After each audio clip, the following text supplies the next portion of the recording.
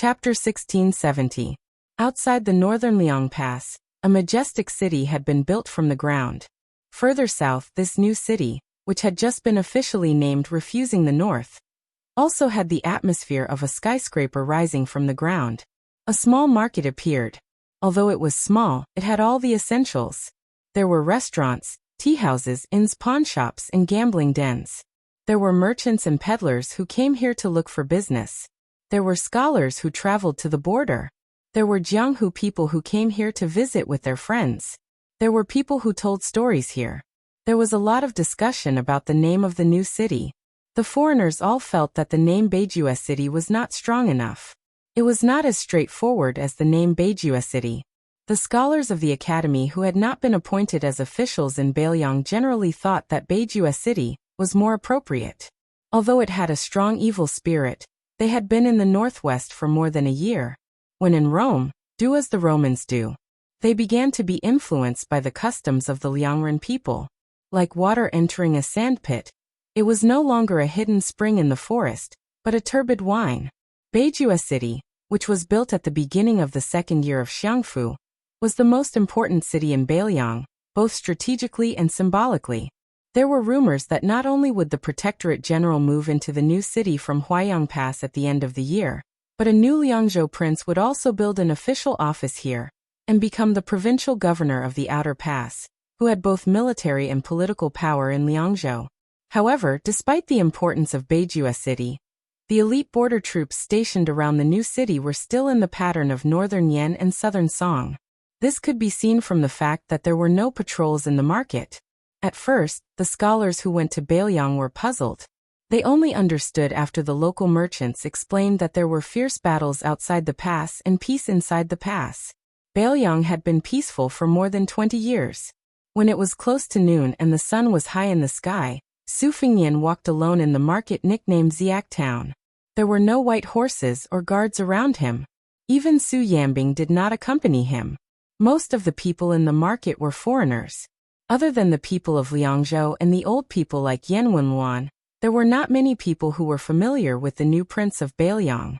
The tens of thousands of soldiers in Huta City were familiar with him. Unfortunately, they had all died in battle, including their general Lu Jinu. They were also familiar with Su Fengnian's soldiers. However, more than half of them had died in the second battle of Heluku. Other than Yulwandao, no one else would appear here. At this time, Su Fengnian's face was a little pale. This was the after-effect of the battle at the Imperial Astronomer. Qi Jiajia's sword Qi had been suppressed in 3 acupoints after Xianyuan Qingfeng had transferred it to Su Fengnian.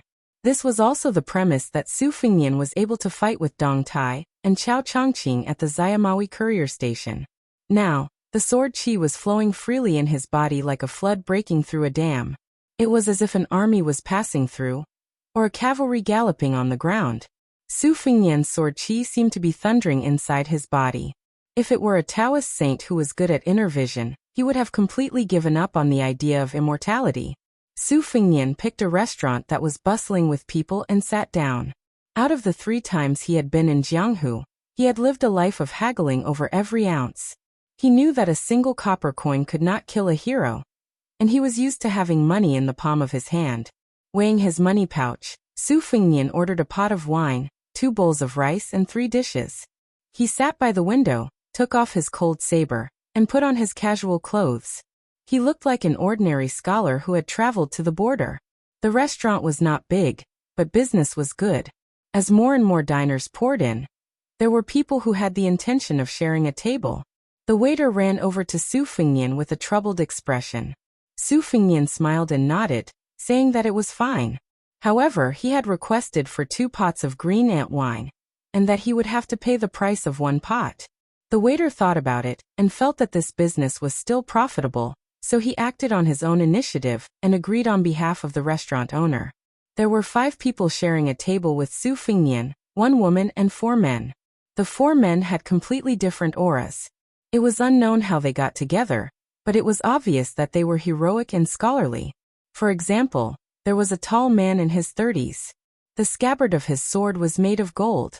As for the scholarly man, not only did he have a scholarly aura, but he also had a red sandalwood folding fan sprinkled with gold.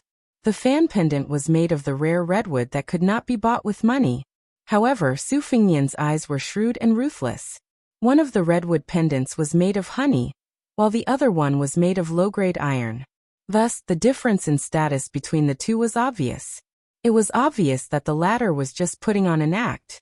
1 table and 4 long benches. 2 heroic guests and 2 scholarly men sat side by side on Su Fengnian's left and right. Only the young and elegant woman sat alone across from Su Fengnian. Clothes make the man, and Buddha makes the gold. Probably they did not take the plainly dressed Su Fengnian seriously, so they talked without restraint. The woman had a Jiangnan accent, soft and gentle. She did not speak much, but she did not agree with the men. The 2 chivalrous men had a Jizhou accent and a Liaodong accent, while the scholars came from Qingzhou in the Central Plains and Jianzhou in the southeast. These 4 men talked about the world situation as well as Jianghu anecdotes. In their words, they had mixed feelings about the Liang imperial court. They felt that the officials of the various government offices in the capital were a new atmosphere for the new dynasty. It was a pity that Lu Xingxiang and the other generals of the southern expedition failed to live up to expectations, which allowed the Guangling rebels to take advantage of the situation and grow stronger. However, without exception, they did not have any doubts about the entire Liang dynasty's prosperity. First of all, Bailiang had defeated Beimang, and the northwest gate was as stable as a rock. Second of all, Gu Jiantang's 2 Liao border armies had finally taken the initiative to attack, and won a series of inspiring victories. Before this, the 2 vassal kings surnamed Zhao, the prince of Yanqi Zhao Yi, and the prince of Guangling, who liked to compete with the Bailiang cavalry, had greatly disappointed the people. Fortunately, the great pillar state Gu Jiantang had stepped forward at this time, allowing the people to feel relieved. It turned out that in Liang, other than the Bailiang border army, there was no one who could compete with the Beimang barbarians. When it came to the 2 Liao and the assistant minister of the Ministry of War, Su Gong, who patrolled the borders for the emperor, the scholar from the Central Plains casually said that his father's generation had a close relationship with assistant minister Su.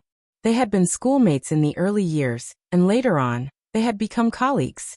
When General Long Xiang entered the capital to take up his post, his father's generation had been in the procession to send him off. Even now they were still exchanging letters. Hearing this, the woman who had been glancing at Su Fengnian from time to time suddenly became high and mighty again. Su Fengnian ate slowly and carefully, but there were only 2 bowls of rice and 3 dishes. No matter how slow he ate, he would eventually finish. Fortunately, there was still a pot of green ant wine by his side. He put down his chopsticks and opened the pot to pour himself a cup of wine. In reality, it was not just his table that was talking loudly. Most of the people in the restaurant were talking about the state affairs and eating the dishes and wine that cost 2 or 3 taels of silver. They were talking about the hearts of the imperial palace of Great Peace City, or the Wangfu of Mount Qingliang and Bailiang. Su Fengnian smiled as he listened to the hubbub around him. He raised his wine cup and turned his head to look at the bright sunny sky outside the window. At some point, the scholar from Jianzhou, who was holding the carved Methrayao fan, had mentioned the new King Liang, who he had never met before. Perhaps he was drunk, or perhaps he was deliberately trying to surprise the woman he liked, but his words were a bit harsh. After drinking a cup, he sneered. Everyone knows that the eldest son of the old King Liang was a bastard in his early years. His Royal Highness was a bastard. He was a bastard for more than 10 years and was infamous. The first time he showed his face was when the old King Liang let him participate in the martial arts parade outside Bailiang. Clearly, this was to pave the way for the hereditary title of King of Bailiang. Now the people of Bailiang all say that when the new King Liang was the crown prince and the general of Lingzhou, he taught the general of Huaihua, Zhong Honggu, a harsh lesson. It was very satisfying. Is this really the case? The beautiful woman asked curiously. Master Song, what do you mean? Chapter 1671. The young scholar sneered. It's just a show of strength to warn the tiger and burning the bridge after crossing the river. In the end, wasn't it because the old Liang king was afraid that his son would not be able to convince the masses, so he secretly instructed Li Gongda, who was in charge of the Lingzhou officialdom, to deal with Zhong Honggu as an example? Otherwise, With Su Fengnian's status and reputation at that time, would he dare to provoke the Beiliang cavalry commander who had accumulated great power? Who didn't know that great General Zhong Hongwu had countless students in the border army? Not only that, even the wealthy Lingzhou of Beiliang was jokingly called the backyard of the Zhong family. Beiliang first forced Zhong Hongwu to leave the border army, and then took down this old military head. At the same time, during the military restructuring of Beiliang, they did not touch the border army, but only the troops stationed in the territory. Everything was done in one go.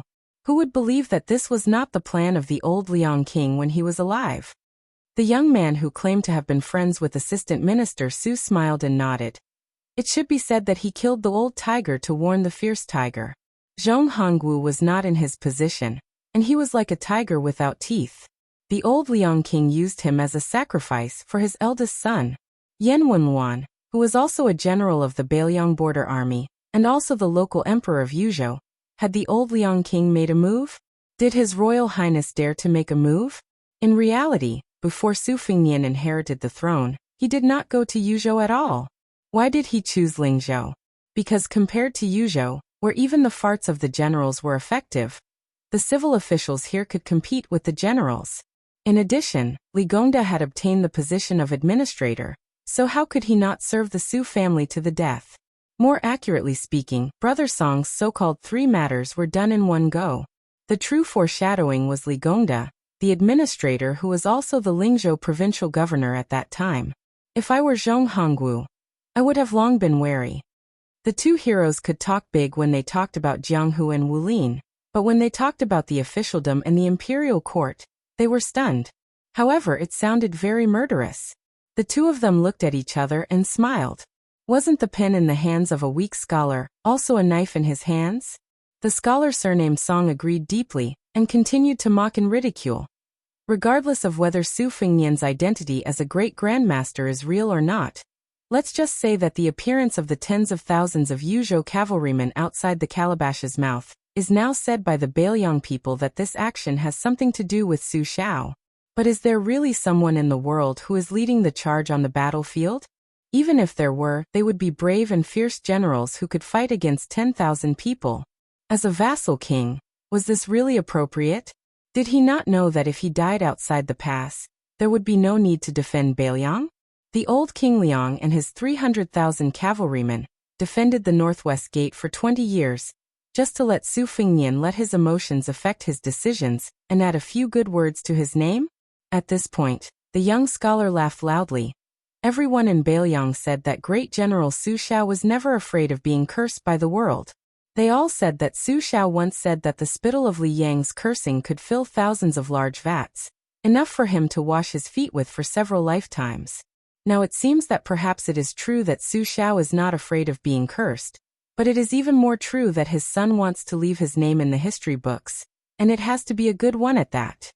The other young scholar skillfully opened his folding fan. The new King Liang, the new Beiliang, the great feat of rejecting the imperial edict won the hearts of countless Beiliang people. Amazing.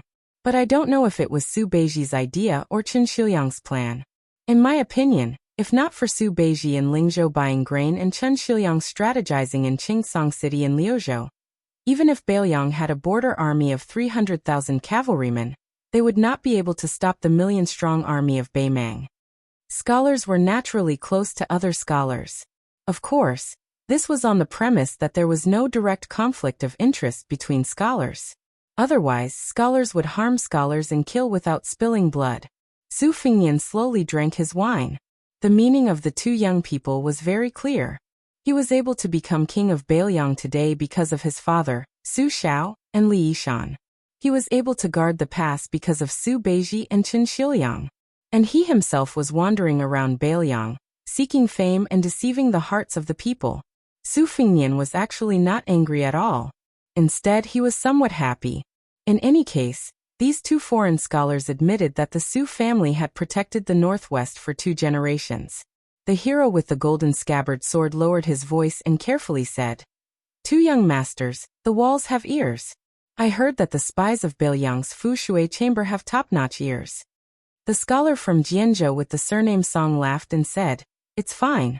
If they are captured, then so be it. It also proves that Su Fengnian's magnanimity is not enough to be the powerful king guarding the northwest. Su Fengnian suddenly had a whole new level of respect for this person. There were many spies of the Fu Shui chamber in this small town, and all of them were experienced veterans. This guy's words seemed unrestrained, but it was actually equivalent to sticking a protective talisman on himself. If that Su Fengnian who was fishing for fame knew about this, he would laugh it off after hearing the news. He might even buy a horse with a lot of money to buy people's hearts and give the scholars an explanation. Su Fengnian sighed and lowered his head to drink his wine. Although the people at this table were very Jianghu, he suddenly remembered a young man who had just entered the Jianghu and died at the Lake of Spring. His name was He Zhu, and he had a grudge against the Su family of Bailiang. However, in order to repay Jia Jiejia's kindness, he still went to the Quicksnow Mountain Villa with serious injuries to report to Su Fengnian. In the end he died at the villa. A promise worth 1,000 gold didn't care about life and death. Su Fengnian respected this kind of person very much. In his heart, this kind of person was only second to old Huang and the old man in the sheepskin fur coat. He was even above the peach blossom sword god Dong Tai. It was not about who you were, but what you did. It's not about what you've done, it's about putting yourself in my shoes. As long as you do something that I can't do, then I, Su Fengnian, will sincerely admire you. If we can sit at the same table, what's wrong with pouring wine for you? During his second tour of Jianghu, there was a retainer of a swordsman named Lu Qiantang. Before his death he cursed Su Fengnian, F***ck His Royal Highness. His meaning was very simple. If you weren't the heir of Bailiang, if you weren't the son of Su Shao, if the Tide Listening Pavilion didn't want the secret manual, would I have risked my life for you? Therefore, when Su Fengnian scattered Lu Qiantang's ashes on the Guangling River, he still felt guilty.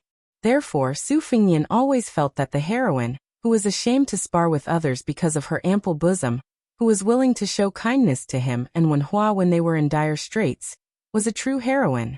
Li Chuangong's Jianghu was very large, a lifetime large. Therefore he came to the Great Snowy Plateau for the sake of Green Pao, and to the broken armor by the Guangling River for the sake of the peerless swordsman in green, so that the two of them would have no regrets. Before his death he borrowed the sword from 10,000 li away to personally deny the saying, "If the heavens didn't give birth to me, Li Chungang, the way of the sword would be like a long night for all eternity." Old Huang's Jianghu was very small. He died on the city wall of Wu for his master Sui Xiegu, who loved to eat swords. He wanted to prove to his master that he had a pretty good disciple. More importantly, it was for the young man whom he was willing to address as young master, the young man who had walked through Jianghu with him, the old man who had wandered 6,000 li with him, the old man who lacked front teeth and carried a sword case on his back. He didn't regard Su Fengnian as his royal highness, but rather as his own junior. When Wen Hua folded his sword and left Jianghu, he must have regarded Su Fengnian, as a scoundrel friend who called him brother, and roamed Jianghu with him. Because of these Jianghu people in Jianghu, Su Fengnian lent his saber to the young child who longed for Jianghu at the Tumbling Horse Pass, killed people in Beimeng in anger for Qing Junyang, and did not have any hatred for the devilish couple, Duckhead Green. Therefore, when these people gradually left Jianghu, Su Fengnian became one of the 4 grandmasters of Wushu evaluation.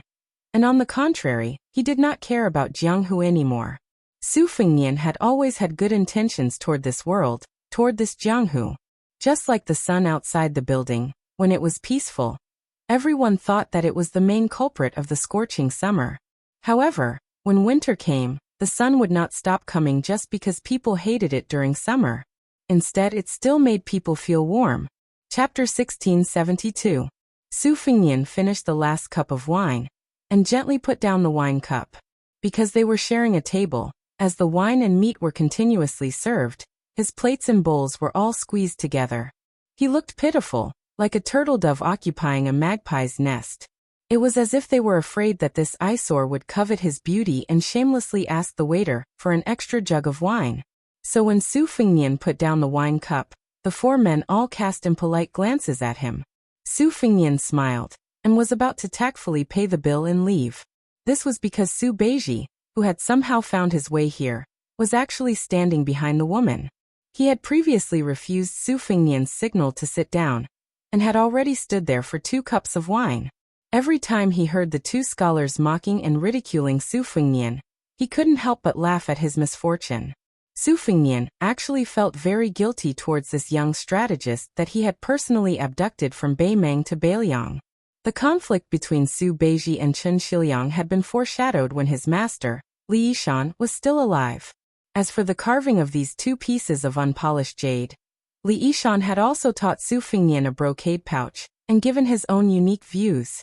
Su Beiji is like a woman from a wealthy family.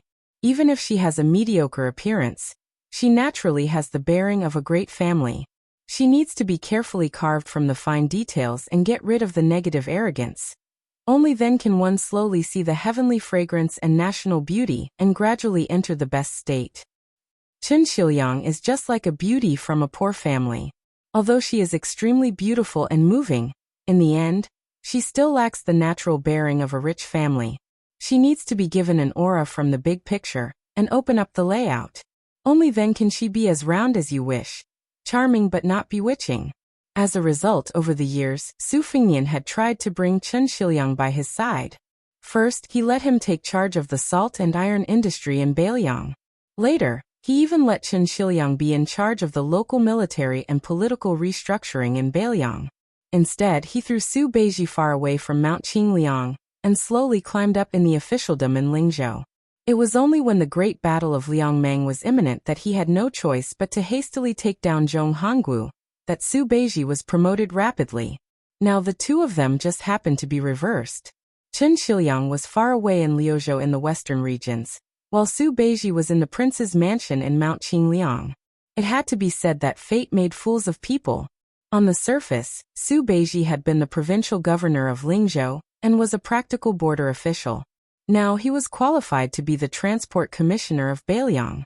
Although it was a little empty, he was like the provincial governor of Liang entering the capital to take up the position of minister of the 6 ministries.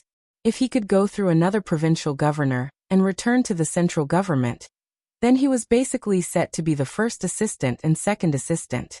On the other hand, Chen Shiliang, in the 3 matters of salt, iron, transportation, military and politics, he had failed in 2 and succeeded in 1. His official position was neither high nor low.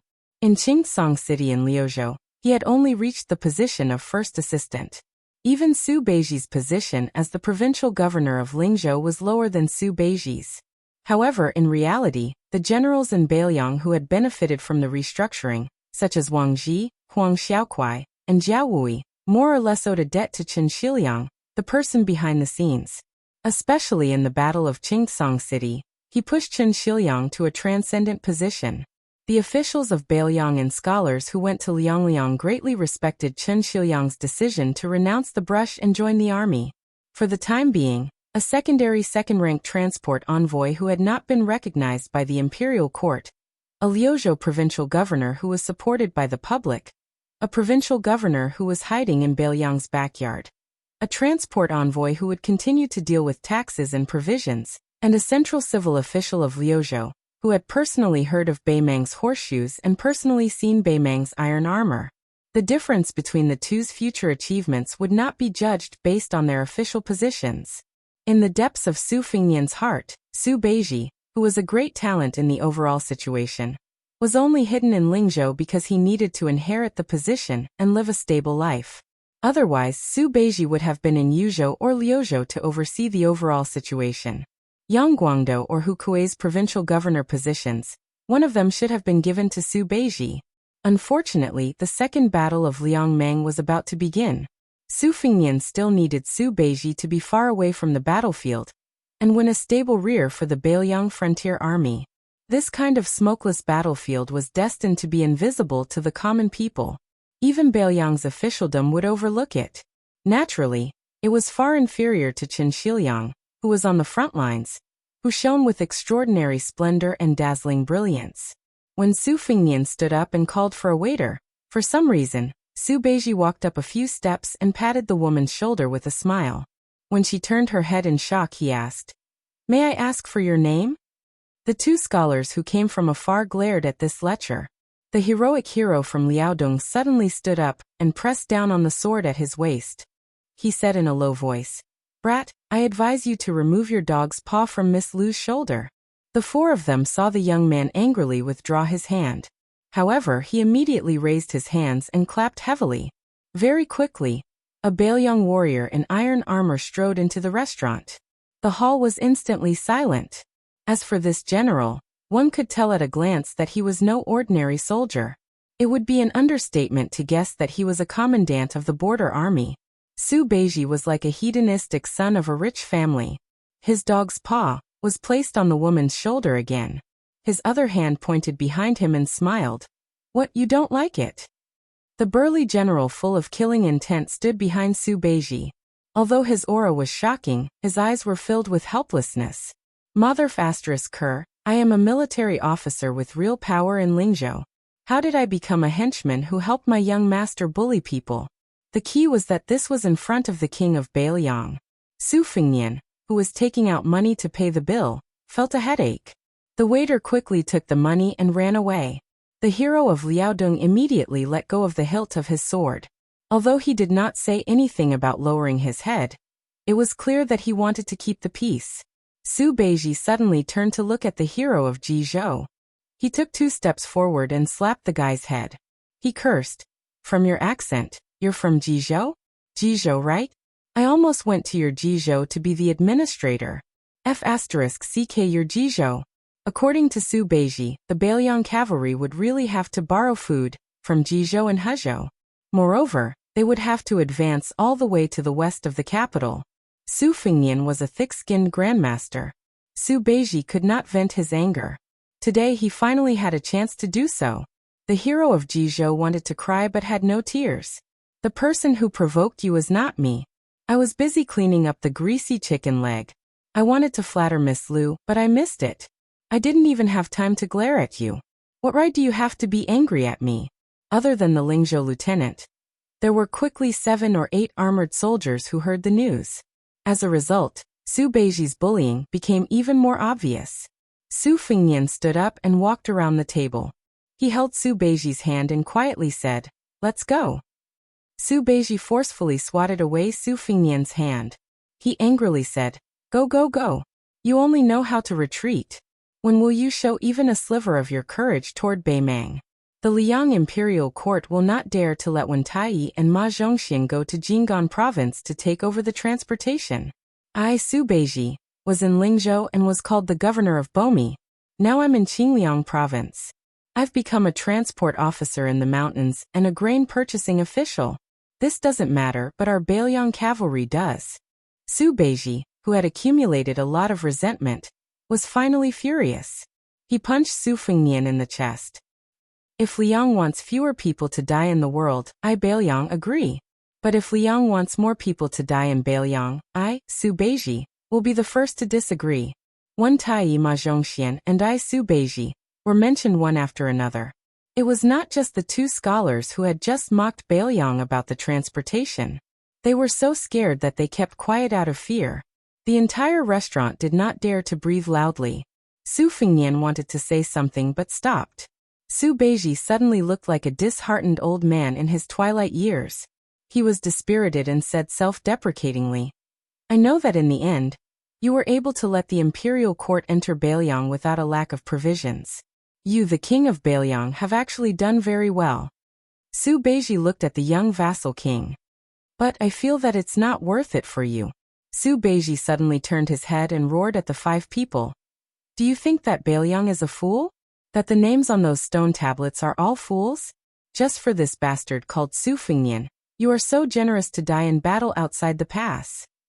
Su Beiji, who did not drink but looked like he was drunk, looked around.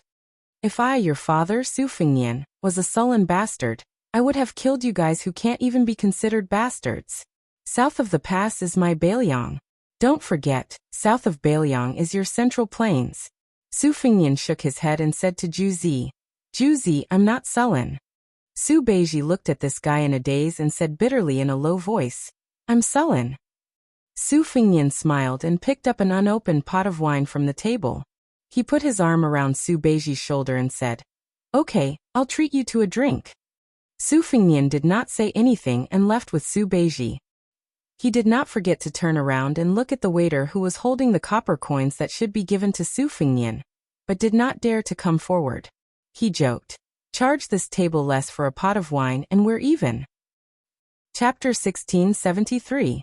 The officer with real power following behind Su Beiji as a retainer was precisely the son of Bailiang's old general Wang Shiziu, Wang Ji.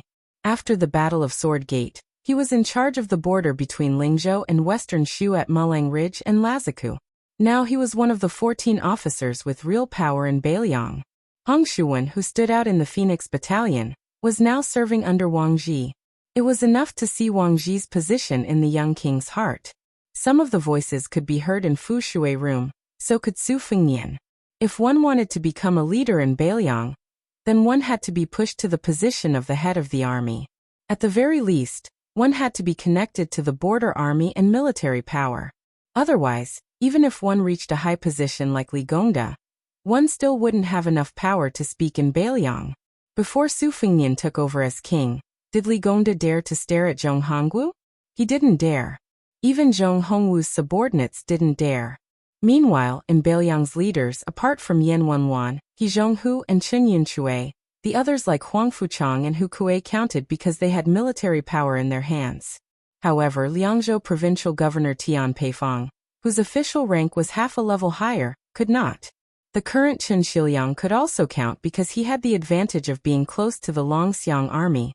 During the Battle of Qingsong City, he also had a life-and-death relationship with Liuzhou General Ko Jianghuai. However, Su Beiji could not. As he left Lingzhou and entered the king's manor, Wang Ji, who had a good relationship with Su Beiji, and this group of young and strong generals, would have some thoughts. That was why when Bailiang's big shots met at Beifang City, and Wang Ji left Lazika North, apart from Wang Ji wanting to advocate for Su Beiji, wasn't Lingzhou General Han Laoshan secretly inciting him? Wasn't this the first time the entire Lingzhou military system, which had high hopes for Su Beiji, spoke up? Su Beiji was like this. In reality, almost all of the border army generals were like this.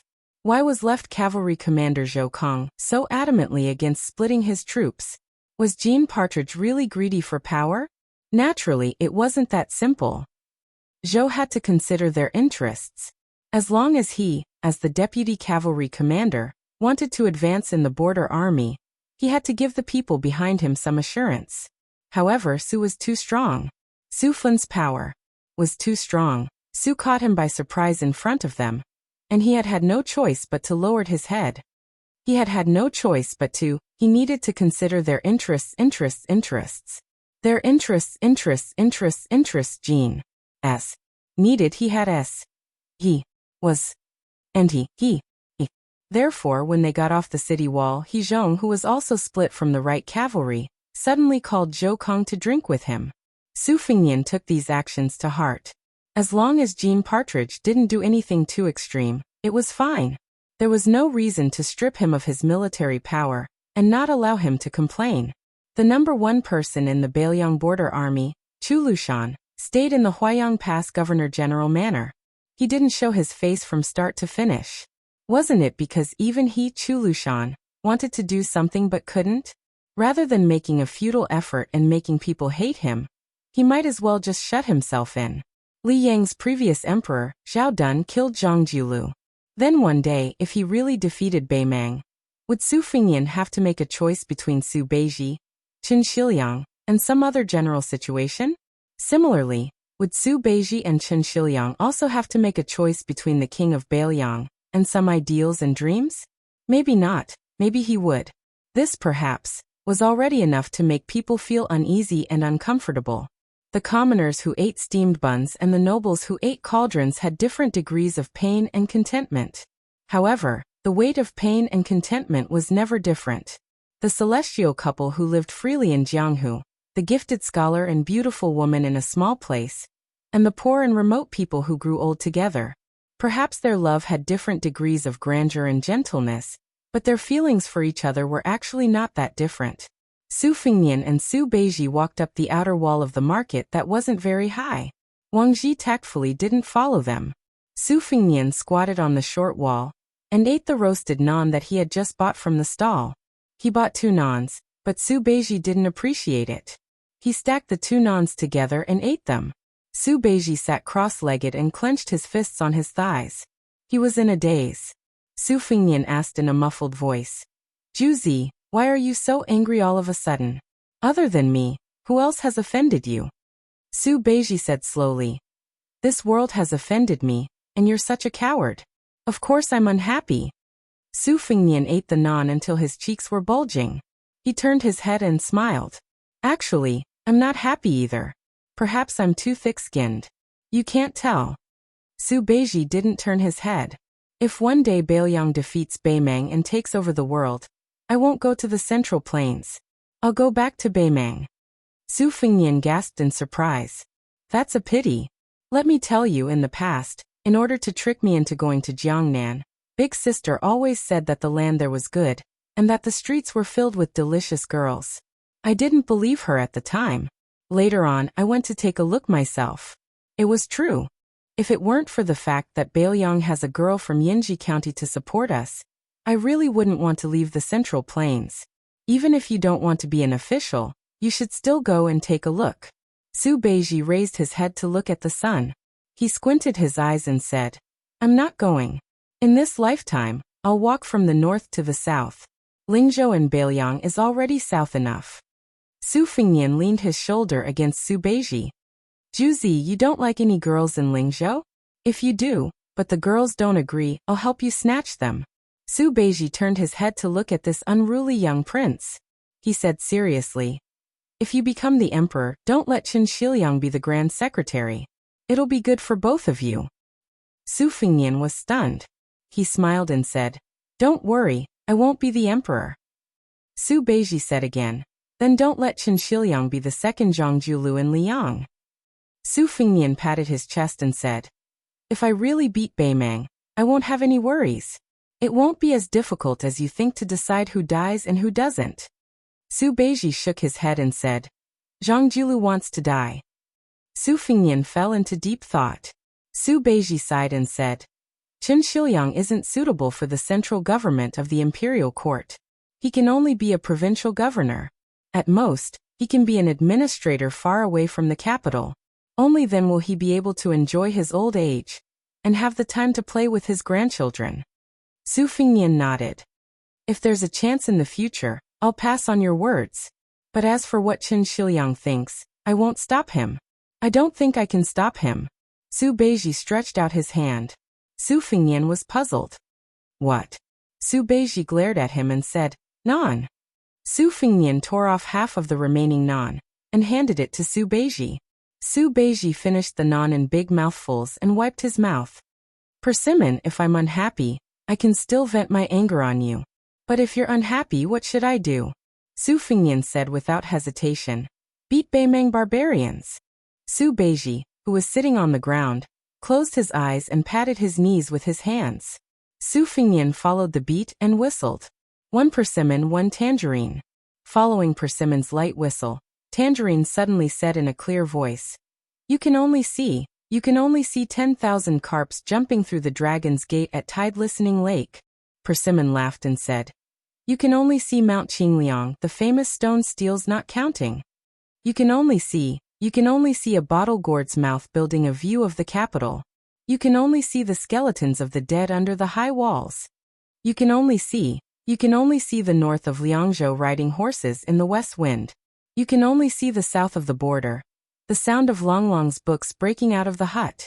You can only see 300,000 cavalrymen dominating the world. You can only see the Bailiang people wearing mourning clothes.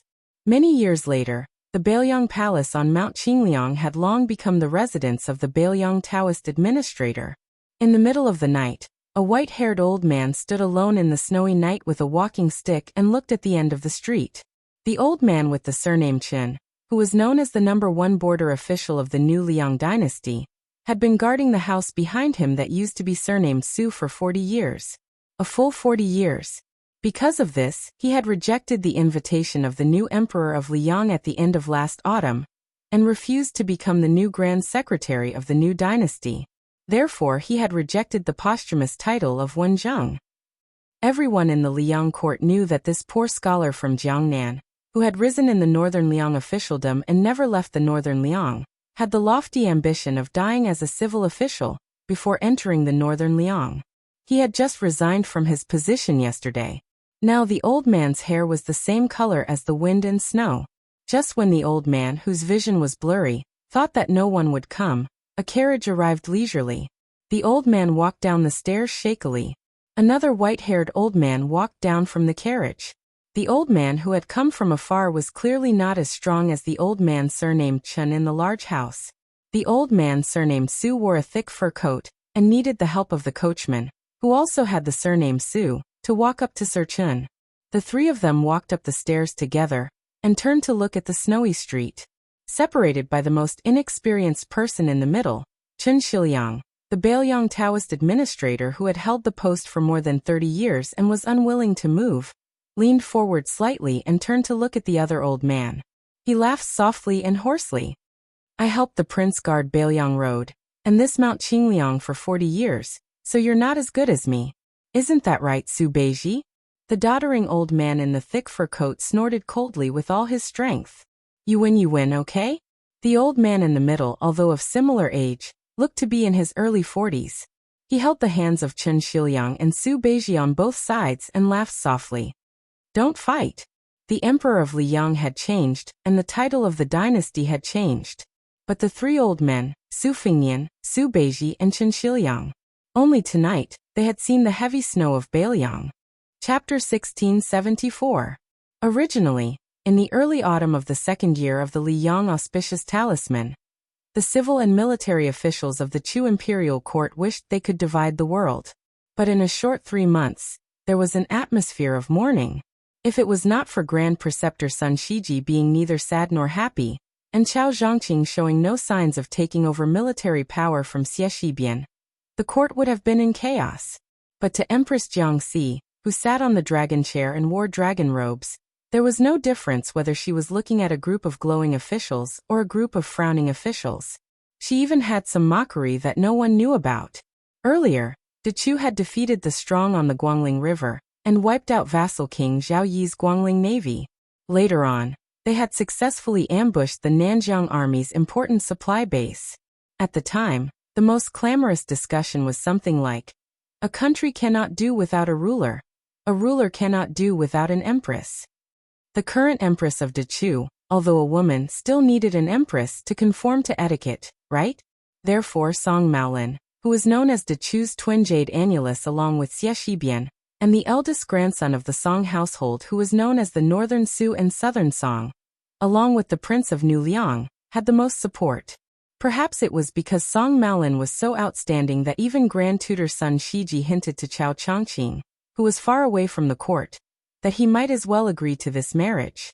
Not only was it beneficial to the stability of the Jiang family of Dechu, but the young empress could also not be considered lowly.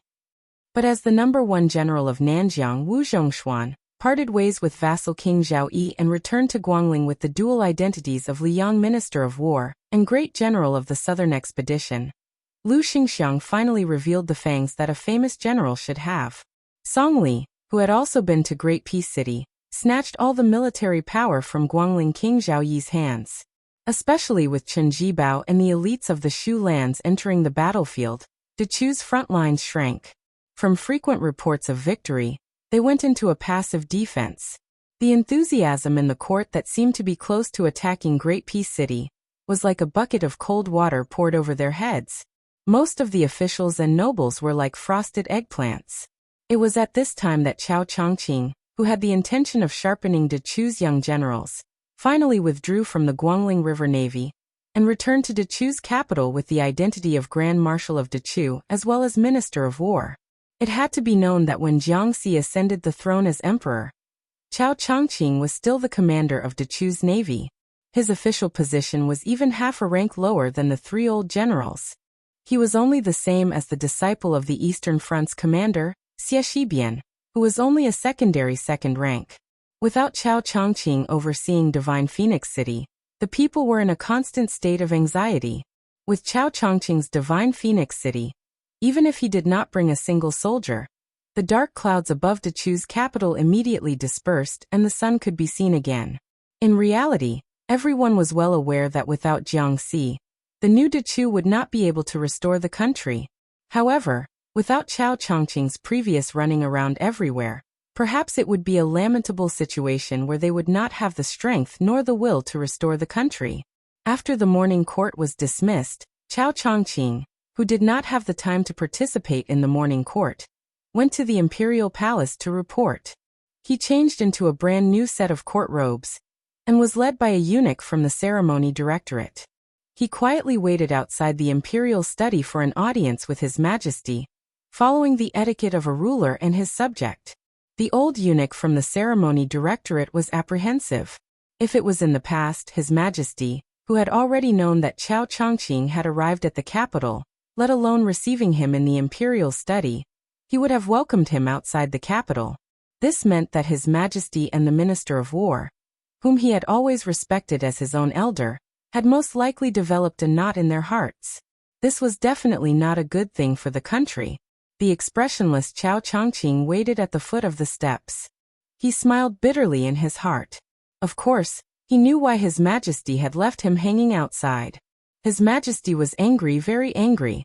At the time, the old Grand Preceptor had strongly recommended Song Maolin, and he had neither agreed nor refused. How could she not be angry? The fact that he did not use the Great Liang Dragon Sparrow Sword to attack Chao Chongqing was already giving face to his uncle. Chao Chongqing didn't make a sound after the worried old eunuch bent down to close the door. He stood in place without making a sound. The imperial study in the Dechu Palace was very spacious. Although many of the precious items in the room had been stolen by Prince Guangling Zhaoyi, Dechu's foundation was very deep.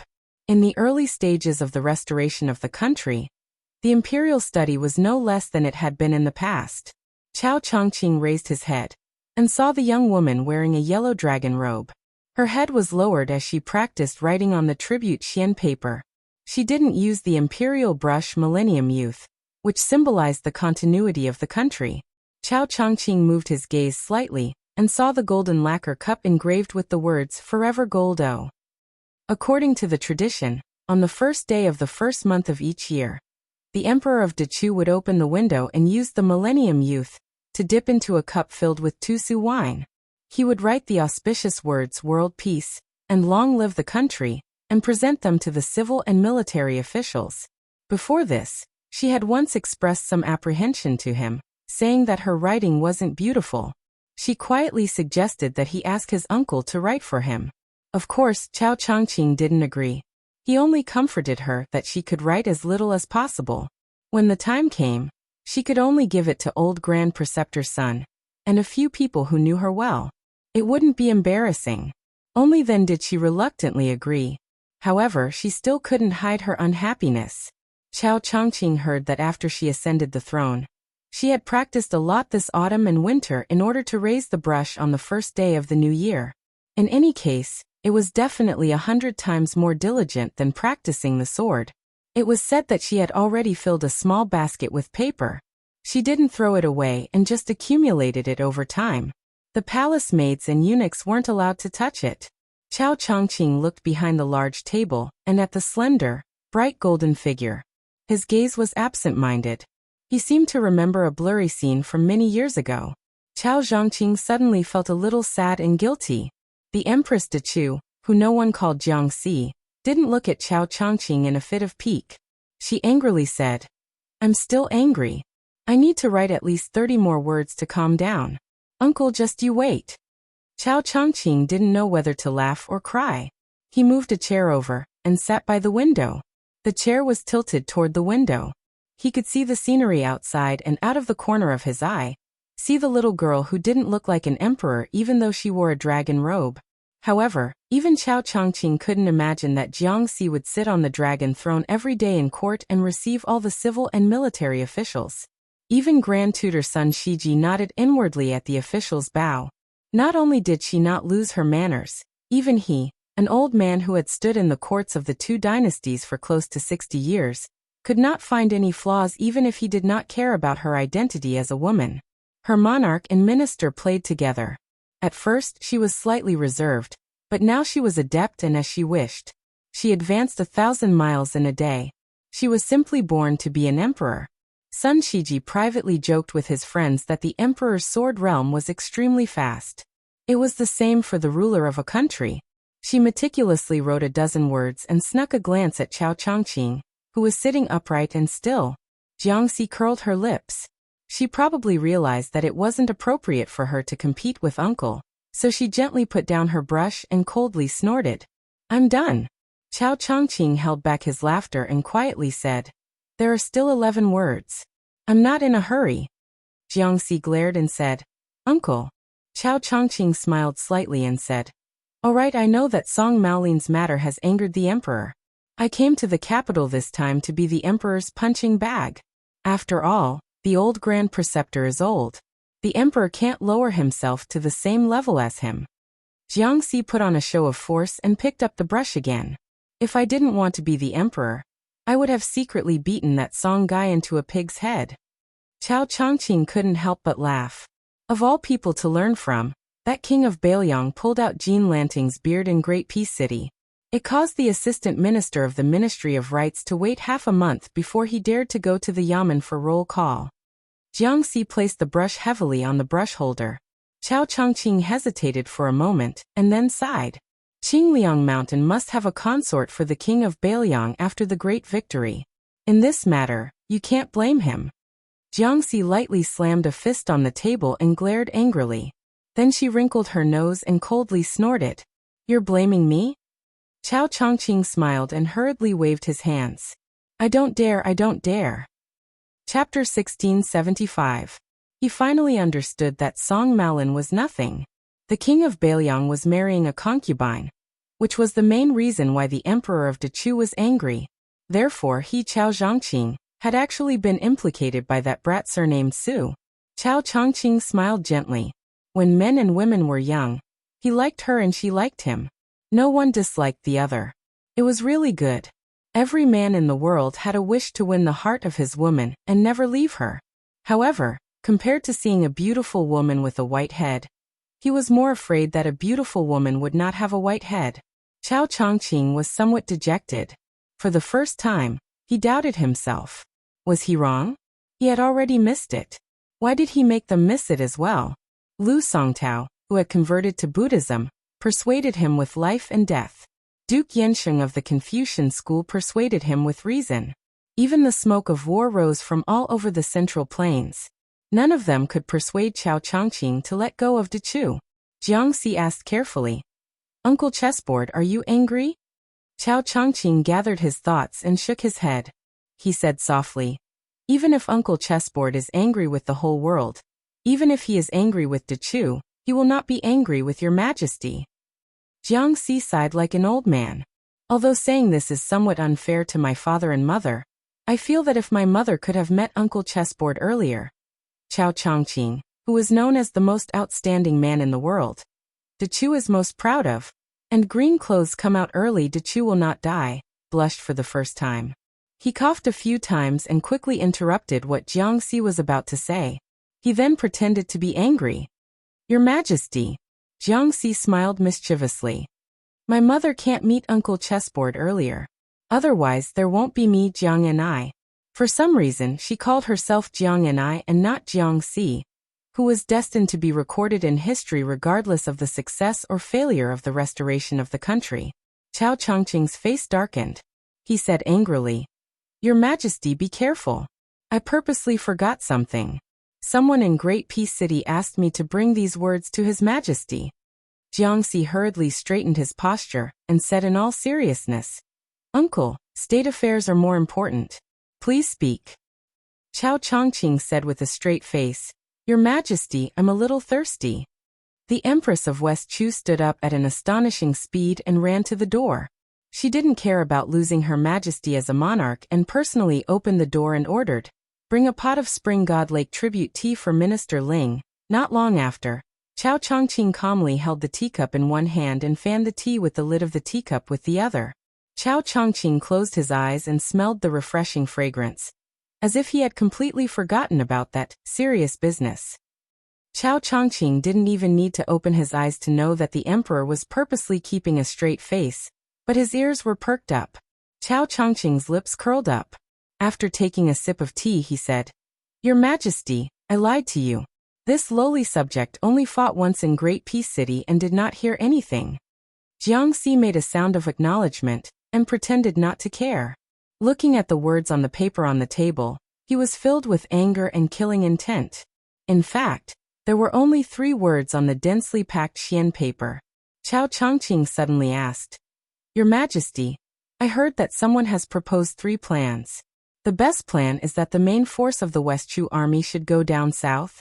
They would not hesitate to work with the Yan King Xiaobing and work together with Liang. The middle plan is to expand to the west, and the worst plan is to fight to the death with Lu Xingxiang's army." Jiangxi made a sound of acknowledgement absent-mindedly. Chao Chongqing smiled coldly and said, "A pedantic scholar's armchair strategist." Jiangxi raised his head and looked at Chao Chongqing. He asked softly, "Uncle, when we went to Beimang together, other than the patriarch of the Southern Dynasty who was a remnant of the spring and autumn period, was the lecherous old man we met last the present commander of Beimang's eastern front, Wang Sui?" Chao Chongqing nodded. Jiangxi hesitated for a long time and then asked in a low voice, "Then did uncle secretly contact Gu Jiantang?" Chao Zhongqing was silent, but he smiled. The emperor of Dechu is not inferior to the new emperor of Liang, Zhao Zhuan. Jiangxi lowered his head and bit his lips. The ambitious Yan King Xiaobing is not a good person, but people like Wang Sui and Gu Jiantang are not much better. Chao Chongqing stood and walked to the window. He said slowly, "Scholars rule the country, so Dechu had hundreds of years of prosperity and became the orthodox school of the Central Plains. But in troubled times, it is difficult for scholars to save the country. I, the scholars of the Great Chu, cannot understand this principle. I, Chao Zhongqing, am also a scholar, so I cannot say it myself. Reason. But no matter what, I can do one thing, and that is to let the 3 emperors of Liang understand that without Su Shao, the scholars of the Zhao family will not be able to save the country." Chao Chongqing lowered his voice. "But the principle that I, Chao Chongqing, want to tell the world is not this." After a long time, Chao Chongqing turned around and looked at her. He smiled. In the early years, the spring and autumn were turbulent.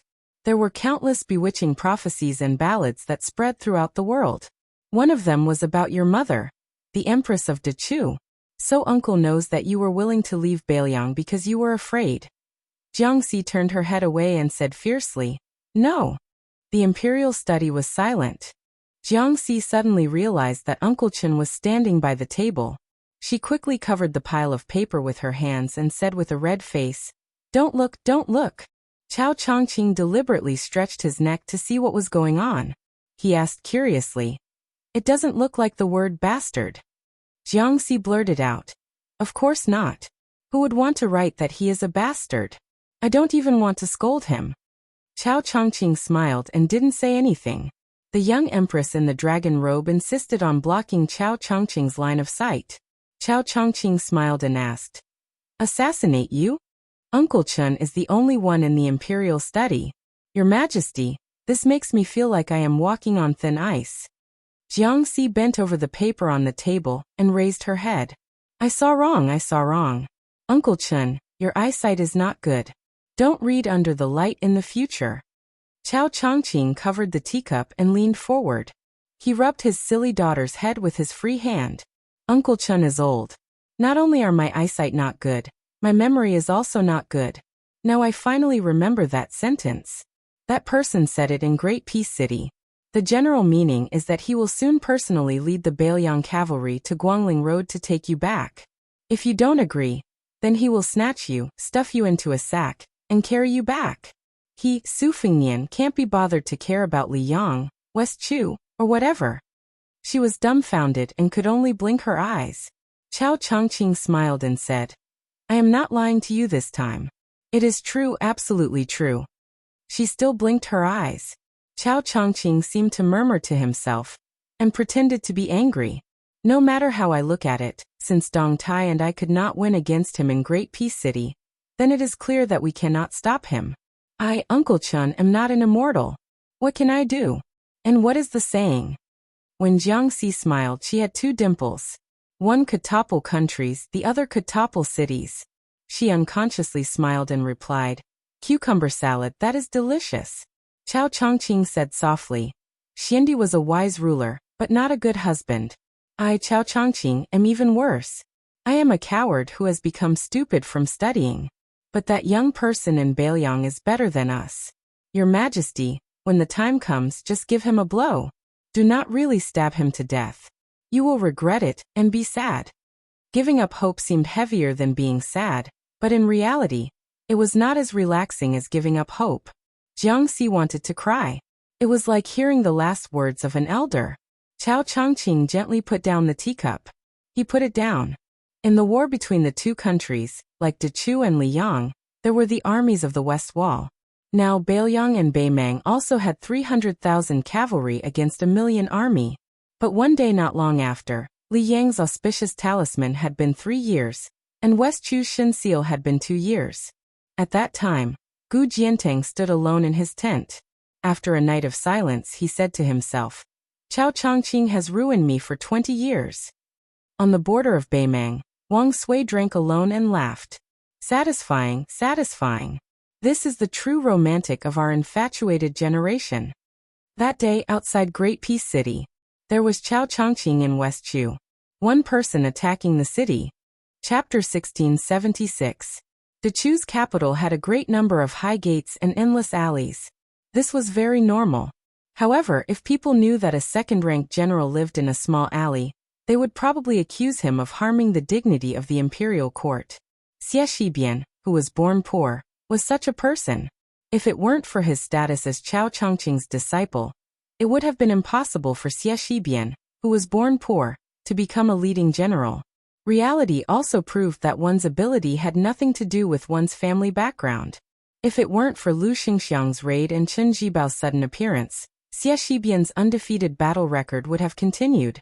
Yang Shenxing, Yan Jinchuan, and Wu Zhongshuan, 3 veteran generals who had won illustrious fame during the spring and autumn period, had all suffered great losses at the hands of Xie Shibian, who hadn't even grown his hair yet. The winter sun was warm. There was a young man with stubble on the side of his lips sitting on the steps outside the door, basking in the sun. He had been born and raised in this alley for generations. Because he was thin and weak, he had been nicknamed Xie Bamboo Pole since he was young. Even though he later left the alley to study and won an arm wrestle against Zhao Dazhuang, who lived on the street with arms as thick as his calf, the neighbors still liked to call him Xie Bamboo Pole regardless of his seniority. It was likely that he couldn't change it. Everyone only knew that this young fellow, who had been born late in his life, didn't seem to have any great achievements in his studies. However, it was true that he didn't have to worry about food and clothing.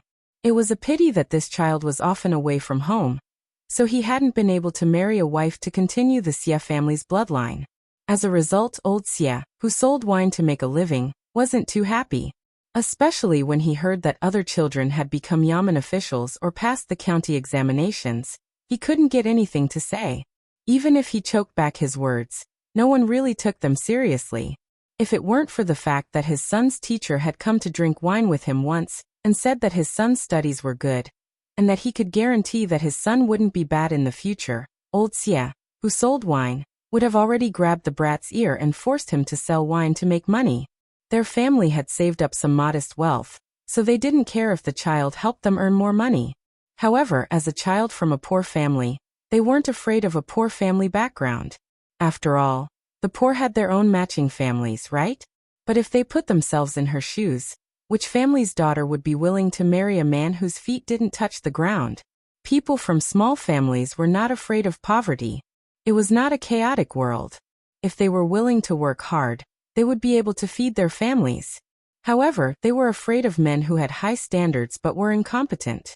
Matchmaker Lu, who was on the street next door, also used her words to poke at old man Xie. She smiled and said that she did not dare to push her good daughter into the fire pit. Old man Xie was still angry when he thought about it. Occasionally he would drink to his heart's content. A group of hooligans passed by old Xie's house. They were all of the same age as Bamboo Pole Xie. One of them stopped and smiled at the guy who was basking in the sun. "Bamboo Pole, let's go." I'll take you to the casino to earn a few taels of silver. I guarantee that you'll be single when you enter the house, but you'll have a wife when you leave. Bamboo pole, you haven't tasted meat yet, right? Xia Bamboo pole raised his middle finger at them and scolded them with a smile. Get lost. They were not angry at Xia Bamboo pole's stubbornness. They laughed and scolded him as they walked away. Although the group of young people were fooling around, they never bullied their neighbors. They only went to harm other places. After all, every family on the street had elders who watched them grow up naked. For example, the first time they drank wine in their lives, it was stolen from Xia Bamboo pole's father. Although the stingy old man Xia blocked their door and scolded them for a long time, they just hid at home with their legs crossed and ears picked. They scolded and scolded him until it was over.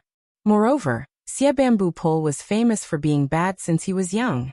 Who was the first one who had the guts to climb the wall and peep at the Ma family's widow bathing? It was him, Xieshi, who was the one who threw stones into the latrine room of the most beautiful girl of the same age on the street. At that time, he and she were only 13 or 14 years old. The girl was so scared that she didn't dare to come out of the latrine room for a long time. When her parents found her, she finally dared to cry. After that, Xia Bamboo pole gave old Xia a good beating. It was really shocking. Until now, Xia Bamboo pole, who was crippled, hadn't said a word to her for more than 10 years. When they met in the alley, both of them wished they could walk close to the wall. It was a pity that for some reason, she was still unmarried. She had gone from being a beautiful maiden to an age where even the children of other women were old enough to buy wine for their fathers. Her parents were so worried that they couldn't wait to throw their daughter out like splashing water whenever someone wanted her. Anyone with a discerning eye knew that she was waiting for someone. Her parents, who were originally arrogant, had secretly met with the wine seller, old Xia. It wasn't that old Xia didn't have any thoughts. It was just that he didn't see his son many times a year. The few times he went home, he came and went in a hurry. It was only until this time when his son rarely stayed at home and didn't look like he was in a hurry to leave. The taciturn old Xia finally said that if he didn't get married, he wouldn't have a son like Xieshi in the future. The child of the Xia family, who was always outside, sat on the steps. Every time a neighbor passed by the door, he would definitely smile and greet them. Most of the elders would also tease him about when his father would have a grandson. At that time, he would be able to freeload wine. The day that could make Xieshi willingly pluck his feathers would definitely be the day that the child of the Xia family got married. Xieshi also said with a bitter face that he wanted to have a wife, but he didn't know where she was. At this time, it wasn't that no one deliberately glanced at the old lady of the Lu family. Xieshi, who had been clever since he was young, started to play dumb. Xieshi sat leisurely on the steps, but he couldn't help but turn his head to look at the Spring Festival couplets on both sides of the door. The handwriting was ordinary, and the content was tacky. However, he heard from his mother that at the end of last year, his father begged for them with great difficulty from the boy of the Song family, who passed the imperial examinations. The Song family had taken at least 10 caddies of wine from his wine shop for free this year. Xieshi sighed. He thought that before he left home this time, no matter what, he had to make 7 or 8 spring couplets and dozens of spring characters. He couldn't let his parents suffer anymore. Most of the men here didn't study much. When they were young, they compared whose wife was prettier and whose needlework was better. Then, in the peaceful second half of their lives, they compared whose children were more promising and whose son-in-law and daughter-in-law were more filial. Xieshi rubbed his face hard. It wasn't that he didn't want his parents to think that their son wasn't any worse than the children of other families. In fact, he might even be more successful. However, even though his parents were ordinary commoners, everyone in Dechu and the entire capital knew that there was war after war. If their son was successful and their son was safe and sound, Xieshi knew that his parents would definitely choose the latter. He didn't want his parents to be on tenterhooks all the time. He would rather they complain that he wasn't married yet. Why wasn't he willing to live a normal life? They would nag at him about how the sons of other families his age were already learning how to write couplets in private schools. When Xieshi returned home this time, he was prepared to grit his teeth and tell them the truth. However, when he looked at his parents who seemed to have aged overnight and his father who sat down to drink with him with a straight face, Xieshi couldn't bring himself to say it. He was afraid that if he really died on the battlefield one day, his parents would immediately know that he was dead, and not that he was traveling to study. Wuxia, who didn't open the wine shop today and didn't do business, walked out of the courtyard. When he saw his son who wasn't doing his job, he snorted coldly and left with his hands behind his back. Xie Shibian's mother walked out of the door and chuckled softly. Don't worry about him. Actually, he went to buy meat. Although your father didn't say it, he secretly took a lot of money from the money jar under the bed. I just pretended not to see it. Xie Shibian grinned. As a son, he was already used to his father's bad temper. The woman smiled again and said, I've liked that girl from the Lu family since I was young. However, at that time, the Lu family didn't think highly of our family. Now that the girl is old, I'm anxious. Let me tell you the truth.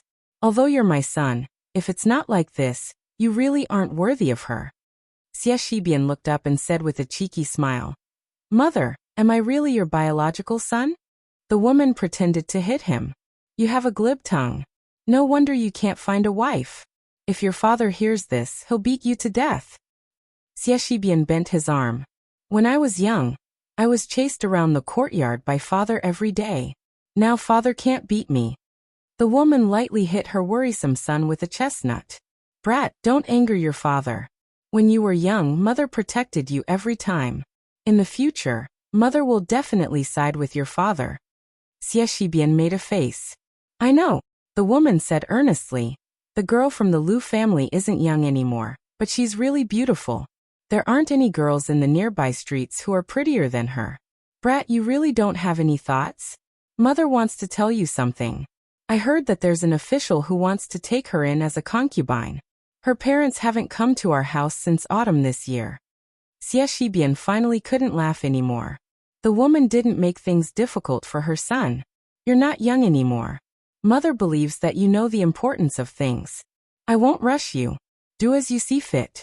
In the end, father and mother only have you as a son. They always think of your good. Xie Shibian nodded. When his mother walked back to the courtyard, he started to daydream again. Unknowingly, he looked in that direction again and again. A youth jogged into the alley and laughed loudly. Xie, what are you looking at? Chapter 1677. The young man's name was Lu Sichu. This was his second visit to the old Xie family. Last time, he carried a sword on his back, but the neighbors and Xie Shibian's parents thought he was an idiotic child. The young man almost suffered internal injuries. This time he learned his lesson. Not only did he not carry a sword, but he also made up for the gifts he owed last time. He carried chickens and ducks with both hands. The elders of the Lu family, who were full and had nothing to do, discussed the matter of what gifts they should give. Some said they should give high-grade wine, but they were quickly scolded for being brainless. The Xie family sold wine. What were they doing if they were not smacking their faces? Some said they should give silk, tea, porcelain, and so on, but they were still refuted. They said it was not sincere to give something that was pleasing to the eye but useless. Later, someone said they should carry a sandalwood chair over. It was both pleasing to the eye and useful. Unfortunately, they still felt it was inappropriate. Xie Shibian's parents probably would not bear to let others sit on it. The Lu family should not show off blindly. In the end, it was still Lu Tiandan, the only remaining grandmaster of Sword Dao in Great Chu. With a wave of his hand, Old Master Lu made the final decision. He ordered Lu Sichu to bring 2 chickens and ducks over and butcher them on the same day. The younger generation of the Lu family sighed in admiration. The older the ginger, the spicier it was. As a result, the young man rode a horse carriage from the capital city, which was filled with rich and powerful families, to the other side. His mother's 2 chickens and ducks were probably full. They even pooped when they were in the carriage, so the young man stopped the carriage 2 li away. After getting off the carriage, the young man grabbed the chicken with one hand and the duck with the other, and ran all the way here. The ground was really covered in chicken and duck feathers. Xie Shibian said angrily, "Look at your grandpa." The young man stood in front of Xie Shibian and raised the chicken in his hand. "I'm here." Seeing that Xie Zhu was about to kick him, the young man hurriedly ran into the yard and shouted, "Auntie, where are the chickens and ducks? Can we cook them in the afternoon? I still have something to do in the afternoon." I'm afraid I can't eat. Xie Shibian, who was at the gate, could not help but roll his eyes. He really did not treat himself as an outsider. This was not how he gave gifts. Just as his mother and Lu Sichu were chatting in the yard, Xie Shibian frowned. At the end of the alley, two young men walked over side by side. Due to their arrival, a few of the neighbors who were walking in front of them not only stopped in their tracks, but also wanted to hide behind the walls. Some old people who were sitting on small bamboo stools and chairs to bask in the sun also suddenly fell silent. One of them was Pei Sui, the future head of one of the 10 great clans of the spring and autumn period. Xie Shibian was his good friend from the same school. At that time, Yang Shenxing and the Jizhou soldiers were caught like turtles in a jar. It was because of Xie Shibian and Pei Sui's flawless cooperation that Dechu won their first great victory. However, Xie Shibian didn't like the other person. Song Maolin, the eldest grandson of the Song family. Xie Shi was known as Dechu's twin jade annulus of Dechu. He was as handsome as a tree in the wind, and was worthy of being called a banished immortal. But strangely, Xie Shibian could accept Ko Jianghuai's arrogance, but he didn't like Song Maolin's impeccable gentleness. The young Lu Sichu also didn't like this beautiful and virtuous, jade-like gentleman. The reason couldn't be more simple. The young man didn't like this fellow liking the emperor's older sister, and even more so he didn't like this fellow wanting to marry the emperor's older sister. In the young man's words, he would rather take 10,000 steps back and let the emperor's older sister marry that young vassal king he had never met before. He didn't want the emperor's older sister, whom he had met at White Deer Cave, to have anything to do with this sanctimonious Song Maolin.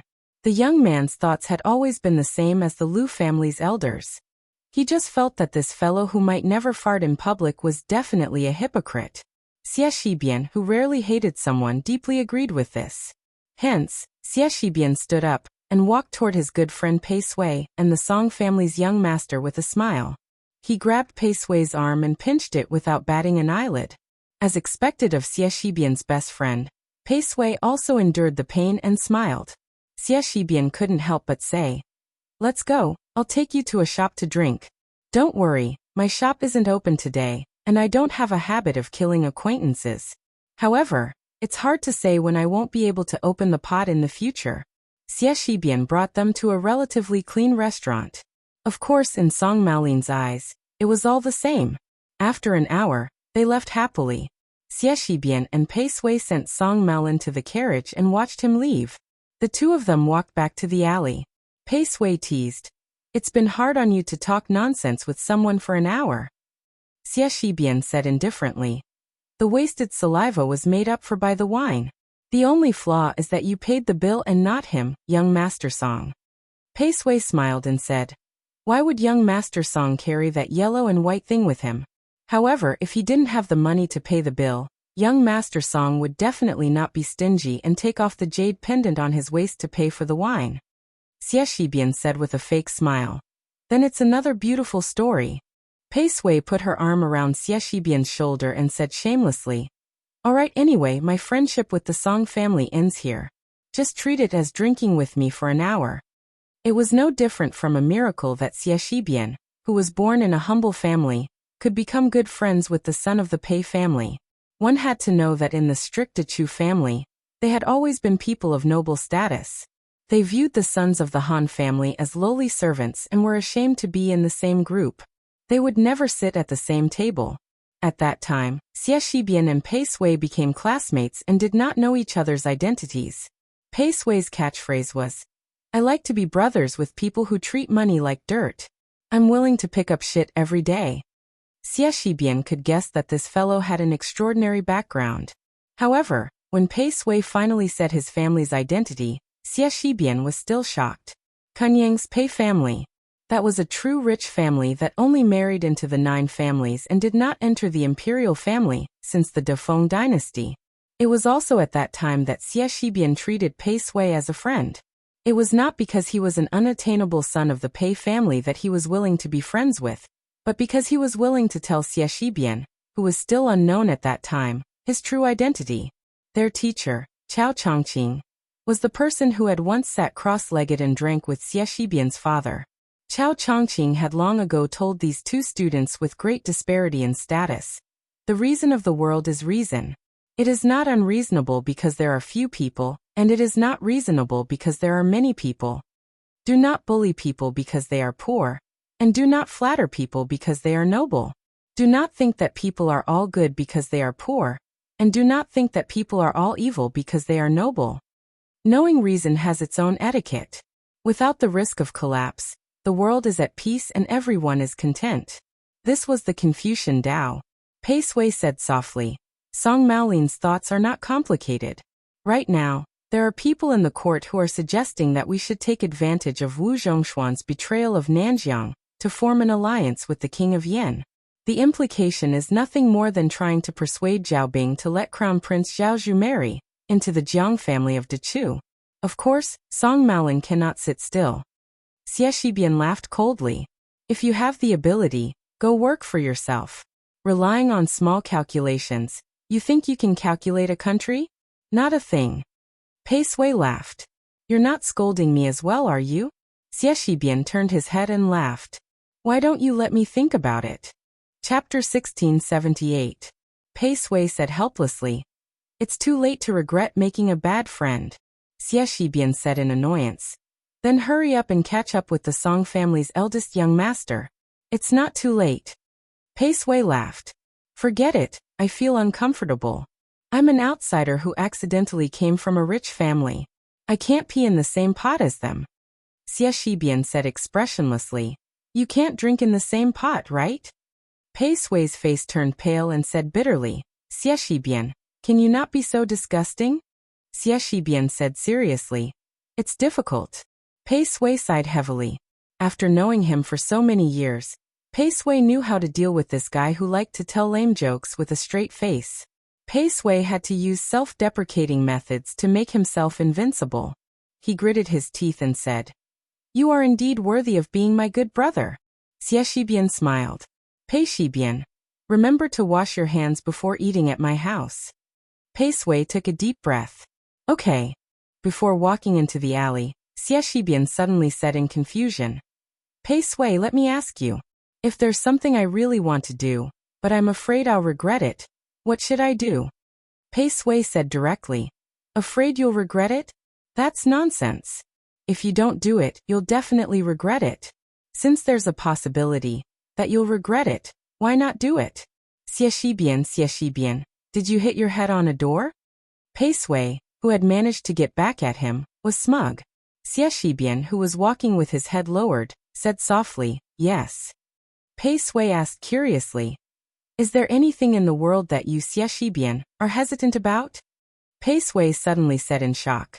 Are you thinking of running to Great Peace City to become an official? Be careful, I'll tell on you. Xie Shibian said angrily. Pei Shibian, surnamed Pei, you don't think that's enough and you want to die. Then Xie Shibian found that this person was still smiling and looking forward. Then Xie Shibian saw a dumbfounded woman standing at the entrance of a house not far away. She seemed to be frightened by his vulgar words, and was at a loss for what to do. She looked pitiful. Xie Shibian swallowed his saliva. Pei Sui's eyes were so sharp that she immediately saw through the clues. She was rejoicing in his misfortune. Could an ordinary woman make Xie Shibian lose his composure like this? How many men in the world would be able to escape from this childhood sweetheart? The most powerful killing flying sword in the world. In the end, Pei Sui didn't have the nerve to add insult to injury. Just as she was about to leave, she suddenly realized that someone was grabbing her sleeve tightly. Xie Shibian said in a low voice, Don't go yet. Give me some courage. Pei Sui almost burst out laughing. Even the teacher had said that Dechu only needs 3 Xie's men to restore the western frontier. Did this guy also need someone to help boost his courage, so that he would not show his cowardice? Pei Sui couldn't wait to bow to that unknown woman on the spot. This brother of his would never feel the slightest bit guilty even when debating with the teacher. The woman hesitated for a moment and quickly glanced at Xie Shibian. Then, she lowered her gaze and was about to quickly step up the stairs. Xie Shibian wanted to say something but hesitated. Pei Sui elbowed the coward beside her. Xie Shibian finally said in a trembling voice, Lu Dongmei. Pei Sui was secretly amused. That woman's name was really ordinary. Xie Shibian's voice wasn't loud, but the woman stopped in her tracks. However, she didn't turn around on the stairs. Xie Shibian rubbed his cheeks out of habit and finally mustered up the courage to say, "My name is Xie Shibian." Pei Sui was speechless. She looked up at the sky. "Aren't you King talking nonsense? Do you think your neighbor thinks your name is Xie Shibian?" However, what she said next made Pei Sui look at her in a different light. Xie Shibian scratched his head and grinned. "I want to marry you. I don't like any other woman. I only like you." Pei Sui couldn't help but give her a thumbs up. In the end, Xie Shibian kicked her. The woman didn't turn around or make a sound. Her shoulders were trembling slightly. Xie Shibian lowered his voice again. "Back then, it was my fault for throwing stones at your house, but I had my reasons. At that time, I thought you fell in love with Song Jingqing, who only knew how to study. I couldn't help but be angry." Pei Sui looked at the sky again. He suspected that the reason Xie Shibian didn't like Song Maolin was because of his surname. Pei Sui felt helpless for Song Maolin. This was a sad misunderstanding. Xie Shibian paused for a moment and said loudly, "Now, I'm more promising than Song Jingqing, who was just a student." "Really?" Xie Shibian punched his chest and said in a low voice, "I, Xie Shibian, don't have the same name as the Xie Shibian you should have heard of. It's me. I'm the silly boy from the Xie family who liked you for many years. Now, I'm to choose Northern General, a secondary second-grade military general." Not far away, the old men and women who were sitting on chairs and watching the show fell to the ground almost at the same time. Pei Sui suddenly narrowed her eyes and looked a little playful. As a descendant of a wealthy family, he had seen and heard too many unpleasant things. There were all kinds of friendships in the world. Whether it was the friendship of a gentleman as plain as water or the friendship of a villain as sweet as honey, husband and wife flying together, father and son going to war together, or the relationship between the ruler and the minister, or the friendship between generations as good as wine. There were few who could withstand the test of time. Could a bowl of water really be drunk after 8 to 10 days? Even if it was a jar of good wine, if it was not sealed tightly, it would not taste right the next year, let alone 8 to 10 years. Pei Sui was suddenly a little worried because she realized that no matter if this woman, who grew up in a poor alley, agreed or not, the taste would not be right. If she did not agree, Xie Shibian would brush past her. If she agreed, how much of her sincerity was because of Xie Shibian and not because of the title of Northern General? Pei Sui felt that Xie Shibian should not have said those last few words. However, it did not seem right not to say it. Pei Sui was not blind. She knew that a woman of the same age as Xie Shibian must have suffered a lot to not marry at this time.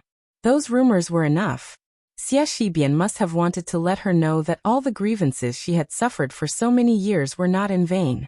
Pei Sui sighed softly. If only her brother could wait for her to nod before revealing the secret. However, Pei Sui strangely realized that her extremely smart classmate, the favorite student of Dechu the most proud, did not have such worries at all. Even at this time, he did not regret it at all. It was as if he believed in something. The woman finally turned around. Before she turned around, she wiped away her tears. She said something to Xie Shibian. When Pei Sui heard this, she bowed solemnly to the woman and said willingly, "Pei Sui of Kunyang's Pei family greets sister-in-law." This was because the woman with a very tacky name said something that Pei Sui felt was the most tacky sentence. It was also because of this sentence that in the future, Xie Shibian, who was loyal to Dechu, secretly entered Bailiang. Her sentence was very simple and decisive.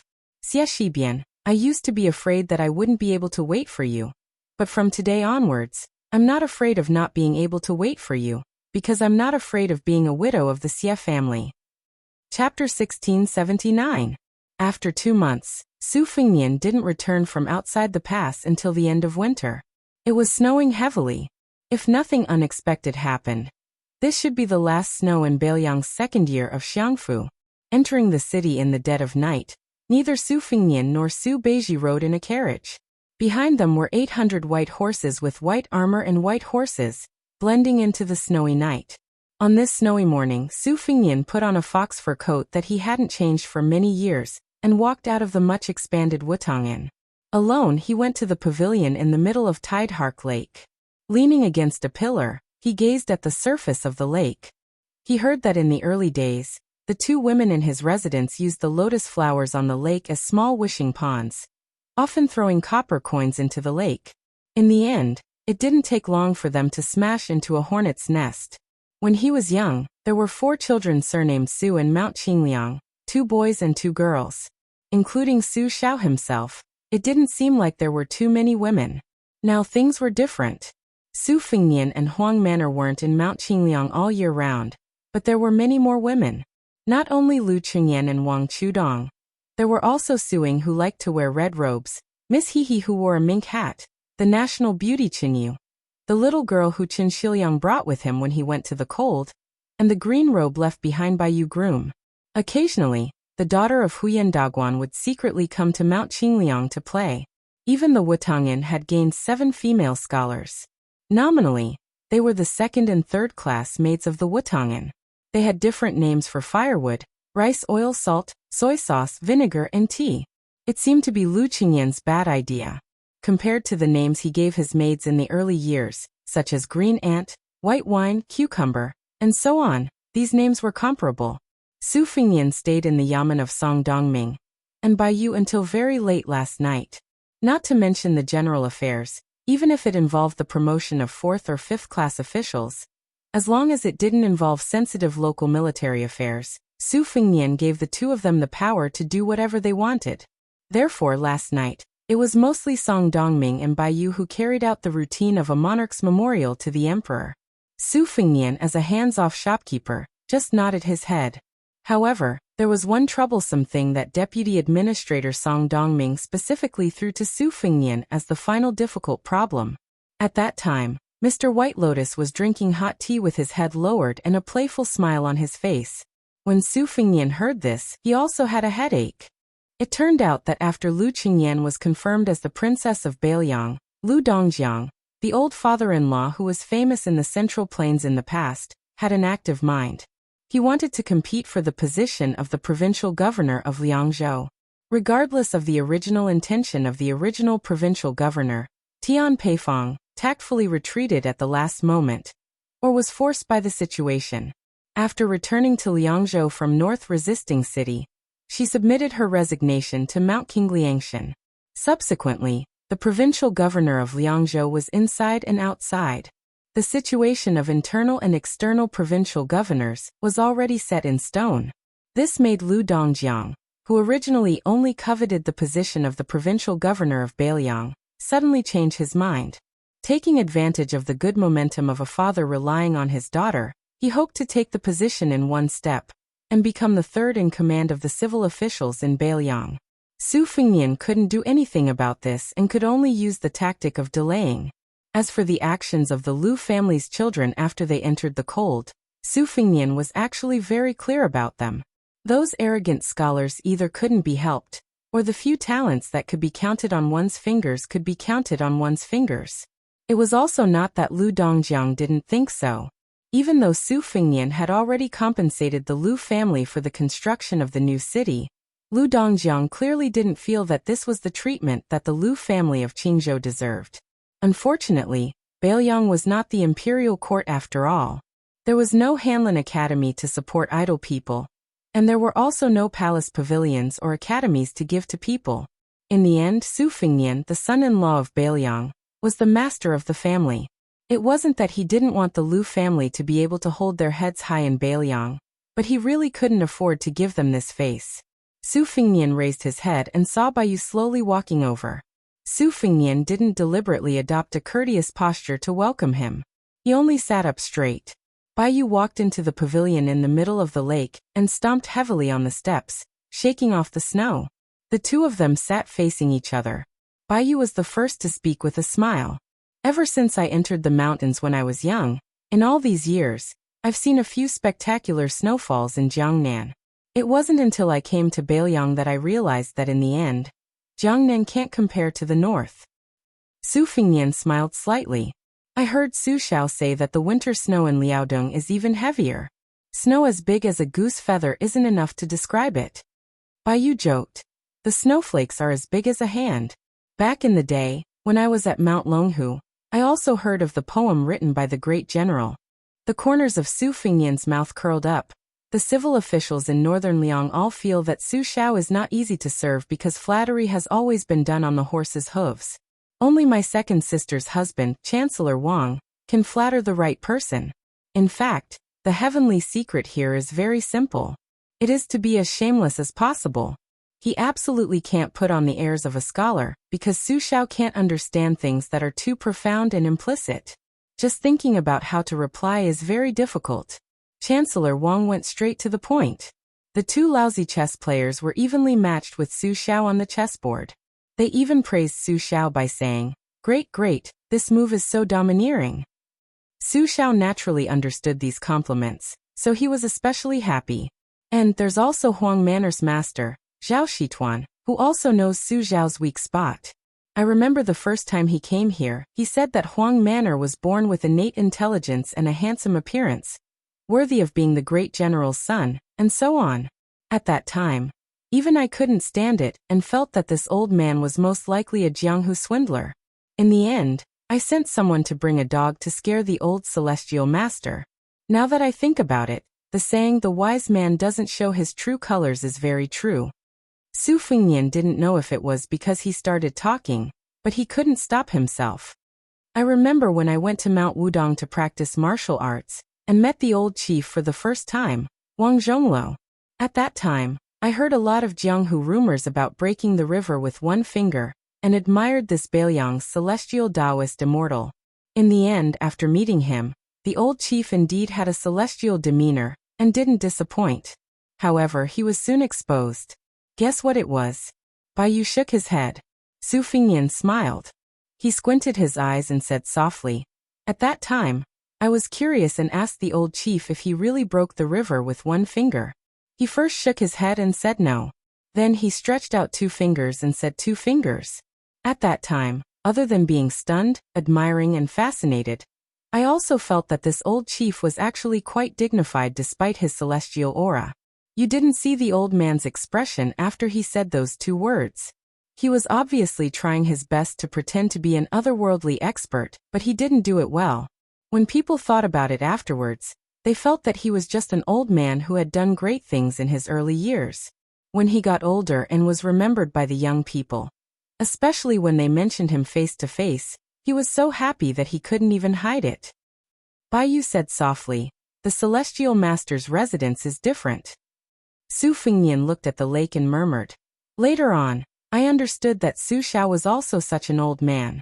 However, when I was young, I never praised him face to face. Instead, I often scolded him and even beat him up, always wanting to embarrass him. At that time, I only thought that you were the one who caused my mother's death. Now that I have no manners and no manners, it's actually all your fault, Su Xiao. Don't blame me, Su Fengnian. Chapter 1680. Bai Yu's gaze moved past Su Fengnian's shoulder to look at the other side of Tidehark Lake.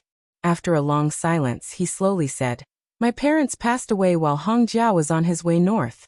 Because they were great pilgrims at Wudong Mountain, I was brought up the mountain." Su Fengnian asked, "You don't hold a grudge?" Bai Yu calmly said, "At the beginning, I held a grudge. Not to mention the commoners, even us scholars who read history. When we read about those fallen monarchs, the history books only described the treacherous officials as deceiving the emperor. So I couldn't blame the emperor, nor could I blame those civil officials in Li Yang's newly compiled Record of Loyal Officials, nor could I blame those generals who died on the battlefield. So after searching everywhere, I could only find your father, Great General Su Xiao, nicknamed the Human Butcher. As a child, I personally witnessed the fall of my country and the fall of my family. How could I not blame him?" Su Fengnian was silent. Bai Yu suddenly sighed. "In the end, I can't blame him." Su Fengnian didn't ask if he shouldn't blame him, or if he couldn't blame him. Bai Yu turned his head to look at the small path leading to the pavilion in the middle of the lake. At the end of the path was a graceful figure. She had probably walked closer and noticed them sitting in the pavilion, so she turned and walked further and further away across the frozen lake. Bai Yu smiled apologetically. "It seems that I've spoiled the scenery. Otherwise, it would have been your highness and her facing each other. It wouldn't have been better to enjoy the scenery." Su Fengnian glanced at that figure and said helplessly, "There's nothing between us." Bai Yu's expression was strange. Su Fengnian felt even more helpless. "It's true." Bai Yu once again looked at that figure and joked, "That's too much of a pity." Su Fengnian smiled but didn't say anything. Just as the two of them were quietly admiring the scenery, the steward of the Wang estate, Song Yu, quickly walked over and said that Regional Governor Yang Xinxing had come to pay a visit. Su Fengnian asked him to bring the recently deceased regional governor to the pavilion in the middle of the lake. Bai Yu smiled and said, "Old General Yang has been suffering in the provincial capital these days. The regional commander's residence is being smashed up almost every day. Scholars are throwing books at the door, and commoners are throwing rocks at the walls. It's said that there are even people throwing kitchen knives. It's very lively. The servants of the residence are scared witless and see it as hard work." Su Fengnian saw that Mr. White Lotus had finished speaking and was about to leave. He said coldly, "Mr. White Lotus, why don't you accompany me to see Yang Xinxing?" Bai Yu bowed and stood up.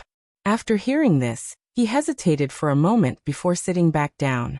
When Yang Xinxing strode up the steps, he saw the young lord sitting there, but there was an elegant scholar of unknown identity standing there to welcome him. When he looked at him, he was smiling. It was not the kind of smile that hid a knife. On the contrary, it was very friendly and natural. When Su Fengnian introduced the two of them, Yang Xinxing was shocked. Only then did he know that the person in front of him was actually the Taoist master of Dragon Tiger Mountain, who was not of the same surname as Mr. White Lotus. His heart suddenly felt warm. When he heard that Bai Yu personally said that he would go to the regional commander's residence to ask for wine when he was free, Yang Xinxing, regardless of whether it was true or not, and whether it was out of politeness or sincerity, felt a little closer to Bai Yu. After all, when he arrived in Liangzhou, the only reason he had closed the door to visitors was because he knew that if he took even half a step out of the door, he would become a street rat that everyone wanted to kill. Not to mention that none of the civil and military officials of Liangzhou had shown up. Even the servants and maids of the residence looked at him with hostility. Yang Xinxing had shamelessly come to Mount Qingliang this time, because he had previously sent a secret letter to Su Fengnian to greet him when he returned from outside the pass. Whether or not the old man had entered the prince's residence on Mount Qingliang, or whether or not Su Fengnian was willing to let this regional commander enter his residence, the entire Beiliang officialdom was waiting to see. If he succeeded, Yang Xinxing might not necessarily be able to hold power in Beiliang. If he failed, Yang Xinxing's future days would definitely be difficult. Yang Xinxing's original plan was to make this trip today. He did not have any extravagant hopes that Su Fengnian would be able to put on a grand display. It would be fine as long as he could keep up appearances. However, Bai Yu's appearance was definitely a pleasant surprise. Yang Xinxing was an old fox who had immersed himself in the officialdom of Liang for most of his life. Now, the slightest movement in Beiliang only needed a few words from the servants in the residence for the old man to grasp the key points. For example, the choice of the main consort and the resignation of the provincial governor, Tian Peifong. The two matters seemed unrelated, but in reality, the clues within were very particular. Tian Peifong was secretly expressing goodwill to Lu Dongjiang. With the precedent of the change of the provincial governor of Lingzhou as an example, rather than waiting for a year or two to be forced to abdicate to a foreigner, he might as well take the initiative to abdicate and form a tacit understanding with the Lu family, the future provincial governor of Liangzhou, Lu Dongjiang, and even the princess consort, Lu Qingyan. The three of them chatted happily in the pavilion in the middle of the lake. They did not talk about matters of state, only about the wind and the moon. They parted happily. Bai Yu took the initiative to send Yang Xinxing all the way out of the prince's residence. Bai Yu stood at the door and watched as the provincial governor left. He smiled with understanding. Since Song Dongming was the deputy administrator, who held more power than Li Gongda, as long as Su Fengnian agreed to let Li Gongda become the provincial governor, then the entire Lu family would be indebted to him. The Lu family also needed someone in the imperial court in Mount Qingliang. The famous scholar Lu Dongjiang and the merchant Wang Lingquan. Between the two, it was like choosing the lesser of two evils. Of course, Song Dongming would choose the former. He, Bai Yu, was in a more awkward position. He did not even have the opportunity to choose. However, now that Yang Shenxing had delivered himself to his doorstep, Bai Yu's situation was different. Right now, Yang Shenxing could not speak in Bailiang's officialdom, but that did not mean it would not be the case in the future. As long as Liang Mang was still fighting, as long as Yang Shenxing was smart enough, there would be a day when he would not be able to stand out. Thus, in the future, no matter how busy the provincial governor's estate was, Bai Yu would always be the person who met Yang Shenxing. He would be the benefactor who would send charcoal in snowy weather, not an idler who would add flowers to the brocade. Just as Bai Yu was about to step over the threshold, he suddenly pulled his foot back and turned to walk down the steps. He then turned back to look at the large door. This Sir White Lotus raised his head to look at the imposing plaque, and then at the couplets on both sides that were about to be replaced. He thought of that young man in the pavilion in the middle of the lake and muttered to himself, Bailiang Li Yang, in this world, with you Su Fingnian, can this be considered sending charcoal in snowy weather? Just as Bai Yu was walking back into the prince's estate with mixed feelings, he passed by Tide Hark Lake. In the end, he saw a scene that almost made Sir White Lotus jump up and curse. He had just left, and that upright gentleman who had repeatedly said that he had nothing to do with Rogie and other women was already walking side by side with him on the lake. Even more outrageous was that when that fellow saw him, not only did he not feel guilty, he even raised his hand to greet him. Bai Yu muttered angrily in a low voice. On the lake in the distance, Su Fingnian laughed heartily. Chen Yu asked curiously, "What's wrong?" Su Fingnian laughed. "Sir White Lotus thinks that I can't hear him because we're so far away, but in truth, I heard everything very clearly." Chen Yu asked, "What did Sir say?"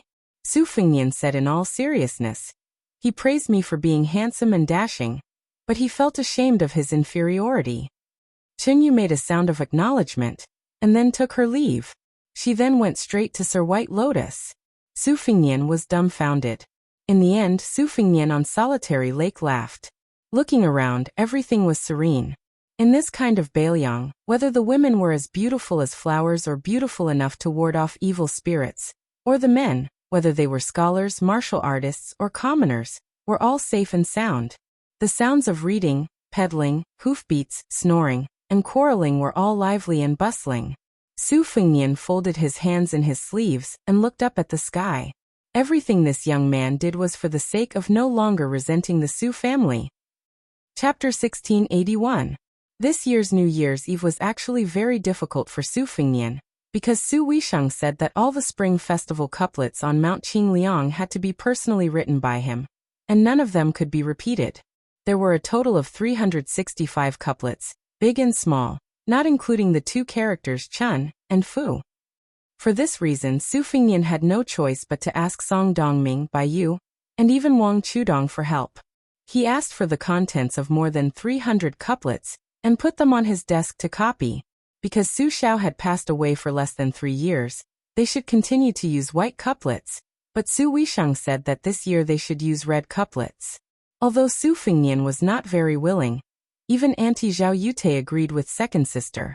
Su Fingnian could fight against Tu Chao Chongqing and Dong Tai, but he could not defeat these two together, so he could only obediently accept his fate.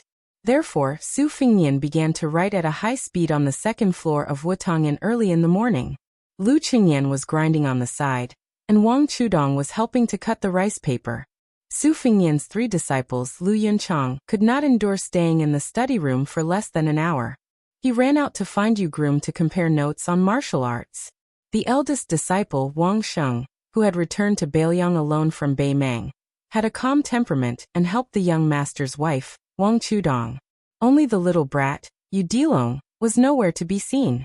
Everyone in the room knew that now in the officialdom of Bailiang, especially in the border of Yuzhou, almost all the generals knew the story of the young lord, walking with the support of the wall. It was not known whether it was Yan Wenwan or Chen Yunshui who blurted it out, but they gave the king of Bailiang the nickname, the second Su Fingnian, which meant that in the end, there was still someone in the world who could defeat the young lord. As for who defeated Su Fingnian on which battlefield, the gloating old generals did not care. Therefore, the moment Yu Dilong returned to Mount Qingliang from the border of Yuzhou, he was called to a secluded back mountain by his master who had a fake smile on his face. The master and disciple did not come back together. They only saw that the young lord looked a bit refreshed.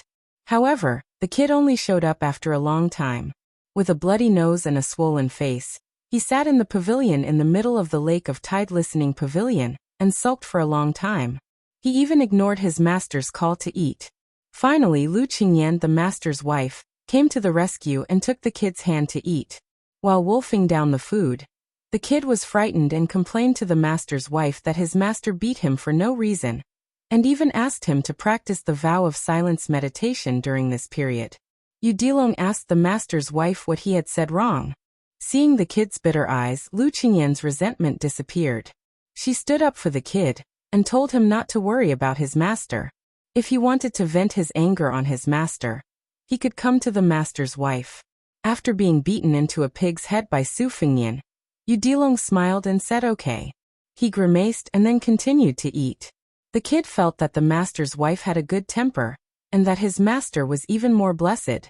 Su Fengnian wrote for nearly 3 hours. After finishing, he had to carry a stool and a ladder to put up the Spring Festival couplets. Fortunately, Su Weisheng did not continue to torment him on this matter. In the past, Su Xiao had personally put up the Spring Festival couplets in more than a dozen places, such as the Old Mansion, the Gate of the Prince's Mansion, Wutong'an, Tide Listening Pavilion, and so on. Su Xiao had always put up the Spring Festival couplets in these places by himself. As for the other places, they were handed over to the stewards of the prince's mansion. Su Fengnian had Wang Shen call Lu Yunzhang and Yu Dilong over. He had the young boy and girl help set up a ladder and a stool. At the same time, he had to make sure that the Spring Festival couplets were not pasted crookedly. Furthermore, every time he pasted the Spring Festival couplets upside down, he would have his 3 disciples shout, "Fortune has arrived." When shouting, Wang Sheng would be more reserved, but from his expression he could tell that the young girl was very sincere. Lu Yunzhang was the most careless, while Yu Dilong's voice was the loudest. According to the old rules, the Spring Festival couplets at the gate were the last to be put up. After finishing, Su Fengnian held the big bowl of rice milk in his hand and looked at the sky and the end of the street. It was about time for Huang Manor, Yang Guangdou, Chen Shiliang, and the others to return. His 3 disciples did not do their best for nothing. They all received an additional Spring Festival couplet. Su Fengnian did not ask what they were going to do with it, but he could roughly guess that Yu Dilong was definitely going to give it to the tall scout who had died outside the pass. He was going to ask someone to bring it to his house. Lu Yunzhang, this heartless fellow, was probably going to be used to flatter a certain general of the Great Snow Dragon Cavalry. As for Wang Sheng, whose figure was becoming more and more like an ordinary girl, he was probably going to be used as a collection, and had no other use. Su Fengnian suddenly asked with a smile, "How is master's handwriting?" Lu Yunzhang immediately said with a cheeky smile, "It's written with iron and silver hooks like dragons flying and phoenixes dancing." Su Fengnian calmly took it all in. Finally, when the youth could no longer say anything else, he smiled and said, "You can speak human language now." The youth immediately asked in a whisper, "Master, why don't you write another one for me?" Su Fengnian said playfully, "Entering a temple to burn incense and pay respects to Buddha is a good thing, but if you have to go to every temple and worship Buddha every time you see him, that would instead appear insincere. In the officialdom, it's actually better if one person is willing to do 10% for you than 2 people doing 30 to 40% for you." The youth thought about it carefully and nodded vigorously. Su Fengnian turned his head to look at Yu Dilong. The latter trembled in fright and said with a sullen face, "Master, what's wrong?" "Apart from eldest master's wife, I haven't spoken to anyone else." Su Fengnian coldly snorted, and handed the porcelain bowl to the child. He said without reason, "Consider yourself lucky." Yu Dilong was somewhat sullen, but he did not dare to say anything. Su Fengnian looked into the distance. Ancestor Lu, Gao Shulu Lu Songtao, Li Chungang, Wang Xianji, and then Su Fengnian. In the future, it might be Xianyuan Qingfeng, and then it would be Yu Dilong's turn. When Su Fengnian was about to be truly invincible in the world, Xie Guanying, who was on the continent's immortal rankings, appeared. Everything had its vanquisher, and according to the old heavenly Tao, if Xie Guanying could not take on the great responsibility, there would still be Hong Shixiang to enforce justice on behalf of the heavens. However, the latter did not care. When Yu Dilong, Wang Sheng, Lu Yunzhang, and this group of young people appeared out of nowhere, there would no longer be the so-called celestial beings. When humans fought humans, everyone relied on their own abilities and not their previous lives. Each of them would be vigorous and vigorous. They would either win or lose, die or live. But now, after all, humans were not truly separated forever. There was also the so-called heavenly will in the dark. Su Fengnian intuitively felt that there was someone who could fight against Yu Dilong in the future, and it was very likely to come from Donghai. As for who it was, Su Fengnian was not interested. As for Wang Sheng and Lu Yunzhang beside Yu Dilong, they could only be people like Wang Xiufeng and Lu Yunzhang from Li Chuangong's era, or people like Dong Tai and Chao Changqing from Wang Xianji's era. However, Su Fengnian still hoped that Yu Dilong at that time, especially on the day when he was no longer in this world, would not become a runaway horse between heaven and earth. Instead, he would have to have something to worry about. A Wang Xianji, or Su Fengnian, who was completely unrestrained by fate would undoubtedly be a disaster if they had no fear and only knew how to run amok. When the girl came back this time, she relayed a lot of inexplicable words. It was not only Huang Sanjia's drunken words, but also Huang Longshi's last words. It sounded very nonsensical. The old man who had died said that the world in the future would be very interesting. Ordinary people could also ride a sword to fly, travel to the North Sea in the morning and Kanggu in the evening, travel to the 4 seas in a day, and even pluck stars from the sky and dive into the sea to fish for the moon. He also said that in the future, everyone would be a scholar. The books that they read in a year might be more than the books that the current Confucian sage had read in a lifetime. Unfortunately, the scholars in the future would not be real scholars, but book flippers. The books that they read would not be the books of the sages, and they would not be able to emulate the virtuous. The so-called putting oneself in other people's shoes would have a different meaning. Many people were not willing to be heroes, so they thought that there were no heroes in the world. They would regard others' sacrifice as fools, and they would forget the martyr's generosity to die in an instant. That world seemed to be very interesting, but in fact, it had lost a lot of things that the martyrs had hoped that the future could inherit when they were alive. Therefore, Huang Longshi was willing to die in the present, in this world, and turn into a pile of yellow soil. In Jianghu, ancestor Lu was unwilling to pass through the gate of heaven. Li Chungang was unwilling to ascend, and Wang Xianji was willing to lose to Su Fengnian. In the imperial court, Zhang Jilu did not leave a way out. Qi Yonglong resolutely left the mountain, and Tantanan was reluctant to leave. Perhaps it was because they were the same kind of people as Huang Longshi. They were born from death. Su Fengnian sighed softly, and reached out to rub the head of his eldest disciple. He smiled and said softly, "Since you have the happy sword, you should live happily. Don't be like some people." After all, the girl had grown up. Her master's intimate action made her blush a little. Lu Yunzhang suddenly screamed, "Master, actually Wang Sheng likes you. It's true. Even a blind person can see it." Chapter 1682. The girl, who was not carrying 6 or 7 swords on her back at the moment, was suddenly filled with a murderous aura. After traveling thousands of li with White Fox Face in Beimang, the girl's swordsmanship cultivation had improved by leaps and bounds. As of now, her cultivation was the highest among the 3 disciples. However, the girl's thoughts were obvious. If she were to fight with Lu Yunzhang, wouldn't it mean that she acknowledged Lu Yunzhang's words? However, if she ignored him, she would not be able to hold back her anger. Fortunately, the sound of horse hooves on the street helped her out of her predicament. It was her master's younger brother, the commander of the Longxiang army, Su Longxiang, who had returned from Liuzhou to the capital. When Su Fengnian walked down the steps, he said, "Dilong, spar with your junior brother. Beat him up the same way our master beat you up yesterday, as long as it doesn't delay the reunion dinner." Yu Dilong was stunned.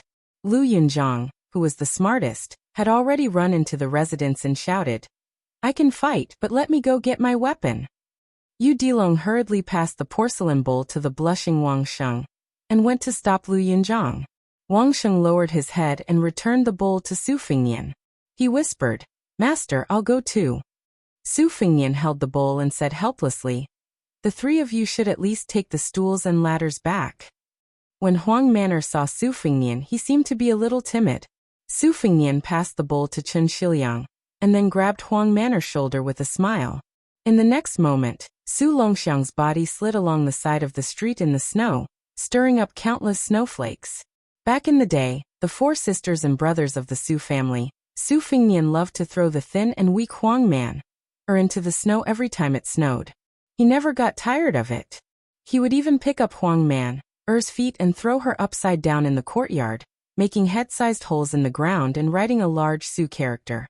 When he was done, Su Fengnian would put his hands on his hips and look heroic. Huang Manor would sit in the snow and smile foolishly. Big sister Su Jihu, who was standing under the eaves and watching the fun, would definitely clap her hands and cheer. Su Weisheng, who had a precocious temperament, would pout and pretend to be disdainful. Because Su Weisheng was not very willing to play with the three of them and have a snowball fight, Su Fengnian and Big Sister could only make Huang Manor stand at the foot of the wall as a target. The two of them competed to see who could throw snowballs more accurately. Every time Su Fengnian accurately smashed a snowball onto Huang Manor's head, the one who laughed the happiest was not Su Fengnian, but Huang Manor. At that time, Su Weisheng would roll his eyes. Chen Shiliang was dumbfounded.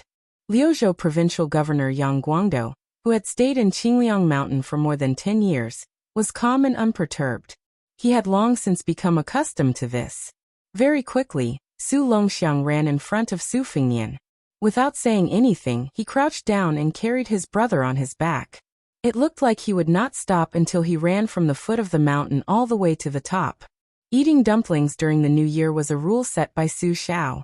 When Wu Su was alive, she and her two daughters would make dumplings together. After Wu Su passed away, especially when the eldest daughter married far away to Jiangnan, and the youngest daughter went to study, it was all handled by Su Xiao. This year's dumplings were made by Zhao Yute, Su Weisheng, Lu Qingyan and Wang Chudong. These four women.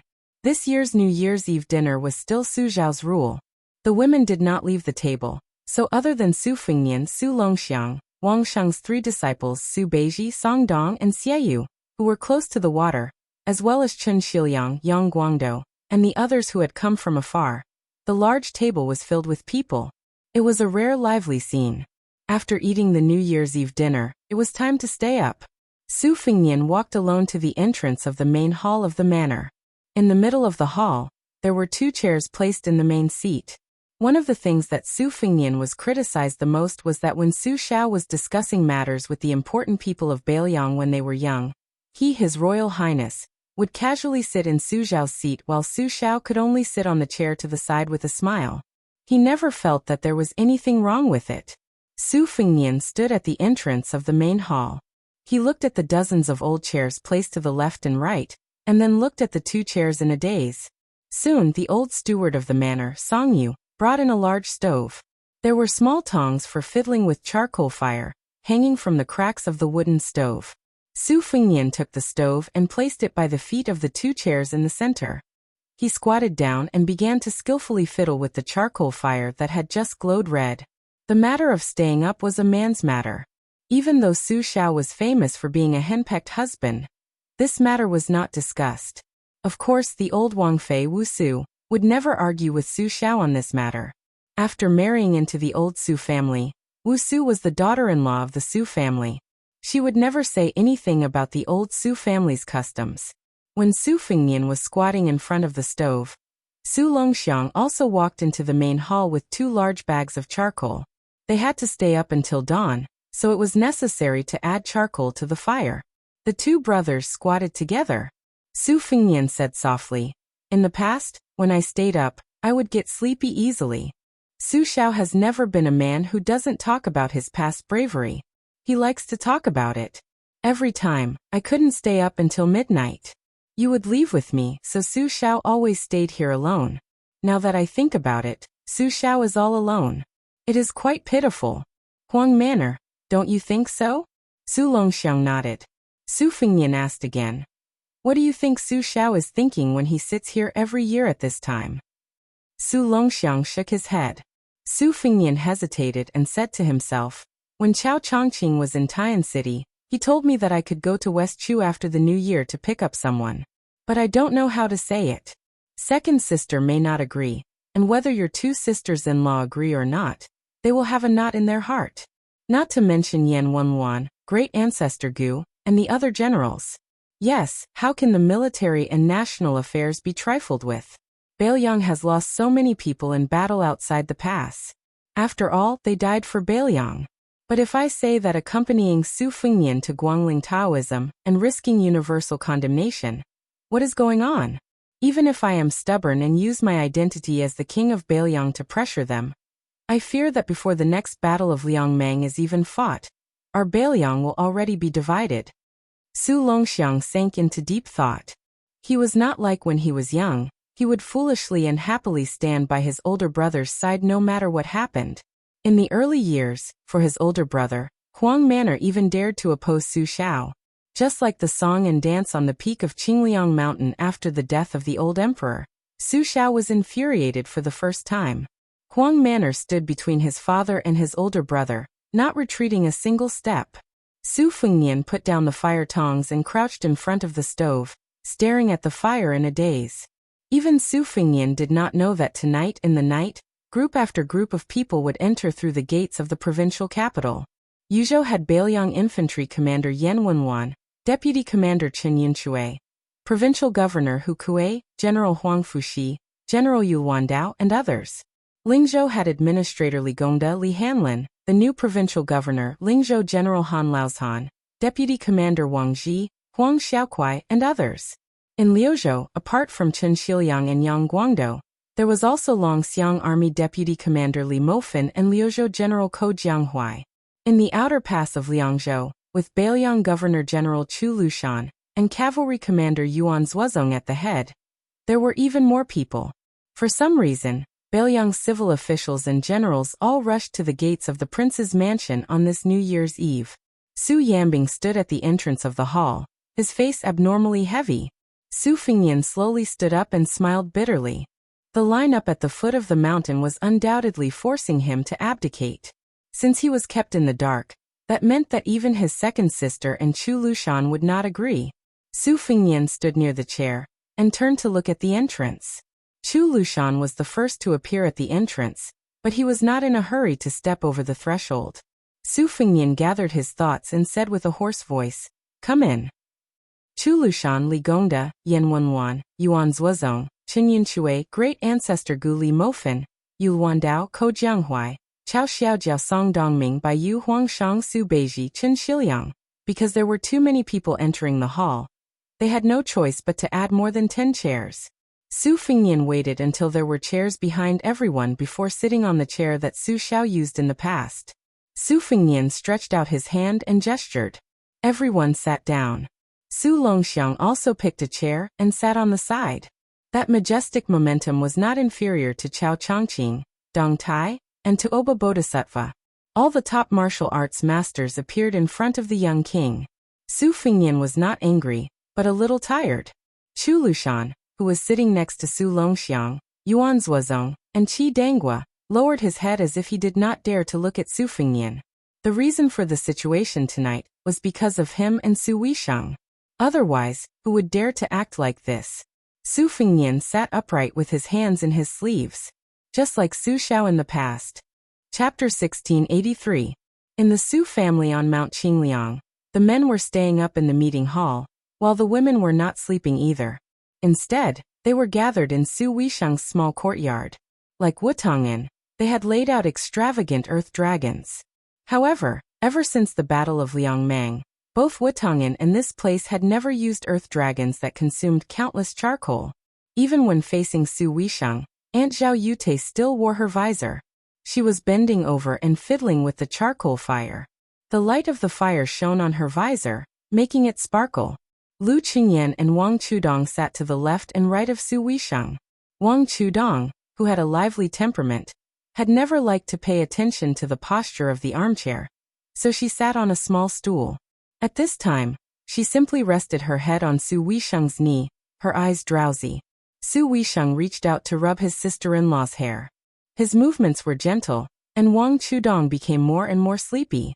Jia Jia and Suing sat at the door where the threshold had been removed. They were playing a game of 15, 50 and 20. Their hands were moving in a dazzling manner, but they were silent. Inside and outside the room, only the occasional sound of the charcoal fire crackling could be heard. It was quiet and peaceful. Zhao Yute gently moved the ashes to cover the charcoal fire, so that Wang Chudong would not feel her skirt burning. She finally broke the silence and sighed softly. We shouldn't have forced Xiaoyan like this. Since we are family, even if we knew we couldn't persuade him, it would have been better to let him know in advance. Su Weisheng lowered his gaze and stared at the fire that was faintly discernible under the ashes. He softly said, "Auntie, it's not like you don't know what kind of temper he has. Since he was young, he has a stubborn temper. Once he has set his mind on something, even if mother punished him, he wouldn't change his mind. Now that he is a martial arts great grandmaster, if he left Liangzhou alone in a fit of anger, who could stop him? Could I let Yuan Zuozong lead the great snow dragon cavalry to stop him? Whether it was Su Yanbing or Huyan Daguan, there were only a handful of great grandmasters in Beiliang who could stop them. They were also sentimental people and would not stop them. It could be said that they had the attitude of wanting to see the world in chaos. Don't look at how we defeated Beimang. In the end, father only left us a small fortune. How can we afford to let him squander it as he wishes?" Su Weisheng's expression was dark and gloomy. He said as calmly as he could, "Why did I announce that all the influential people in Beiliang would come to our house on New Year's Eve? Naturally, some people are selfish. They are afraid that Beiliang will be trapped in the whirlpool of West Chu and lose their troops and horses. Once they are affected, Beiliang may be lost. In that case, they will be beaten back to their original state, and the official titles in their hands will be wasted. In the future, even if the Liang imperial court is willing to accept them, how many decades will they have to climb back up in the officialdom? But I also believe that more people are doing this for the sake of Beiliang and the Beiliang Frontier Army. They are not afraid to offend their superiors." Apart from Su Weisheng's voice, there was dead silence in the room. Su Weisheng unconsciously emphasized, "Perhaps he can pat his chest and say with a clear conscience that the reason Beiliang has a moment of stability today is because of Su Fengnian. He has been outside Huta City, outside Calabash City, outside Qingsong City, and thousands of miles in the western regions. He has risked his life there, so he has the right to be willful for once." Zhao Yute raised his head and asked, "Is that not the case?" Su Weisheng's expression was miserable. He shook his head and said, "No." Although the cold helmet covered his ferocious and terrifying face, Zhao Yute was clearly angry. He said in a low voice, "Just because his surname is Su and he is the son of the great general and the princess?" Su Weisheng and Zhao Yute looked at each other. Their eyes were firm.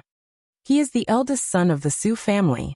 The king of Beiliang is related to the life and death of more than 2 million people in Beiliang. He is also one of the 4 grandmasters of martial arts. Since he chose to increase his burden and practice martial arts, then he should be like our father and take the lead in every battle. Even more than our father, he should face Tuoba Bodhisattva and Beimang's million-strong army. It is he who blocked the only way out. It is he who made himself unable to be a vassal king who can enjoy peace by taking a step back. He can't blame anyone else." Zhao Yute wanted to say something but stopped. He could only sigh.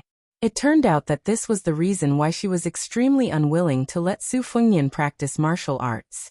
After practicing martial arts and becoming a peerless master, once he became the enemy of tens of thousands of people on the battlefield. Then during the Battle of Liangmang, what reason did he have to just hide behind the scenes and strategize? If he was just a weak young vassal king who was not a great grandmaster, Su Fengnian, then he would still have an excuse not to personally fight. At the very least, even if he rode to the battlefield, he would only die after many people. Or even when she didn't want him to die in Beiliang, she could forcibly take him away from the northwest and fly away? Facing such a painstaking woman, Zhao Yute couldn't get angry. Su Weisheng suddenly patted Wang Chudong's little head and said resolutely, "I am going to add charcoal to the meeting hall." Wang Chudong rubbed his eyes. He didn't understand. Zhao Yute said bitterly, "What else do you want to do? Isn't it enough?" After Wang Chudong raised his head, Su Weisheng said coldly, Huta cities Lu Jinu, Longxiang armies Wang Lingbao, Wugong cities Zhu Mu and Gao Shiqing. These people, those people, many of them are dead. I am going to add chairs for them in the meeting hall. I just want Su Fengnian to see with his own eyes the empty chairs. Lu Qingyan suddenly said, I will go. Su Weisheng smiled. He bent his finger and knocked on her forehead. Silly, how can you do this kind of thing? Anyone can be a villain, but you Lu Qingyan can't. Zhao Yute also nodded and said, Don't worry about it, Qingyan. Su Weisheng interrupted Zhao Yute's next words. And I will go. Zhao Yute was silent for a long time. Finally he slowly nodded. Without Su Weisheng in the room, no one spoke. About 2 incense sticks later, Su Weisheng pushed his wheelchair back to the door. His face was pale. Zhao Yute got up and walked over. She said with heartache, Did Xiaoyan get angry at you? Aunt will go teach him a lesson now. Su Weisheng grabbed Zhao Yute's sleeve tightly and said sadly, I went back halfway, but someone told me that he had already added chairs for those heroes in the meeting hall. Auntie, am I wrong? Zhao Yute squatted down and wiped away the tears on his face. She said softly, No, you are not wrong. You and Xiaoyan are both good children. Inside the room, Lu Qingyan's expression was wooden. Wang Chudong was silently sobbing.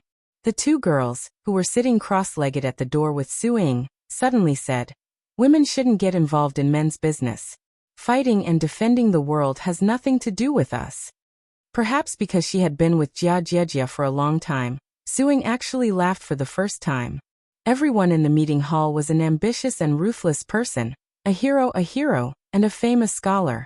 Chulushan Yinwenwan Li Gongda, Yuan Zuozong Ancestor Gu, Qinyin Chui, Zhoukong Qi Dangua Ko Jianghuai, Hu Kuei, Huang Fushi Han Laoshan, Song Dongming, Baiyu Su Beiji, Chen Xiuyang Li Hanlin, Huang Shang, Yang Guangdou, Shifu Yu Dian Hongyu Huang Xiaokuai, Yuan Wenbao, Chao Xiaojiao, Hong Xinjia, Wang Ji Song Chong Sui, Xianin Ma, Wei Shaking Tian Peifong, Hu Gonglai Wei Chunshi Jiao Wui Chong Sui, Su Huang.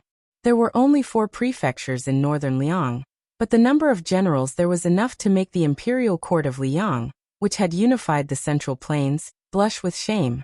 Chapter 1684.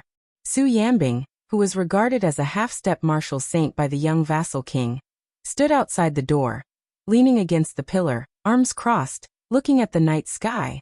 There was a travel-worn old man who came from an academy in Yuzhou. For some reason, he was in such a hurry that he wished the horse had 8 legs, but after entering the mansion, he was not in a hurry. He walked leisurely on the bright moonlight and the endless red lanterns to the tide-listening pavilion. Beside the old man in a scholarly robe was a woman with a cold temperament. She was one of the disciples of Shangyin Academy's Han Guzi, Su Weisheng's junior sister, Jean Baosher. She was different from her fellow disciples who were already in Beiliang's court. She was not willing to go to Wutong'an to live under someone else's roof, nor was she suitable to be an official, so she went to the academy. She helped the old man with chores while concentrating on her studies. The old man was the bad chess player that the young vassal king spoke of. He was the national player, who could play chess on par with Su Xiao. Of course, his more famous identity was Chancellor Wang of Shangyin Academy, the person who led the scholars to die. If and only if the Beiliang Su family really split the land and became emperor, then this old man was actually the first official to follow the dragon. The significance was even greater than Zhao Chongling's defection to Su Xiao during the Spring and Autumn War. But unexpectedly, the old scholar who had made great contributions in Beiliang, one of Su Weisheng's teachers, and a famous scholar who had wrestled with the Academy's Grand Chancellor Qi Yonglong in the early years, was like a clay ox entering the sea after his identity was revealed. He became an unknown teacher on a small mountain far smaller than Green Deer Mountain Academy. Chancellor Wang came to the wide platform of the tide-listening pavilion and looked up at the tall building. He first smiled, then his entire mouth opened, and in the end, he almost laughed out loud. Jean Baosher asked curiously, "Why are you so happy?" The old man laughed evilly and said, "Nothing, I just thought of some funny things. Daughter, do you want to hear it? Instead of being happy alone, it's better to be happy together." Jean Baosher, who was already quite familiar with this old man, said unhappily, "Mister, you might as well enjoy yourself." There was no doubt about Chancellor Wang's knowledge, which could be counted on one's fingers. His teacher Han Guzi, head of the Secretariat Qi Yonglong, and Imperial College's Yao Baifeng. Perhaps only these three people could sit down and discuss Dao with the old man in front of him. However, this old man, who had lived in seclusion in the Shangyin Academy in his early years, had completely revealed his old fox tale after coming to Beiliang. When Jean Baosher was helping in the academy, he was often teased by this old man, and always liked to say extremely obscure dirty words. If not for the fact that he only used his mouth and not his hands, Jean Baosher could not guarantee that he would not beat him up. When a scholar was bad, he was really full of evil tricks, especially an old fox like Chancellor Wang who was well-read. Jean Baosher had been in hot water during this period of time. She almost felt that she was no longer a virgin, but a mature woman who could quarrel with scoundrels. The old man did not care whether Jean Baosher wanted to hear it or not. He had already poured out beans from a bamboo tube. Haha, in the past, there were many famous moral scholars in our Central Plains who had nothing to do. And those guys who had nothing to do during the day and nothing to do at night. AI daughter, don't turn your head away and refuse to listen. Fine, let's talk about serious matters. It was those people who made up interesting stories about Mount Qingliang all day long, swearing solemnly as if they had seen and heard it with their own eyes. To be honest, back then, my curiosity was piqued and I believed the nonsense of those old bastards. That was why I shamelessly begged that girl Wei Xiong to be my disciple, thinking that I would have an excuse to come to this Beiliang palace to eat, drink, and sleep for free. Cough, it's just sleeping. Daughter, please don't misunderstand. When I eagerly came to this godforsaken place in Beiliang, and entered the prince's mansion, the result? In the end, King waited for half a day. During this time, I gave Lame Su countless looks that all men would understand. But from start to finish, wasn't it said that your Su family would choose talented women to perform the 18 heavenly demon dances? Wasn't it said that the licentious Beiliang heir had a fondness for charming women, to the point where he would occasionally see a beautiful woman sitting at a banquet, and ask the people around him, "Who is she?" If he wanted to ride her, he would say, "She's His Royal Highness's woman." Alright, even if that wasn't the case, wasn't it said that the Tide Listening Pavilion had countless foreign monks from the western regions who had secretly taught them the art of seduction? Did they gather hundreds and thousands of unorthodox bedroom techniques? That brat was truly wicked. Su Xiao didn't have the foresight, but that brat saw through it. He privately told me that the Tide Listening Pavilion really did have treasures. By the time I found the top floor from the first floor, I rummaged through the cabinets and chests for 3 days and 3 nights. When I finally reached the top floor with great difficulty, I almost spat out a mouthful of blood. At this point, the old man whose saliva was flying everywhere beat his chest and stomped his feet in righteous indignation. Jean Baosher immediately felt that the sky was high and the moon was bright. It was satisfying, it was really satisfying. Suddenly, the old man calmed down. It was as though at this moment, he was the Chancellor Wang that the world had mistakenly thought was the true first teacher of Shangyin Academy. The old man reached out and pointed at the highest point of the tall building. It was there that I saw a scholar, a sickly person who was half dead, a pitiful person who was more tired than dead. Jean Baosher looked up with the old man and sighed softly. Li Yishan. The old man, Chancellor Wang, said slowly in a deep voice, "Unlike many people, in my eyes, Li Yishan is the top strategist of the spring and autumn period." Jean Baosher said in bewilderment, "Even if it is not Huang Longsher, there is still Nailan Yusi of the Yuan Bunshi. Also, even Zhao Chongling, who was also a Su family strategist, was thought to be better than Li Yishan even though he died young. His talent and knowledge, especially his schemes, are better than Li Yishan." The old man bent down as though he was holding something in. Jean Baosher was confused.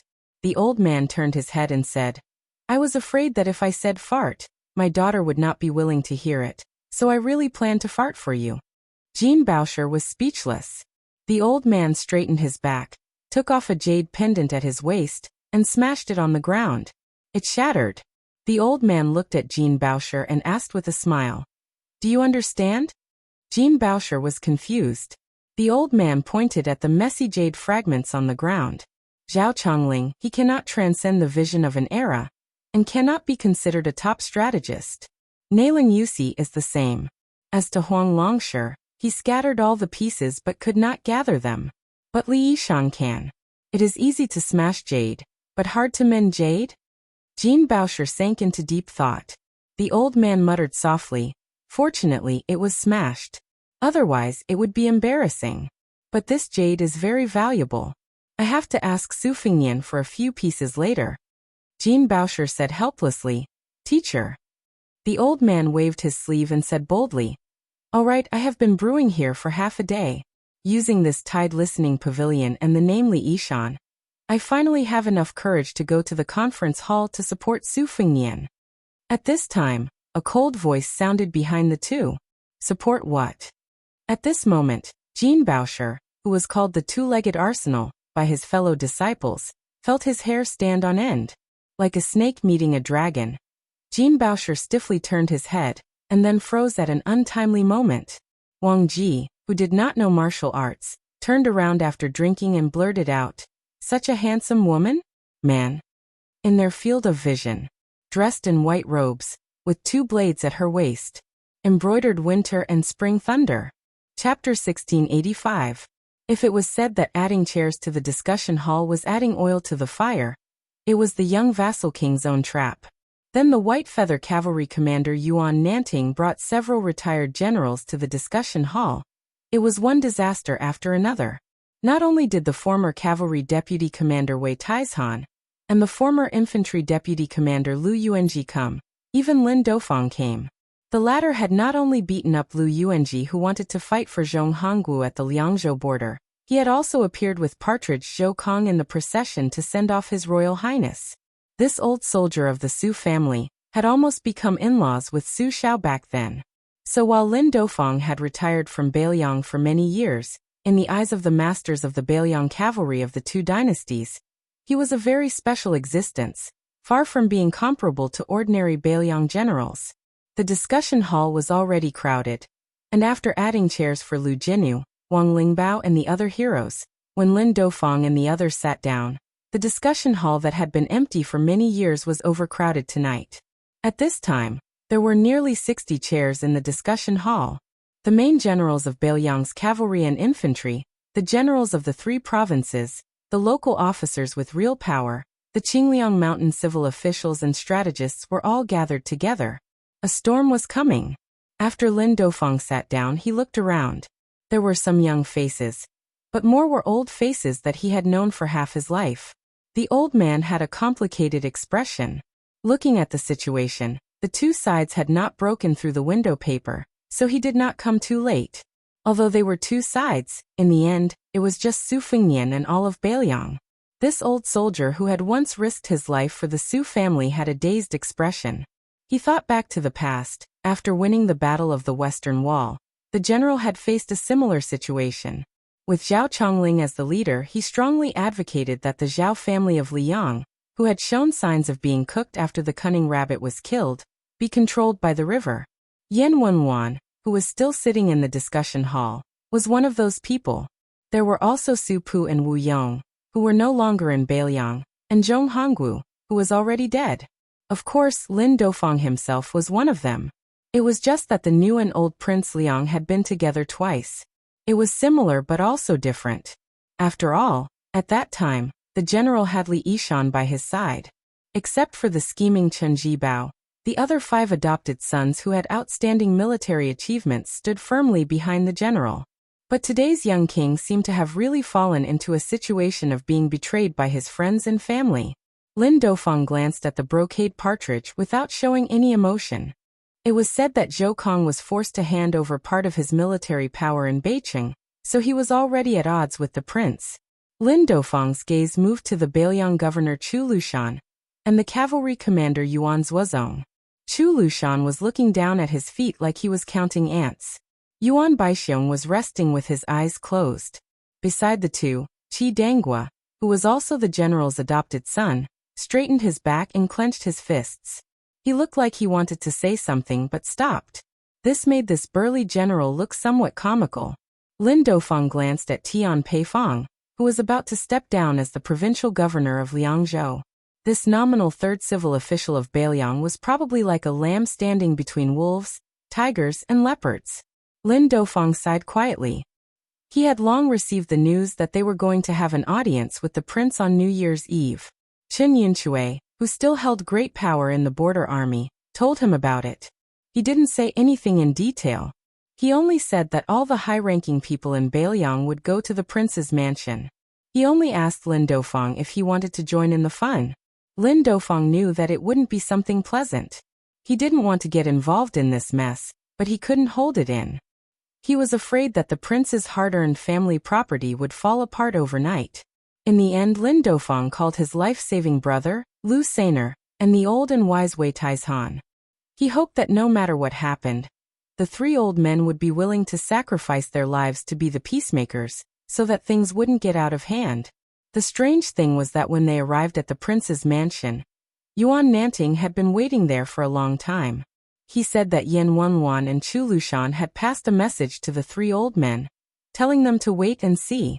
Lin Dofang, who had rushed to Liangzhou in a hurry, immediately felt a surge of anger. However, because Yuan Nanting was one of the old soldiers who had sent off His Royal Highness, Lin Dofang held back his anger, and didn't get angry at him on the spot. In the hall, there was no noisy chatter of the emperor and his subjects are suitable for each other, and the group of civil and military officials did not exchange pleasantries either. Lin Dofang, Wei Taizhan, and Lu Yuanji all felt a kind of suffocating pressure. At this time and place, silence was better than words. It wasn't hard to imagine how much pressure the young king was under. Lu Yuanji had a rough temper, and was used to being careless.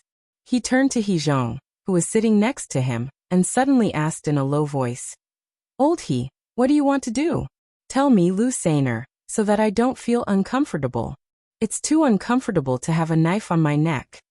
The old general, who had been ill in recent years, hesitated for a moment. He lowered his voice and said calmly, "We don't know when the Beimeng barbarians will send their army to the border. At this time, the prince wants to lead an elite cavalry to the south to the Central Plains." Lu Yuanji immediately glared at him and said, "What? Are we finally going to kill those ungrateful Liang? Good thing, count me in. I don't want to continue to be the deputy commander of the infantry after I come back. If I can be a general and have 20 to 30,000 soldiers, it's enough. Do you want to attack Shishu or Hezhou first? But let's make a deal. I want to be the vanguard general." In the past, when Lu Yuanji returned to his hometown from outside the Great Wall, the old general immediately beat his three offending sons half to death, and almost personally ran to Mount Qingliang to bring a bramble and ask for punishment. Only after the great general wrote a letter to Lu Yuanji did he give up. However, very quickly the old general personally escorted his three sons to Yan Wenwan's army, saying that they could throw them to wherever in Yuzhou it was easy for people to die. Even if they died, it didn't matter. But what was more interesting was that Yan Wenwan said to Lu Yuanji, which made Lu Sainer so angry. Yan Wenwan said in front of the old man that the Yuzhou infantry didn't accept garbage. Because of this, the two old men almost broke off their friendship. In the end, it was Chen Yunxue who helped Lu Yuanji's three sons to join the army. Lin Dofang asked softly, "Old General He, what happened?" He Zhong suddenly said helplessly, "Do you know the Empress of West Chu, Jiangxi?" Lin Dofang nodded. "It's a hot topic. I even heard about it in the countryside. It's said that this woman was saved by the general, and had been secretly kept in the prince's mansion. Later, she was taken away by Chao Chongqing. That's why West Chu was reinstated." Lin Dofang frowned after saying this. Could it be? Chapter 1686.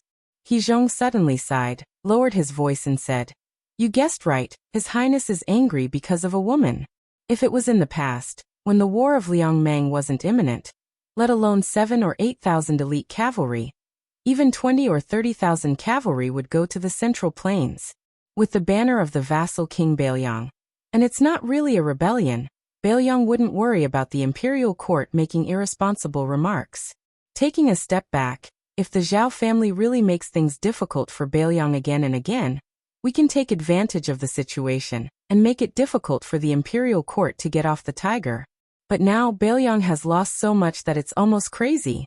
I think that old woman is about to go crazy. We haven't built the north resisting city yet, and the deployment outside the Great Wall hasn't been completely completed. Ah, Brother Lin, don't you think this is reasonable? Lin Duofeng was silent. Lu Yuanji was a little upset. He wasn't good at reasoning with scholars, but he always felt that something was wrong. Therefore, the old man who scolded His Royal Highness the most fiercely looked at the young man who sat on the main seat and had an empty chair next to him. Lu Yuanji scratched his head, and his heart was in a mess. Yan Wenwan, the only general of the border army, who could openly raise the flag in Bailiang's army after the main pillars like General Li Yishan and Chen Jibao either died or left. He looked around and finally took the lead to break the awkward silence that made everyone feel embarrassed. He looked up at the young vassal king and asked in a deep voice, "I Yan Wenwan, Bailiang's infantry commander. I recently heard that His Highness plans to personally lead the Phoenix Battalion and transfer more than 10,000 elite cavalry south to Guangling Road. May I ask why His Highness wants to do this? May I ask if this will delay the battle outside the Great Wall?" The young man on the main seat bent down and gently touched the charcoal fire, and then stood up straight. Lin Duofeng's mind turned quickly, and before the vassal king spoke, he didn't care about overstepping his authority and hurriedly said, "General Yan, 300,000 people in Beimeng died in the battle. As the bridgehead for the food supply, the southern dynasty can't bear the burden. It's very difficult to reorganize in a short period of time. This time, the Beimeng barbarians are different from the nomads in the past. They are fighting in the central plains, and the more it is, the more it will hurt their vitality. I believe that in the next 3 months, there won't be a war. With the advancing speed of the Bailiang cavalry, going to Guangling Road in the central plains and back, it won't affect the overall situation." He didn't look at Lin Duofeng, and he just said, "Is there no war in the central plains in the central plains? Moreover, wouldn't that old woman and King Dongjua of the southern courtyard take advantage of the fact that northern Liang is leaderless and send several elite troops south first?" Lin Duofeng looked at the young vassal king and said, "Your Highness, you don't have to go to Guangling Road in person." Before Yan Wenwan responded, Su Fingyan already shook his head and said, "If Bailiang sends troops to Guangling Road, I will definitely lead the troops myself." Lin Duofeng was confused. How should he talk about this? Su Fingyan suddenly laughed. "I mean if we send troops, since everyone here doesn't agree." At this moment, an old man in a Confucian robe ran to the door of the conference hall breathlessly. He stepped over the threshold, and then suddenly stopped, as if he didn't dare to lift his other foot. He calmed himself down, and his face turned red. He raised his voice and said angrily, "The Bailiang cavalry is the best in the world. How can you be so timid after winning the battle? So what if you send 10,000 cavalry to the central plains? Let alone 10,000, I think even 20 or 30,000 won't be a problem. What? Without the king of Bailiang guarding the border, you officials don't know how to guard the gate of Bailiang. Yan Wenwan, your soldiers are the best in the world, guarding Yuzhou. Do you need the prince to stand behind you all the time? Do you need the prince to give you advice or serve you tea? Hizhonghu Zhoukong, great ancestor Gu. You are guarding the border of Liangzhou. Do you need the prince to take the lead in every battle? Otherwise, you can't defeat the Beimeng barbarians?" The old man got angrier as he talked. He pointed at the people sitting in the front, as if he was scolding. "Chu Lushan, Yuan Zuozong, Qi Dangua. The three of you, don't forget why you are sitting here." The old man turned his head to look at the civil and military officials of Liuzhou and sneered. "As for you Liuzhou officials, you really have a reason to not let the prince leave Bailiang. Heh, if the prince didn't personally lead the troops to Qingsong City, you really wouldn't be able to guard Liuzhou that Li Yishan single-handedly created." Liuzhou's provincial governor Yang Guangdou almost jumped up and cursed, but he was pulled back by Chen Shiliang, whose face was just as gloomy. Jin Baochu, who was in the corridor outside the door, didn't show himself. When he heard Chancellor Wang's outburst, he felt admiration from the bottom of his heart. Not to mention whether it was reasonable or not. Just this courage of his in a war of words was enough for the old man to boast for the rest of his life. Although the scholars of the Central Plains also liked to scold Bailiang's martial artists, who would have the guts to scold people in front of Beiliang's generals. However, Chancellor Wang scolded almost all of Beiliang's civil and military officials in one breath. No wonder the old man wanted to drag him to Tide Listening Pavilion first. It turned out that he was emboldening him. During this period of correspondence, the senior and junior brothers all mentioned the deeds of great ancestor Gu outside the Liangzhou Pass. The facts proved that even the famous veteran of the spring and autumn period, the first pillar of South Tang in the past, after coming to Beiliang, even if he was already the deputy commander of the infantry army, he still couldn't bear the consequences after angering the local generals. Everyone knew that the next commander of the infantry army was between great ancestor Gu and Chen Yunshui. Now, even if Chen Yunshui didn't take over Yan Wenwan, even if a younger generation general took over, it would definitely not be great ancestor Gu. This indirectly showed that the power of the generals was deeply rooted in the Beiliang frontier army. Even if the young king pushed great ancestor Gu, who had lost the confidence of the army, to the position of the commander of the infantry army, great ancestor Gu himself probably wouldn't be able to hold on. In this way, Chancellor Wang's concealment of strength and biding his time in the academy was completely in vain. It should be because the old man was no longer timid like before. He put his hands on his waist and said angrily. After the general left, everyone became arrogant and dared to flaunt their power in front of the Su family. I don't believe that there is no one here who is loyal to the Lord. Su Beiji, Chen Shiliang, Li Hanlin, all of you stand up and say something fair. As a result, not only Su Beiji and Chen Shiliang, the two counselors, even Li Hanlin, who had turned over a new leaf, sat still on the chair. Chancellor Wang was stunned on the spot. Suddenly, he sat on the door sill and cursed like a shrew on the streets. He said in a heart-wrenching voice, "Why should we, the king of northern Liang, who has 300,000 strong cavalry, live without any meaning at all? Just once, can't we do it? Yan Wenwan, you bunch of old bastards. You are so old. What right do you have to bully a young man who is not even 30 years old?" The whole hall was silent. Chancellor Wang's eyes were completely bloodshot. He was so angry that he began to laugh. He raised a palm high up and said with a loud laugh, "Ever since Yong Huichu's Liang Great Army returned without accomplishing anything, the Great Snow Dragon Cavalry has entered northern Mang's hinterland for the first time in more than 10 years. Do you know why?" Chancellor Wang slowly stood up. The old man seemed to have pressed his palm on the wall. He said loudly, "At that time, Su Xiao stood by the wall and slapped the map of Beimang. He said something to me. Su Xiao said his son was there." The old man glared at everyone in the conference hall. "Su Xiao also asked me if this reason was enough?" The old man suddenly raised his other hand and pressed it again. "Then the current head of the Su family told you that there was someone in Guangling Road. Su Fingnian also had to save him. Is this reason enough?" After looking at each other in dismay for a short while, Yan Wenwan still said with a straight face, "Not enough." He was stubborn. Chancellor Wang got up and said with threatening gestures, "I will beat you to death, you old tortoise." Suddenly, the old man seemed to have been stuck with an immobilizing talisman. He leaned back and caught a glimpse of a person from the corner of his eyes. Chapter 1687. Su Yambing, who was leaning against the pillar outside the door, let out a heavy sigh. The martial artist who had been suppressing his anger was ready to make a move. Su Yambing was not Chancellor Wang.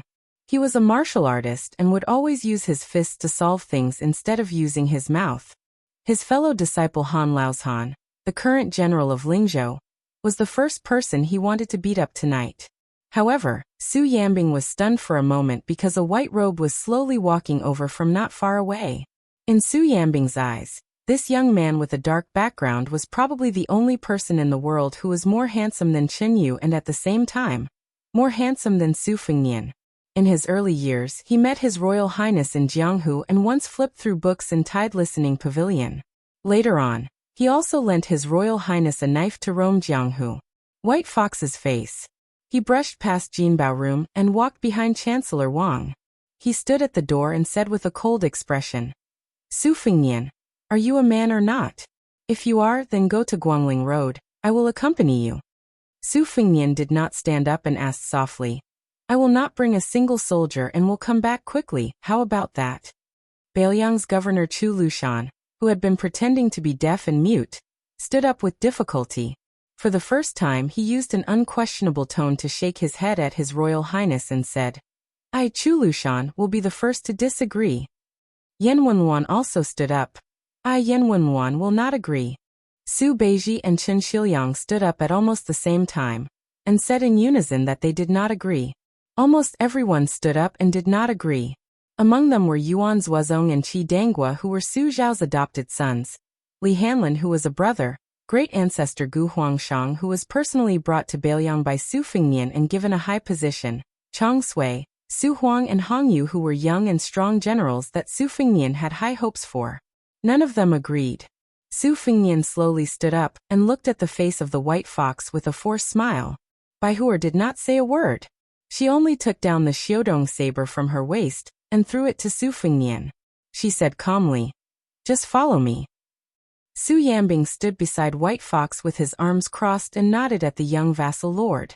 Su Fengnian subconsciously reached out to take the familiar embroidered winter saber. Then, the light in front of him dimmed. It turned out that Huang Manor was standing in front of him, blocking everyone. He hit his fist against his palm and said coldly, whoever stops my brother will die. Su Fengnian gently patted Huang Manor's shoulder. The latter turned his head. Su Fengnian said softly, sit back down. Su Longxiang shook his head. Su Fengnian said indifferently, sit back down. Su Longxiang roared, no. Baihuer squinted her peach blossom eyes. She pressed her thumb on the hilt of the spring thunder saber, and was about to pull it out of the scabbard. Su Fengnian sat back down and put the embroidered winter saber on his knee. He bent down again to pick up the fire tongs. His lips moved slightly. A subtle sizzling sound was particularly ear-piercing in the silent hall. It was like a drop of water falling into the fire. Baihuer's face was full of anger. Su Fengnian. Even Su Yanbing was full of murderous intent.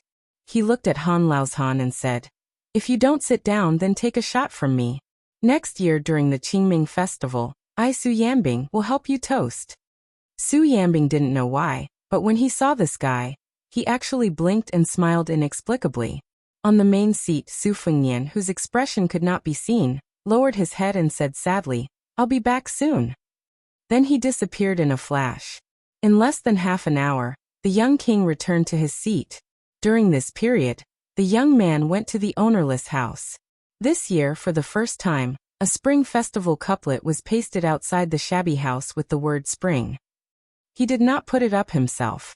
Instead, he asked his two disciples, Wang Sheng and Yu Dilong, to secretly come here. He originally hoped to take her back to Mount Qingliang and see if she would be a little surprised. It seemed that he was going to break his promise. Su Fengnian rubbed his cheeks and raised his head. In the Central Plains, there were Lunar New Year celebrations everywhere. In the capital of West Chu, the sound of firecrackers was even louder. In the atmosphere of celebration, a young woman in a dragon robe sat alone in the imperial study in the imperial palace. There was a big stove with a lot of charcoal beside her feet. It had been burning since dusk until now. The charcoal fire was just right, warm but not hot. The Empress of West Chu did not feel sleepy. She sat on a small stool, curled up, and put her chin on her hands. There was a small gourd tied to her wrist. There was a trembling sound from it, light and sweet. People lived in a lifetime, plants and trees in autumn. Naturally, grass and insects lived and died in a hurry. However, Dechu's imperial palace had a tradition long ago.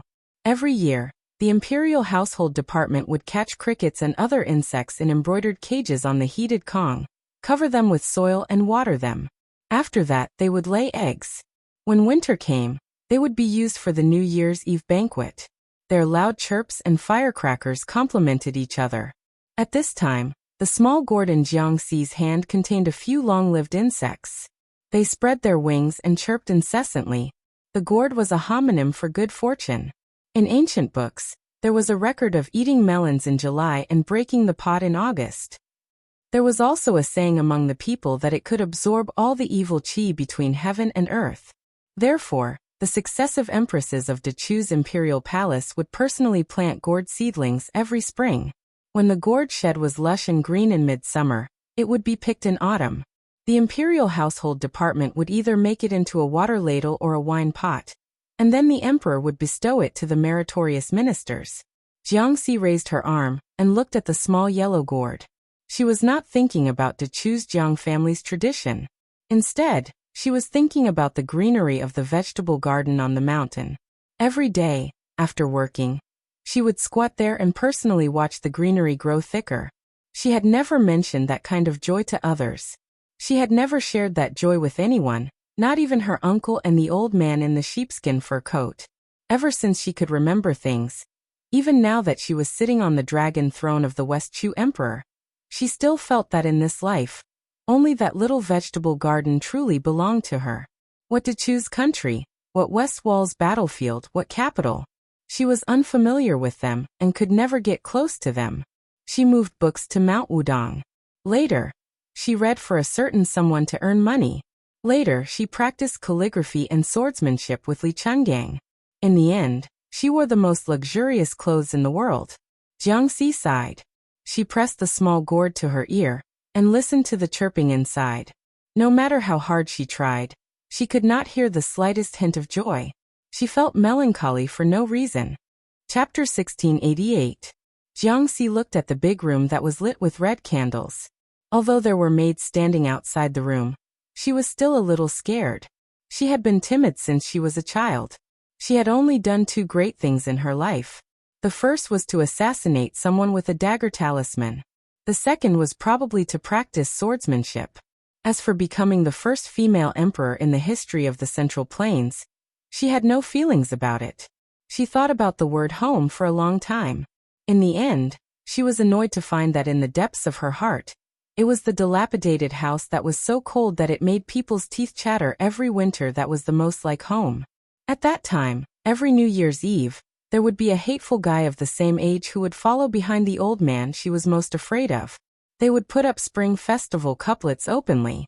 Once, the young man deliberately ran into her room and asked her with a smile if she wanted to hang spring festival couplets on both sides of her room. Of course, she said no, but she was unwilling to admit that she wanted to. The sound of firecrackers in the city became louder and louder. Jiangxi stood up and walked to the window. She knew that it was time for the new and the old to change. Suddenly, there was a squeak behind her. Someone pushed the door open and entered. Jiangxi turned around with a smile. As expected, it was her uncle. She felt more at ease when she saw this kind elder.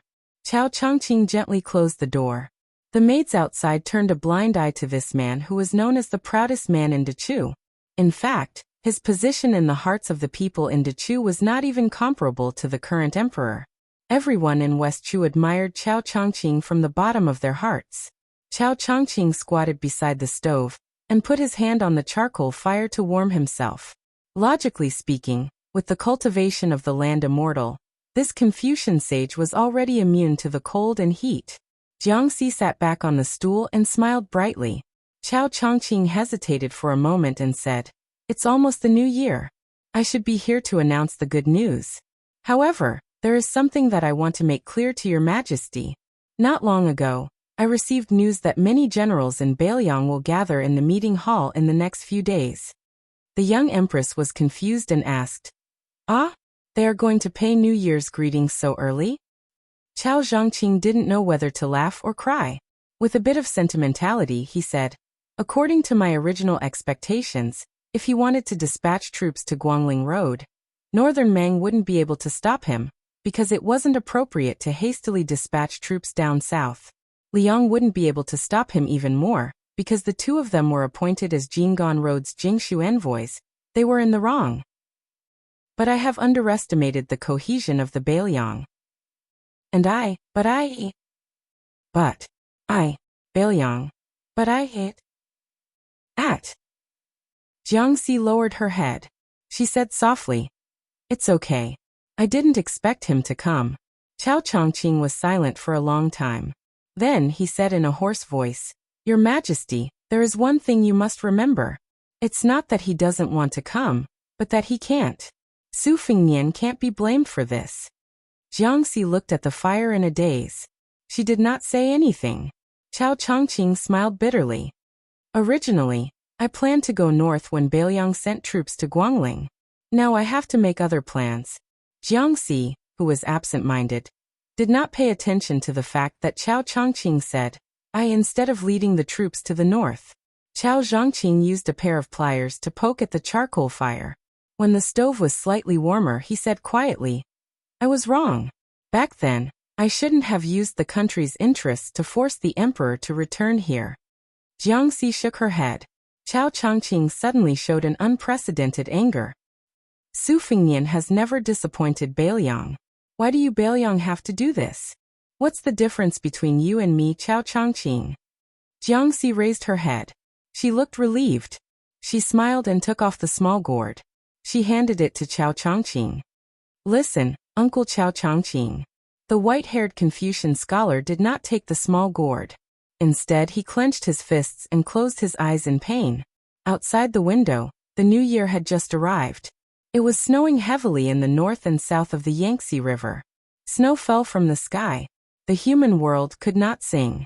However, in Bailiang, Su Fengnian, Su Weisheng, Chancellor Wang, and Baihuer, Guangling's little clay figurine, and Chao Chongqing. On this New Year's Eve, they seemed to have forgotten that Bailiang was never Liang. Therefore, the next scene was unforgettable for Jin Bailu. Chancellor Wang was even more dumbstruck. Chu Lushan took a step forward and turned around to face the main seat. He bowed his head and said loudly, whether the king of Bailiang leads the cavalry south or rushes to Guangling alone, I, Chu Lushan, will not agree. Yuan Zuozong also took a step forward. His action was exactly the same as Chu Lushan's. If the king does not have me, Yuan Zuozong, by his side, of course, I will not agree. Yan Wenwan snorted coldly and took a large step forward. Still like this, he sneered. Without the great snow dragon cavalry entering the central plains, how can we display the might of my northern Liang army? How can I agree to this? Su Beiji said lazily. The king of Bailiang has 300,000 cavalry. How can he lead the bullshit elites from all over the country to the central plains? Bailiang can't afford to lose face like this. How can Su Beiji agree? Song Dongming immediately stepped out and cupped his fists. He laughed and said, everyone says that I, Song Dongming, am not worthy of the title of deputy administrator. That's fine. But is the Northern Liang cavalry, whose combat power is the best in the world, also going to be looked down upon?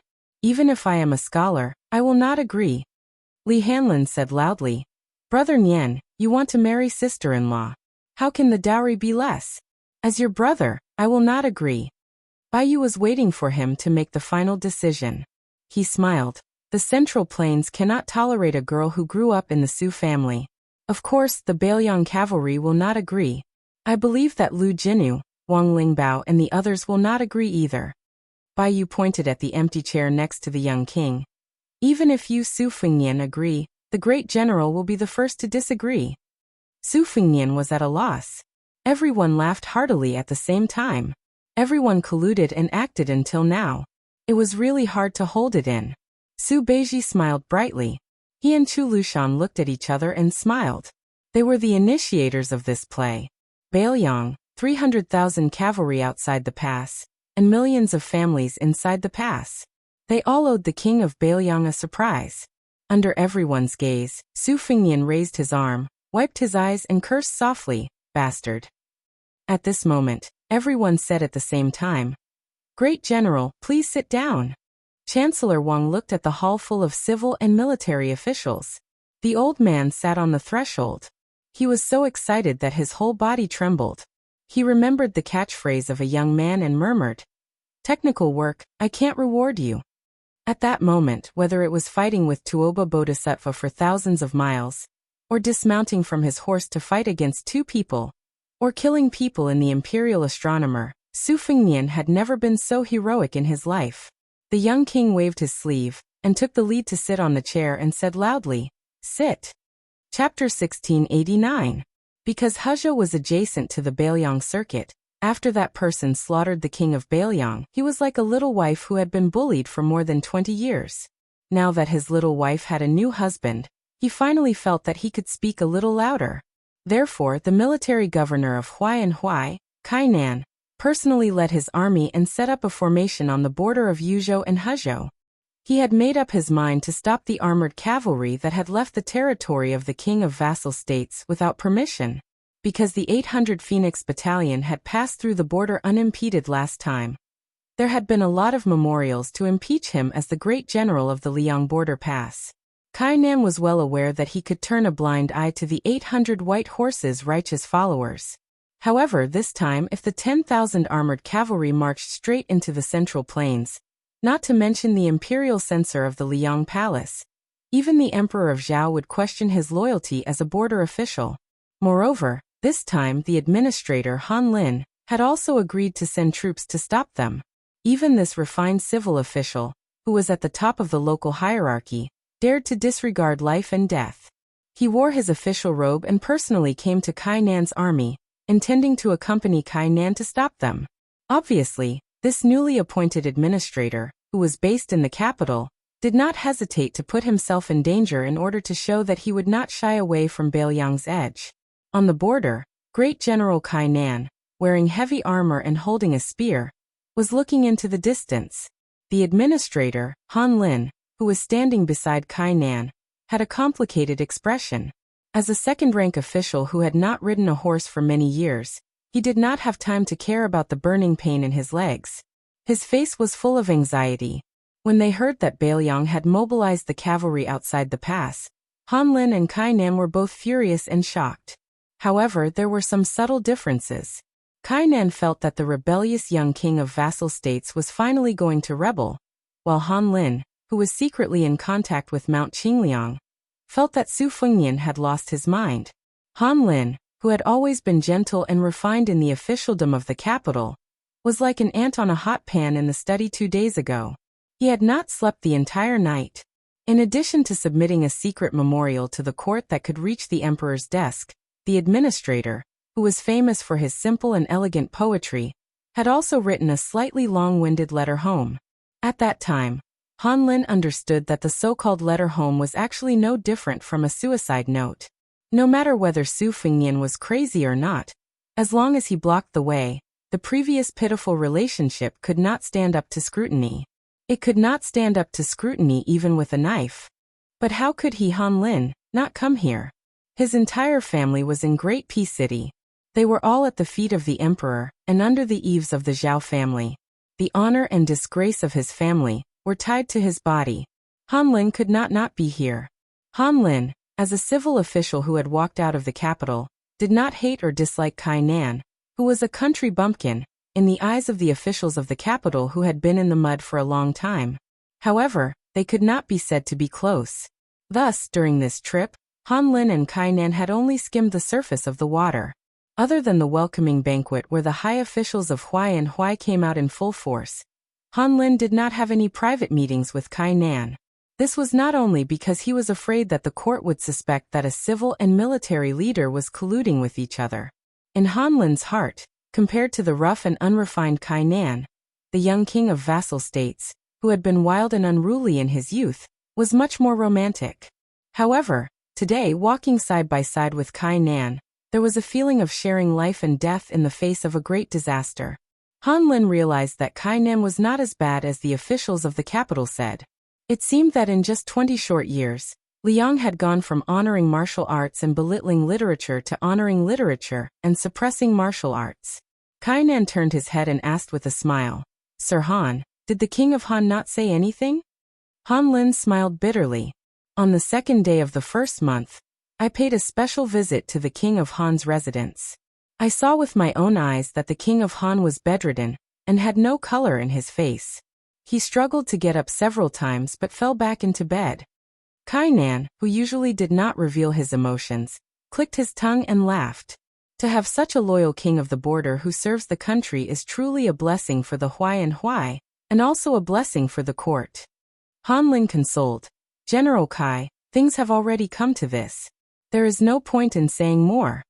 Kainan laughed. "A person is about to die. Can't he grumble a little?"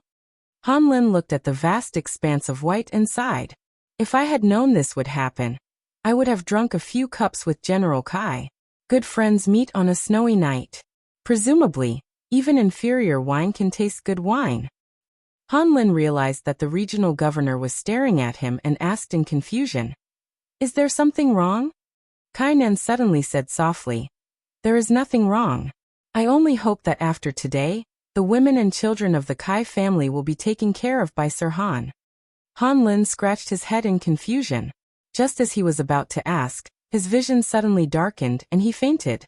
Kainan looked at the personal guard who had hit the back of Han Lin's head with the scabbard. She waited until the personal guard jumped off the horse and sat behind the administrator to support Han Lin, who was leaning back. Only then did Kainan say, "Take Han Lin back to the manor." The personal guard, who was no longer young, wanted to say something but hesitated. Kainan smiled. Old song back then, when Su Xiao led 10,000 cavalry south to patrol the border. As the leading general, I led you all to kneel, causing you all to be unable to raise your heads in front of the court. I know that you old brothers all have resentment in your hearts. 2 years ago, every time you came to pay a New Year's visit, my Kainan family's chair seemed to be nailed to the ground. You all quickly left. This is nothing. Kainan did not turn his head. He only raised his horsewhip and pointed in the direction of Yuzhou. This time, it's just right. I just want to tell you old brothers that I, Kainan, am not scared just because Su Xiao led 10,000 cavalry. No, it's just that I, Kainan, am a warrior on the battlefield, sincerely admire that great general. It's not just me. Our great General Gu also admires him. So this time, it's Su Fengyan leading 10,000 Bailiang cavalry. It's also the king of Bailiang, and it's also the 10,000 great snow dragon cavalry. Of course, I won't be a coward. Old Song among our old brothers, your Old Song family has the most branches and leaves, and we rely on you the most to carry the rice bowl. This time, you don't have to accompany us. Besides, there's only a few months left until this year's tomb sweeping day. When the time comes, none of our old brothers will be alive to drink some good wine. It's not right. The tall and sturdy personal guard who had followed Kainan and Gu Jiantang on expeditions all over the country for half his life opened his mouth wide, but he could not say a single word. Kainan sternly said, "Get out of here." The personal guard lowered his head and turned his horse around. He fiercely raised his whip and urged his horse to leave. Kainan's teasing words came from behind him. "Remember, when it's tomb sweeping day, you miser that even General Gu has heard of. Don't be so stingy. You have to bring good wine." The personal guard did not turn around. He only suddenly roared, "I won't.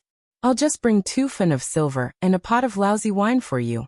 When the time comes, if you have the ability, then bring your brothers up from the ground." Kainan, whose back was facing the 2 riders of the personal guard, gently let out a breath. He restrained his smile. Ever since the beginning of spring in the 3rd year of Xiangfu, there had been endless snow swirling about. It was like this in the sky, and it was also like this on the distant ground today. The great snow dragon cavalry had arrived. The Bailiang cavalry was the best in the world. The great snow dragon cavalry was the best in Bailiang. Kainan angrily roared, "Beat the drums." Long before the white horse cavalry left the provincial capital, on the city wall, Bailiang's civil and military officials sent them off. Further away, the 10,000 cavalry had already secretly entered the pass from outside the pass. They had been waiting for a long time outside the city.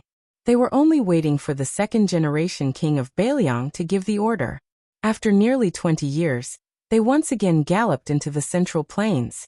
The Su family's cavalry that shook the world was unstoppable during the Spring and Autumn War.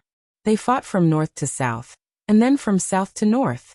This time they were going to go south again. In truth, the alliance between Su Beiji and Chu Lushan had not been without resistance. Even He Zhong, Hu Chenyun and Cue Gu, these 3 extremely important veteran generals, were not willing to see the Bailiang army break into the central plains at this time. However, Yuan Zuozong and Yan Wenwan had agreed to it, and Yan Wenwan's unexpectedly firm stance had succeeded in persuading many of these veteran generals. The Northern Liang Protector General Chu Lushan, who was as large as a small mountain, stood beside the thin and weak Yan Wenwan. No matter how others looked at it, they felt awkward. Chu Lushan lightly stomped his foot, cupped his hands, and lowered his head with a smile. "I really didn't think that old General Yan would agree. I originally thought that I would have to personally make a trip to Yuzhou, But when I thought about how I would have to run from Huaiyang Pass to Xiaoguang City in this terrible weather, I really felt a little guilty. The emaciated old man unhappily said. Back then, Lord Protector General led 8,000 Yelluo to stop Dongzhuo's private army. Didn't you think that the bumpy ride would cause you to lose weight? Chu Lushan chuckled and said, how can you argue about the good deeds of being in the limelight and the bad deeds of doing evil deeds? Yan Wenwan pursed his lips. Almost none of the old-school generals of Beiliang liked the infamous Chu Lushan. Putting aside Chu Lushan, even Li Mofan and Chao Xiaojiao were of the same origin as the Beiliang generals, and they would fight to the death in battle. But in terms of character and conduct, could they really be considered good people to the common people? The answer was naturally no. In truth, this was a knot that great General Su Xiao had left for the new Prince of Liang, Su Fengnian, to resolve. Beiliang had been at peace for 10 years, and there were as many descendants as there were hairs on an ox. Just how many evil deeds had they committed? Just the deputy commander of the Yuanbu army, Lu Yuanji, was standing on the high walls. Just how many good people had the old man's 3 sons killed? If not for Lin Dofang, his good friend who had retired from the army many years ago, scolding and beating Lu Yuanji in the disturbance outside the pass, the old commander might have been kept in the dark for the rest of his life, mistakenly believing that his 3 sons were just a little useless. In truth, Yan Wenwan and the other elders who were upright also had complaints about the foul atmosphere of the younger generation of their fellow officers. It was just that when the great general was still alive, he had always felt that he owed his old brothers who had fought alongside him. So he had never harbored any thoughts of killing them. Moreover, the new Prince of Liang had also been a sloppy scoundrel in his early years, so the great general had to put himself in his shoes. Yan Wenwan got straight to the point. The New Year's Eve matter was handled beautifully, but even so, I, Yan Wenwan, still can't bring myself to like you, Chu Lushan. Chapter 1690. Chu Lushan rubbed his hands and turned his head with a smile. Old General Yan, you're not a beauty.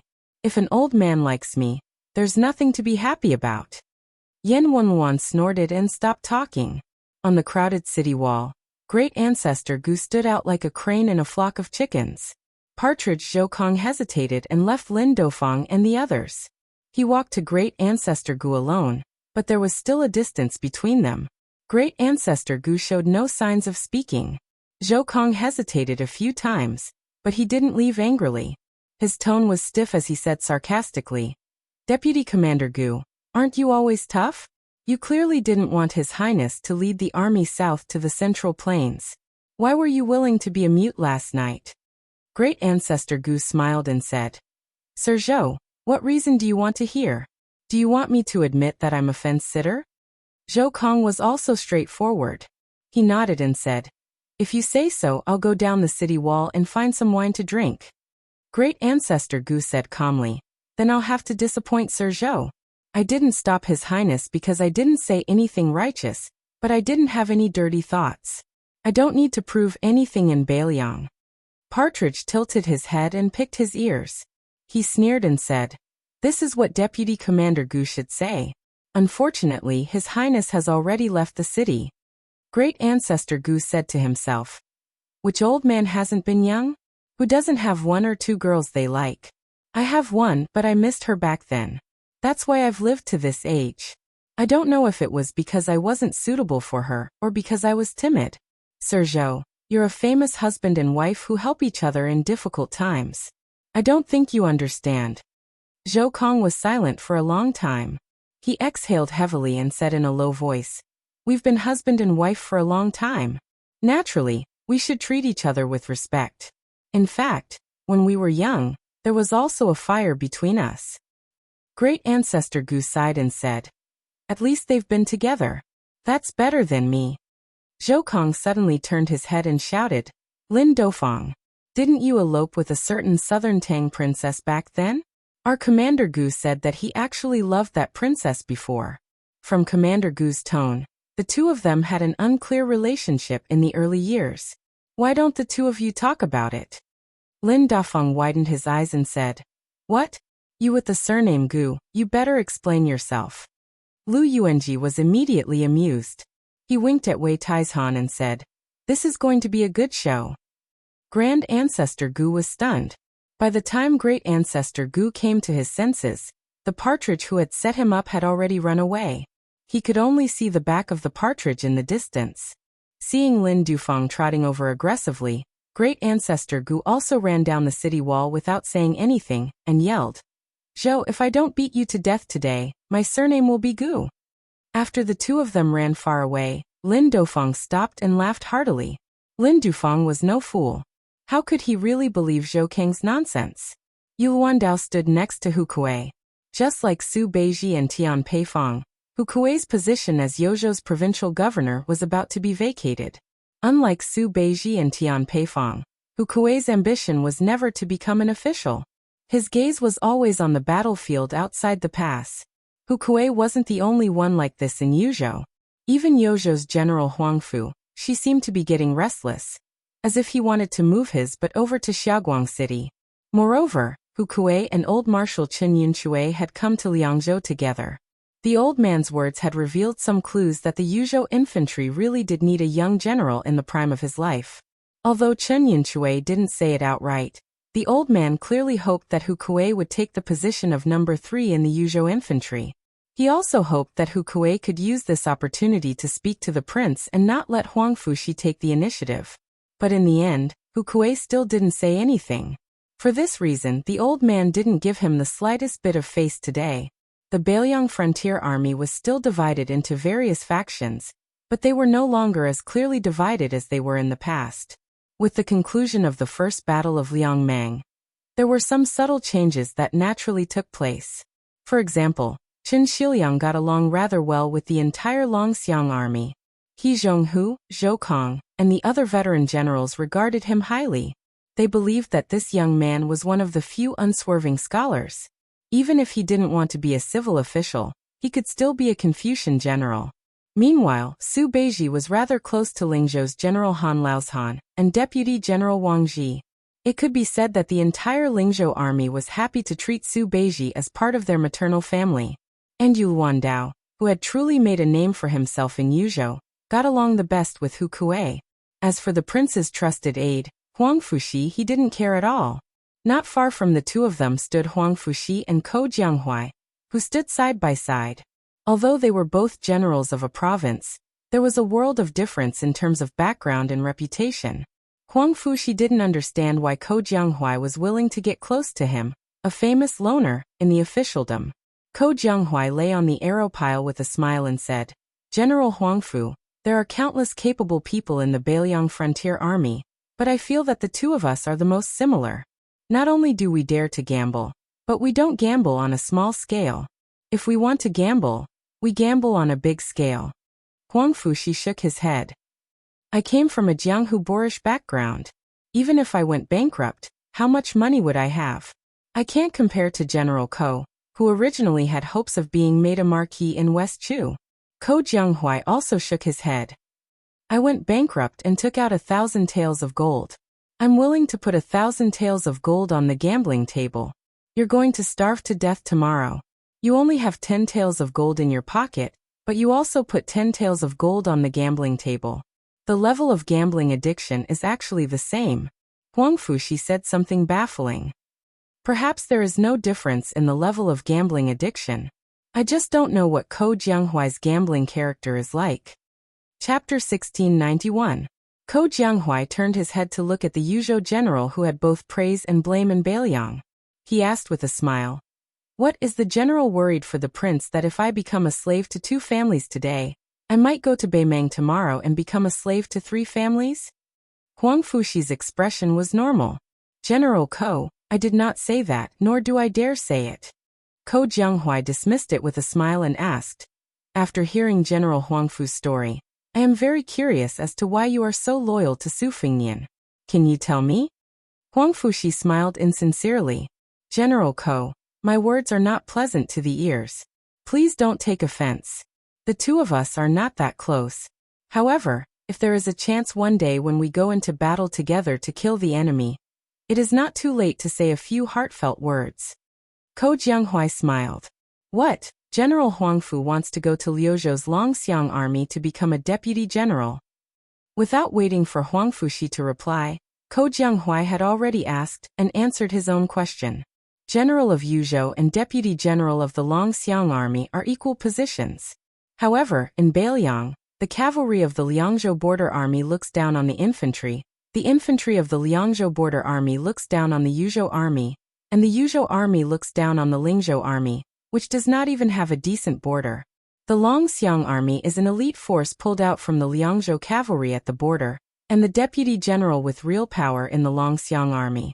Of course, the Yuzhou general cannot be compared to the Yuzhou general who has his hands and feet tied. Then I will congratulate General Huangfu on your promotion. It seems that I will not have to wait too long to hear General Huangfu's heartfelt words. Huangfu, she secretly glanced at Hu Kuei, the corners of his mouth rising. General Ko is indeed sharper than others. Ko Jianghuai said with a smile. I like hearing these words. It has been a long time since I have heard someone praise me to my face.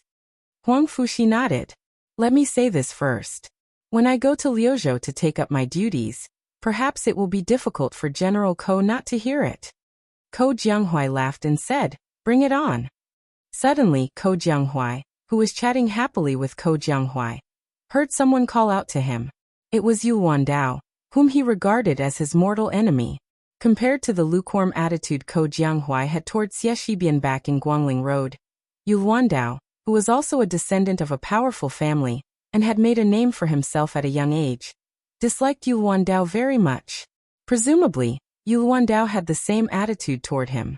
Two tigers could not live on the same mountain, which should be referring to Ko Jianghuai and Yu Wandao. However, the two of them would only fight in secret and never openly. Hearing Yu Wandao's shout, Ko Jianghuai smiled and turned his head to ask, General Yu, what can I do for you? The one who spoke was not Yu Wandao, but Hu Kuei. The latter walked a few steps closer and asked softly, Ko Jianghuai, regarding the three plans of West Chu going up north, down south, and west, I have thought about it for a long time, but I dare not make any rash assertions. After all, I am not a citizen of West Chu and have been away from the Central Plains for more than a decade. I am far from General Ko's grasp of West Chu's situation. Ko Jianghuai did not hesitate in the slightest. He said straightforwardly, If I am in charge of West Chu, naturally I will go up north and fight to the death with Lu Xingxiang. To say something off topic, I have always guessed that Chao Chongqing and the two Liao's Gu Jiantang, and even Bei Meng's Wang Sui have reached some kind of consensus. If Xie Shi is in Chao Chongqing's position, I reckon he will cross the Guangling River to the south, do his best to defeat the southern border army, which has already been betrayed by Wu Zhongshuan, and then try to conquer the area along the river. If he cannot even defend the Guangling River, then he will retreat again and again, retreating into the miasma-filled Shirwan mountain range. When Bei Meng and Li Yang are beaten half to death, then he will find an opportunity to run out. Today he will pick up sesame seeds, tomorrow he will nibble on watermelon rind, and this kind of pitiful accumulation of little drops into an ocean. But in the end, whether he can succeed or not, he can no longer rely on himself, he can only rely on his own life. As for what Chao Chongqing himself thinks, I can't figure it out, and I don't feel like thinking about it. In any case, I have always felt that this great officer has already gone crazy. Hu Kuei was the kind of warrior who was born for the battlefield. Being provoked by Ko Jianghuai, he unconsciously began to point and gesticulate on the battlements. West Chu has now been surrounded like dumplings. To the east is Songli, the turtle dove occupying the magpie's nest. To the south is Yanqi's King Zhaobing, who has just personally set out, as well as Nailan Yusi, who is standing behind this old vassal king. To the west is the southern expedition Great General Wu Zhongshuan's 100,000 elite troops who broke away from the southern border under his command. They must not be underestimated. Moreover, now that he is the Minister of War in Liyang, the army provisions have been greatly tilted.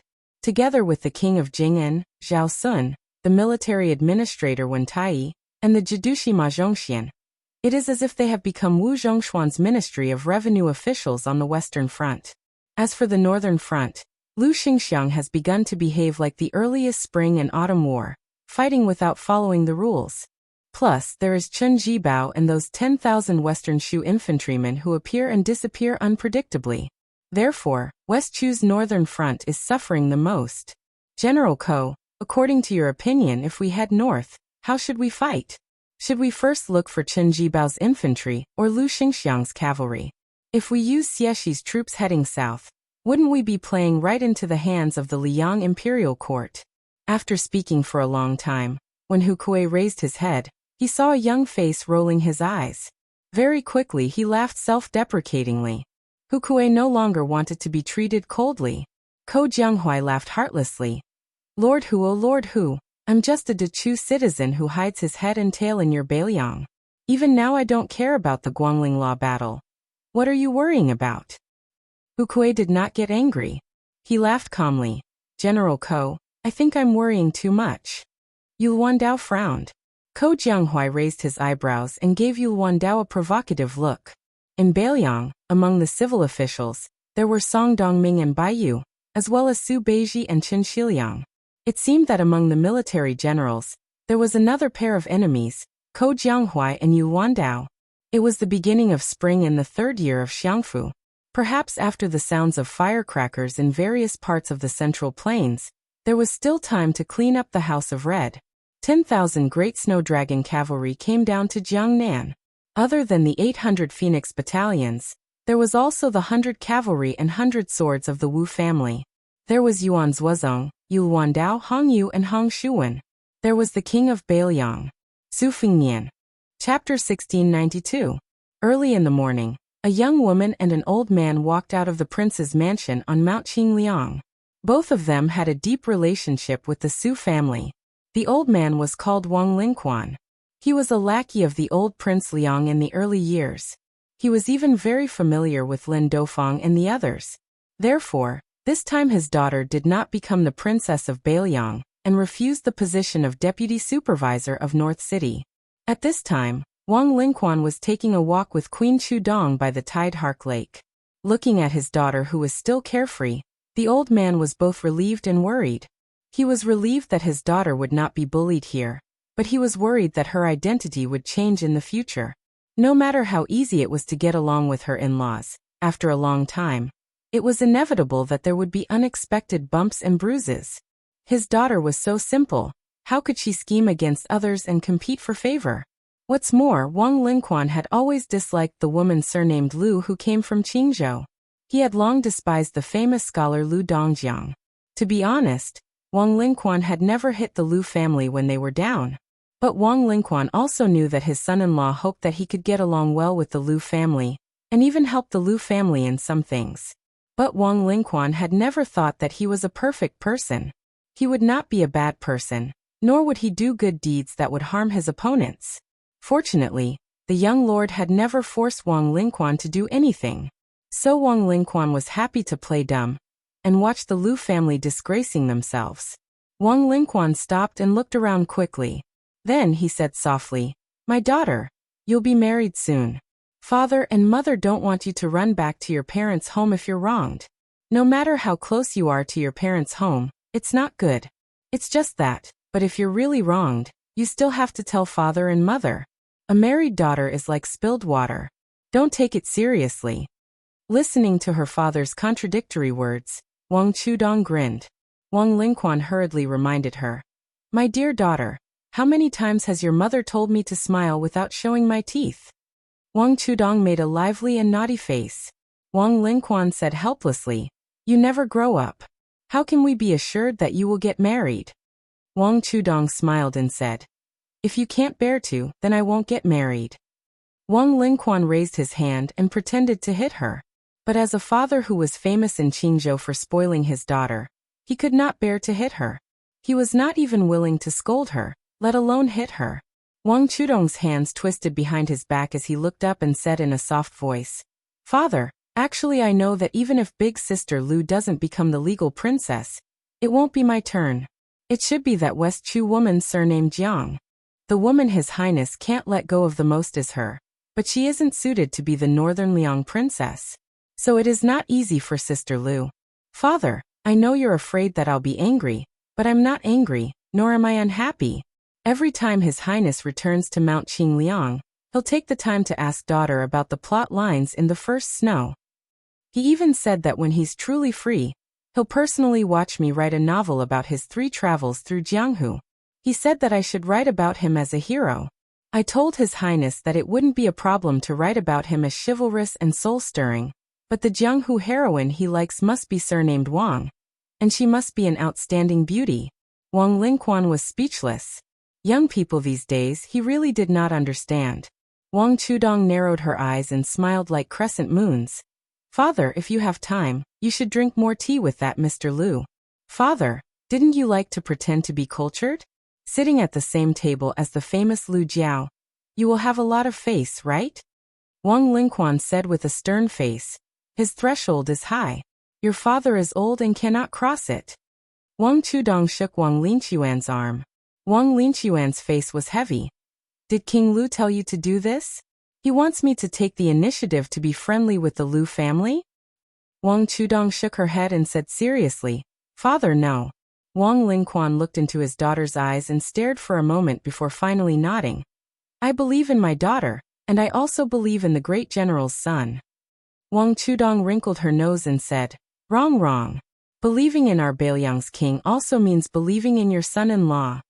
Wang Lingquan did not know whether to laugh or cry. He said helplessly, Father will listen to you.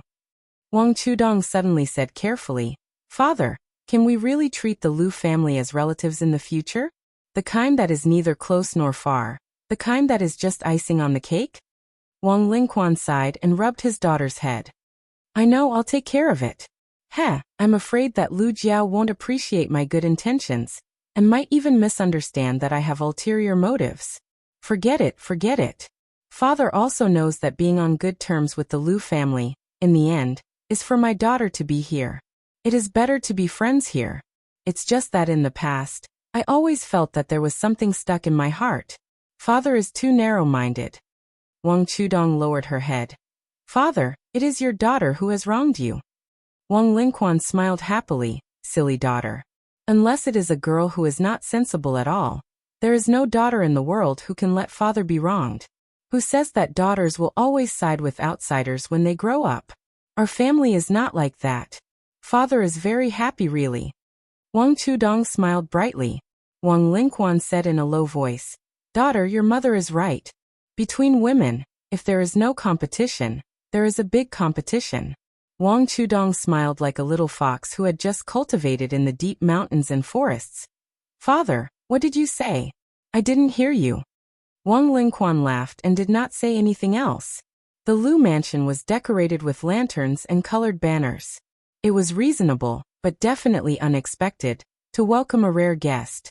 Lu Qingyan was the future Baliang's princess consort with a simple carriage and simple entourage.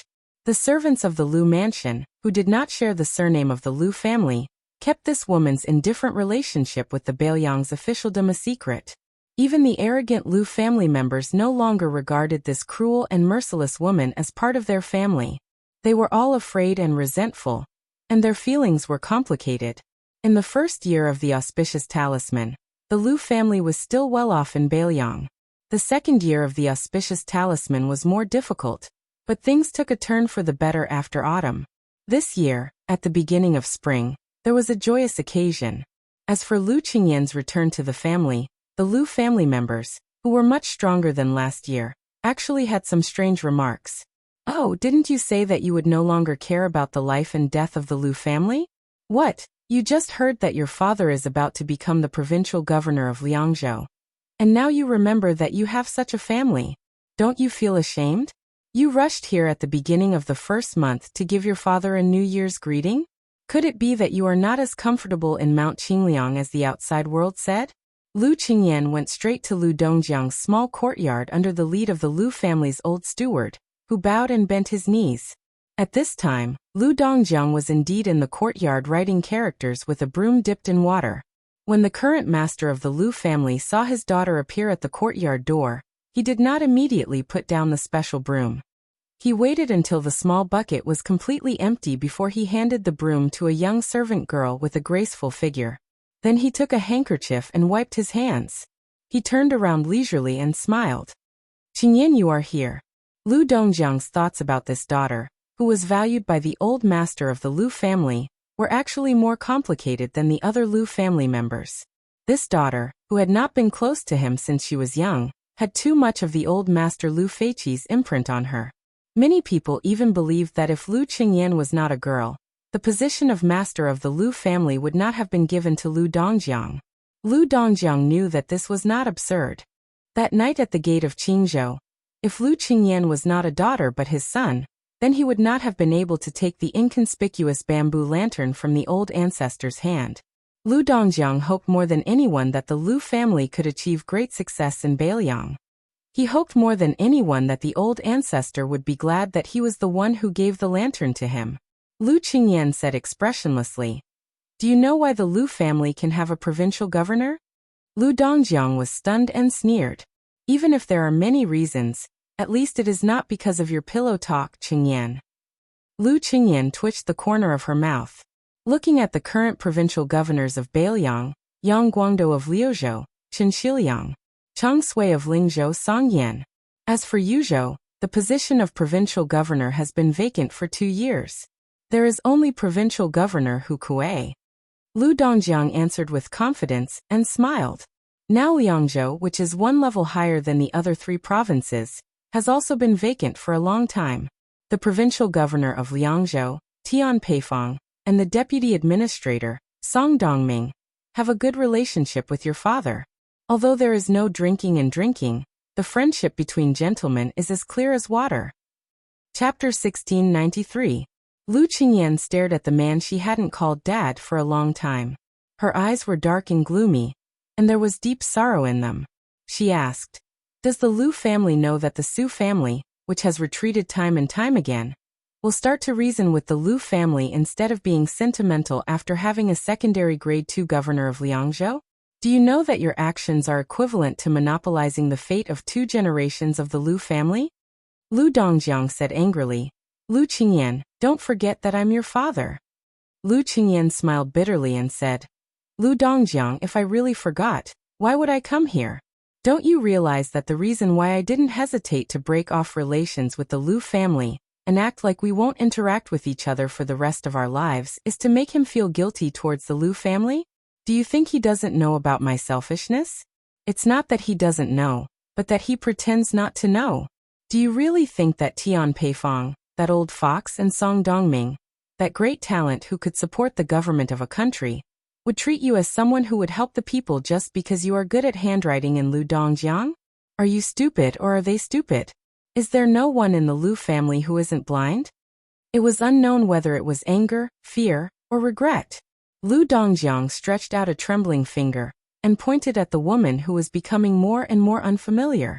"Lu Qingyan, you bastard. Get out of the Lu family."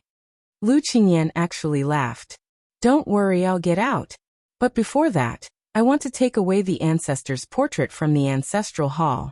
I'm afraid that he won't be able to rest in peace if he looks at this family every day."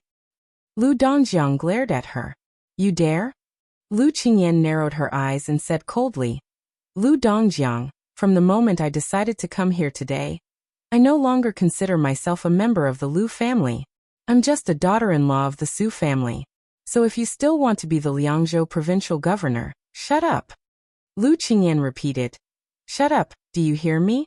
Lu Dongjiang's face was ashen, but for some reason, he could not utter a single vicious word. In the small courtyard, not far from the father and daughter, the beautiful servant girl that Lu Dongjiang had just taken in from Yinji County was already scared half to death. She wished she could close her eyes and cover her ears as she squatted on the ground. On this day, Lu Qingyan calmly leaves the Lu family with a scroll in her hand. No one sees her off. When Lu Qingyan sat in the carriage, she held the portrait of her ancestor tightly, lowered her head, and bit her arm to prevent herself from crying out loud. She did not want the coachman, who was the chief steward of the prince's mansion, Song Yu, to hear it. Suddenly, not only did the carriage not immediately head for Mount Qingliang, it seemed to have met Lu Qingyan by chance before she left the house. It also seemed like a steward who had suddenly decided to act as the future Wang Fei's coachman. He lightly knocked on the curtain. Lu Qingyan suppressed her sobs and asked softly, "Steward Song, what's wrong?" Through the curtain of the carriage, Song Yu said, Before His Highness left, he told me to give Princess a small brocade pouch when Princess returned to her parents' home, and then to mount Qingliang. A corner of the curtain of the carriage was gently lifted. Song Yu handed over an exquisite brocade pouch that he had carefully kept. Lu Qingyan opened the brocade pouch in confusion. There was only one piece of paper inside with one sentence written on it. Lu Qingyan burst into tears. This lucky woman who was said to be a match made in heaven with the young king. This foolish woman who had once secretly lit the life-exchanging lantern and used her life to exchange for his life. This strong woman who had single-handedly shouldered the fate of the family after the death of her ancestor. This crazy woman who could make her father shut up, for the first time in her life, cried without restraint. On that piece of paper, the handwriting was familiar and meticulous. It said, "Don't cry, we are family in this life." On this day, the civil and military officials of Great Peace City, who had just finished celebrating the new year, were all frowning on their way to the first morning court of the new year. Even the Duke of Yan, Gao Shizhi, and the Marquis of Huaiyang, Song Downing, looked serious after getting off the carriage. In reality, the two of them had already entered the palace last night to see the emperor. Not only them, but the prominent officials of the 3 provinces and 6 ministries had also gathered. Although the young emperor appeared calm, and only said that 10,000 cavalrymen from northern Liang had charged into Hezhou under the banner of Jingnan and Guangling, his tone was light and casual. However, the emperor was suppressing his anger. Everyone present could clearly see it. In the end, there were not many substantive countermeasures. Among them, the Assistant Minister of Rights, Jean Lanting, suggested that the Assistant Minister of War, Su Gong, withdraw from the Liangliao border and lead the elite troops of the capital to Guangling Path to reinforce the south conquering commander Lu Xingxiang. The emperor did not agree or refuse. The Assistant Minister of War, Tang Taizuang, suggested that the court order the Jizhou general, Yuan Tingshan, to go down south to Guangling and advance together with the troops of Assistant Minister Su Gong. There was an old Assistant Minister of Revenue. For some reason, he was afraid that the 10,000 Bailiang cavalry would not go to Guangling Path to quell the rebellion, but instead turn around and go straight to Great Peace City. Thus, he suggested to the emperor that the king of Shu should take 10,000 more troops from his territory. At that time, the young emperor's expression changed slightly. Fortunately, Tantanon quickly added that the 10,000 troops could be temporarily lent to Assistant Minister Su of the Ministry of War. Gao Shizhi looked at his childhood friend, whose face was pale because of the cold, and asked softly, "Why didn't you change into a thicker fur coat?" Song Downing said bitterly, "I didn't sleep at all last night. The study was warm, so I casually picked up this one. It's not like you don't know my temper. When I went out, my face was probably not very good. How would the servants of the manor dare to come near me and ask for trouble?" Without another word, Gao Shizhi took off the fur coat on his body and switched it with Song Downing. Like a servant of the Marquis of Huaiyang, he personally helped the Marquis in front of him change. Song Downing said softly, "Old Gao, if there is a day when Great Peace City can see the smoke of war, and we have to go to the top of the city wall to shoot the enemy, will you die first or will I die first?" Gao Shizhi spat a few times and said angrily, "It's the new year. Can you not say such unlucky things?" Song Downing laughed and said, "Just take it as a child's words carry no harm. A child's words carry no harm, haha." Gao Shizhi lowered his voice and said, "I can't guarantee anything else, but even if Liao Gu Jiantang rebelled, Bailiang Su Fingyan would not attack Great Peace City." Song Downing asked curiously, "Is it really as the rumors say, that Su Fingyan really went to save a girl from West Chu? I originally didn't believe it and just thought it was a joke." Gao Shizhi bared his teeth and said, "That guy, what can't he do? Can a normal person take on Dong Tai and Chao Chongqing? Can a normal person kill their way in and out of the Imperial Astronomer?" Song Downing stopped and asked in a low voice, "Is the girl's identity as the rumors say, the Empress of West Chu?" Gao Shizhi shook his head and said, "That's hard to say. Only the heavens know if it's true or false." Song Downing asked, "Gao Shizhi, do you know when the news of the Bailiang Su family hiding the fallen princess of Dechu spread in Great Peace City?" Gao Shizhi had a headache and said, "In fact, this kind of rumor has been around for a long time. It's just that it didn't spread widely at that time. so it didn't cause any big waves. But last winter, it suddenly started to stir in the city and got out of hand. Your Marquis Fu has strict rules, so you don't have to listen. You don't want to hear this kind of unpresentable rumor. Song Downing sank into deep thought. Gao Shiji smiled and said, "What is there to think about? In my view, it's definitely that Jean Lanting who doesn't grow his beard that is stirring up trouble. Gao Tingshu and Wu Tsongxian are running errands and cannot escape. I'm puzzled. Why does this Bailiang person hate Bailiang more than us, the people of Jingdo?" Song Downing sighed softly and said, "The people of the countryside have to fight for water with the same village. The colleagues in the officialdom have to fight for the same chair. It's all the same. In any case, when some scholars are unreasonable, you can't say anything." Gao Shiji was puzzled and said, "Aren't you a scholar?" Song Downing glared and said, "It's the new year. Why are you scolding people?" Gao Shiji was instantly speechless. Motherf **** Ker. The people beside us are the best scholars in Liang. Even if you are the Marquis of Huayang, if these words get out, let's see if you won't be drowned in spit. Gao Shiji and Song Downing walk side by side. "Downing, do you think that the boy of the Su family will really rebel?" Song Downing smiled and asked, scared. Gao Shiji muttered, "The Bailiang cavalry in the west, the Beimeng barbarians in the north, and the West Chu Chao Chongqing in the south. If it's really like this, aren't you scared?" Song Downing said playfully, "Who was it that just said that the Bailiang definitely won't come to Great Peace City for free?" Gao Shiji said with a bitter face, "The affairs of the world are hard to predict. If the young man surnamed Su really is that kind of infatuated person who doesn't want the country and wants the beauty, then it's over." Song Downing's face was not much better. "Tell me the truth. What are you scared of?" Gao Shiji's face turned red, and he said in a low voice, "What's there to be scared of about the Beimeng and West Chu? I'm scared that the Bailiang won't defend the country." Gao Shiji originally thought that after saying this, he would be laughed at by his good brothers. He did not think that the Marquis of Huayang would say softly, "I'm also scared of the Bailiang cavalry. Do you think that in today's imperial court, who really isn't scared?" Chapter 1694. In today's court assembly, Jean Lanting, who had kept a low profile at the end of the second year of Xiangfu, suddenly became the loudest official in the court. Even Tang Taizuang from the Ministry of War lost his limelight. Under Jean Lanting's suggestion, the court passed a series of policies without a small court assembly. Among them, Assistant Minister Su Gong of the Ministry of War, who had helped the emperor patrol the two borderlands of Liaodong, and made great military achievements last year in assisting Gu Jiantang, was finally able to withdraw from the cold palace of Liaodong. Not only did he successfully return from outside the Great Pass, he also led 20,000 elite troops from the capital to the south to reinforce Lu Xingxiang. The recently promoted General Li Chang'an became Assistant Minister Su's assistant. Young officials from the Ministry of War, such as Gao Ting, Xu Kong, Zhenrong, followed the two officials out of the capital to gain experience and finally had a chance to make a name for themselves. Jizhou General Yuan Tingshan led 10,000 troops each to leave the border and enter the Central Plains through the Great Pass, advancing side by side with Su Gong's army.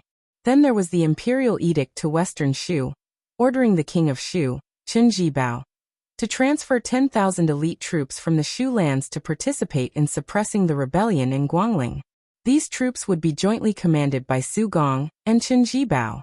Compared to Jean Lanting's loyalty to the country and his ability to solve problems for the court, the Imperial College's Yao Baifeng's suggestion at the end of the court assembly immediately made the already heavy atmosphere in the court even more silent. This great scholar of Confucianism, who came from the northwest, suggested that the matter of the transport should be related to the transport. Jinggan magistrate Wen Tai had just arrived in the region, and the government affairs were already heavy. It should be handed over to the transport officials to handle the specific matters. Wen Tai only needed to grasp the overall situation. If it was in the past, there would be countless civil officials and generals who would jump out to refute the left chancellor even if the emperor didn't say anything. However, today, the young emperor was sitting on the dragon throne high above without saying a word. His line of sight wandered around. However, as far as he could see, there were only officials who lowered their heads in silence. There wasn't a single official who stood out and spoke heroic words. In the end, the young emperor approached from afar. He slowly retracted his gaze and rested it on a group of officials from the 6 ministries. In the end, someone finally stood out. It was Chun Wang of Wuxia province. Chun Wang did not completely overturn Yao Baifeng's suggestion. Instead, he proposed a compromise. First, the Ministry of Personnel would strictly examine the resumes of the main officials of the transport. Once the court had finalized the candidates, the administrator Wen Tai would let go of the burden. For the time being, Wen Tai would still be fully in charge of the transport of Guangling. After the court session ended, the emperor had no intention of holding a small court session. Thus, all the officials left the hall and went straight to the various yamen. Jean Lanting, who had become a laughingstock in the officialdom at the end of last year, could finally hold his head high today. Needless to say, some of the officials who had forgotten to pay a New Year's visit because of too many trivial matters would flock over and line up outside the assistant minister's residence. Of course, the list of gifts would be the same. Yao Baifeng didn't have any officials around him today. The old man didn't mind and didn't rush down the stairs. He stared blankly at the imperial road in his field of vision, which seemed to be bound behind the door. A young voice sounded beside the old man. "Left Chancellor, your stove is cold. It will be difficult to open a meal in the future." The old man didn't turn his head.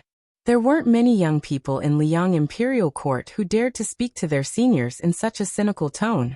Those who were qualified to attend the court session could be counted on one's fingers. Beiliang's humble scholar, Sun Yin, had already experienced ups and downs in the officialdom of the capital at a young age. Sun Yin continued to tease. "Lord Yao, you are really a scholar. You chose this time to be a loyal official. You deserve it." The old man mocked himself. "Do I need to choose the right time to be a loyal official?" Sun Yin nodded and said seriously, "That's right. I have to look at the almanac to check the time before I go out." The old man dismissed it with a smile. "I can't be that kind of loyal official." Sun Yin gloated and laughed. "It's actually a good thing that Lord Yao has the intention to retire. I, Sun Yin, fell in the Imperial College. All day long, I was thinking about when I could make a comeback from the Imperial College. Now that the left chancellor's seat is empty, I have a chance. Just for this, I, Sun Yin, have to thank Lord Yao in person." Unexpectedly, the old man didn't fly into a rage out of humiliation. Instead, he nodded and said, "It's good that you, Sun Yin, go to the Imperial College. I finally understand that the Imperial College is no longer a place for me to teach. It's no longer a place for me to study." Sun Yin said in surprise, "Lord Yao, don't tell me you want to resign and return to your hometown?" The old man laughed. "I'm not stupid. How can I return at this time? I've just slapped the Imperial Court once. If I do it again, how many lives do I, Yao Baifeng, have?" Sun Yin clicked his tongue and said, "So Lord Yao has studied so much that you don't understand the ways of the world. In the end, you haven't reached the point where you can't be saved." The inflexible old man joked for the first time. "It's rare that someone is willing to flatter me. I have to thank you." Sun Yin waved his hand and said, "Don't just say it. When Lord Yao hands in your resignation, remember to put in a few good words for me." The old man didn't nod or shake his head. He only sighed and said, "Ji Province's Yuan Tingshan entered the Central Plains at Ji Ziku. Haha, although I'm a scholar who can't even be considered an armchair strategist, I still understand that those 20,000 soldiers aren't going to Guangling Road to quell the rebellion. They're going to intercept the Beiliang cavalry. By the time the Ji Province soldiers are gone, the 10,000 Shu soldiers will have almost reached the northern part of Guangling Road. At the same time, I reckon that Assistant Minister Su's command seal will have reached the army. One chain after another. It's hard for Jean Lanting, the Assistant Minister of Rights, to worry so much about the military and national affairs. It's even harder for his suggestions to be accepted by the Imperial Court." Sun Yin said in a low voice, "Lord Yao, do you really think that this is Jean Lanting's idea? Do you really think that it's a good thing that Su Gong left the 2 Liao provinces to lead troops south?" The old man turned his head and smiled. "I'm just a scholar, so I really don't understand these things. Is there knowledge in these things?" Sun Yin smiled and said, I heard that Lord Yao has some good wine in your residence. The old man was stunned. He pulled on Sun Yin's sleeve and walked down the stairs with him. He lowered his voice and said, "Green Ant? When I heard the results of the Liang Mang War last year, I drank it all up." Sun Yin smiled but didn't say anything. The old man wasn't as thick-skinned as Sun Yin. He said helplessly, "There are only 2 or 3 jars left. Don't even think about them. As for the other good wine, no matter how expensive it is, I'll still treat you to it." Sun Yin's face was full of disdain. Chapter 1695. The two of them walked out of the gate side by side. Sun Yin suddenly stopped keeping the old man in suspense and whispered, "Jean Lanting and Tang Tai's Huang are in cahoots. That's why Su Gong went to fight the Bailiang cavalry." The old man was startled at first, then sighed. He looked around and finally gave up. This was indeed not the place for him to teach. Sun Yin turned and walked away, smiling. Sir Yao probably doesn't even have a posthumous title. I, Sun Yin, won't add insult to injury and drink Green Ant wine. Sun Yin walked a few steps, then suddenly turned around and lightly patted his chest. I have a bow. It's not suitable for me to give it to Sir Yao in public, but keep it in your heart. 20 years later, in the middle of summer, Sun Yin had just become the second minister of appointments of the new Liang dynasty, a powerful second-rank heavenly official. One day, someone suddenly came to visit the bustling Sun Manor, claiming to be a disciple of the Yao family. The already busy gatekeeper ignored him. Even when the Sun Manor was about to close its doors in the evening, the travel-worn young man was still unwilling to leave. He had no choice but to mention his grandfather's name. Although the gatekeeper was a slick person born and raised in the capital, he didn't know that there was such a big shot as Yao Baifeng in Liang's officialdom. Later, he finally remembered that many years ago, there was an old man surnamed Yao in the Imperial College of the previous dynasty, who served as the left chancellor. However, in the past 20 years, that great Confucian scholar didn't have any poems, books, or articles to spread to the Central Plains. Things had changed with the passage of time. He estimated that he wasn't even as good as a new scholar of the New Hanlin Academy. The gatekeeper gritted his teeth. Seeing that the young man had traveled thousands of miles to the capital and was sent home like this, he thought it was really pitiful. He broke the rules and went to report to the Minister of Appointments. Minister Shangshu, who was shirtless and enjoying the shade under a shed, jumped up from the recliner. He didn't even have time to put on his boots before he ran to the door of the courtyard. But in the end, he stopped and casually said to the dumbstruck steward, telling him to leave the things behind, and that there was no need to receive them. If the young man showed the slightest bit of anger, there was no need to bring the things to the courtyard. Finally, the steward carefully brought a cloth pouch to the small courtyard. The minister laughed happily, since he was not the descendant of that old man and hoped to use this as a stepping stone in the officialdom. That was good, very good. In the twilight, 2 jars of Green Ant wine that had obviously been sealed for many years were placed on the stone table in the small courtyard. Sun Yin was not willing to open them and drink them. On the second day of the court assembly, an old man from the previous dynasty who had long been forgotten suddenly became famous. Yao Baifeng, a Taoist from Bailiang, posthumously known as Wenjia. Even though he was already an extremely high official, he was still the Minister of Personnel, Sun Yin, who was known for his debauchery. After the court assembly, he walked out of the main hall and stood at the top of the steps for a while. Then he went alone to the side of Imperial Road Street. There was no one around, but Sun Yin still bowed respectfully. This matter quickly became a strange story in the capital. For some reason, not only did the Emperor of Liang not hold a small court assembly today, but he also returned to the magnificent main hall.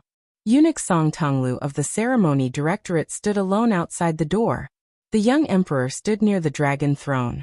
The floor of the main hall behind him was paved with gold bricks. Therefore, even though the doors and windows were closed, the main hall did not appear too dark because there was light coming through the window paper.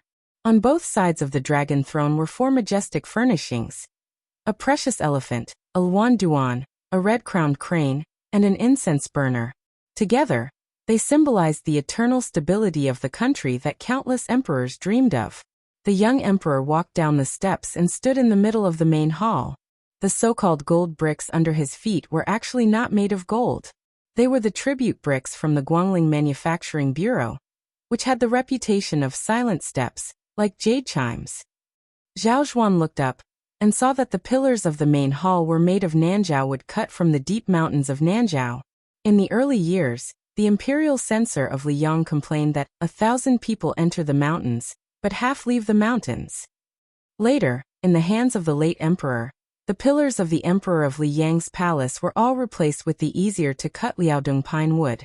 Zhao Zhuan walked to the front of a pillar and reached out to touch the glorious pillar with the pattern of a golden cloud dragon painted with powder.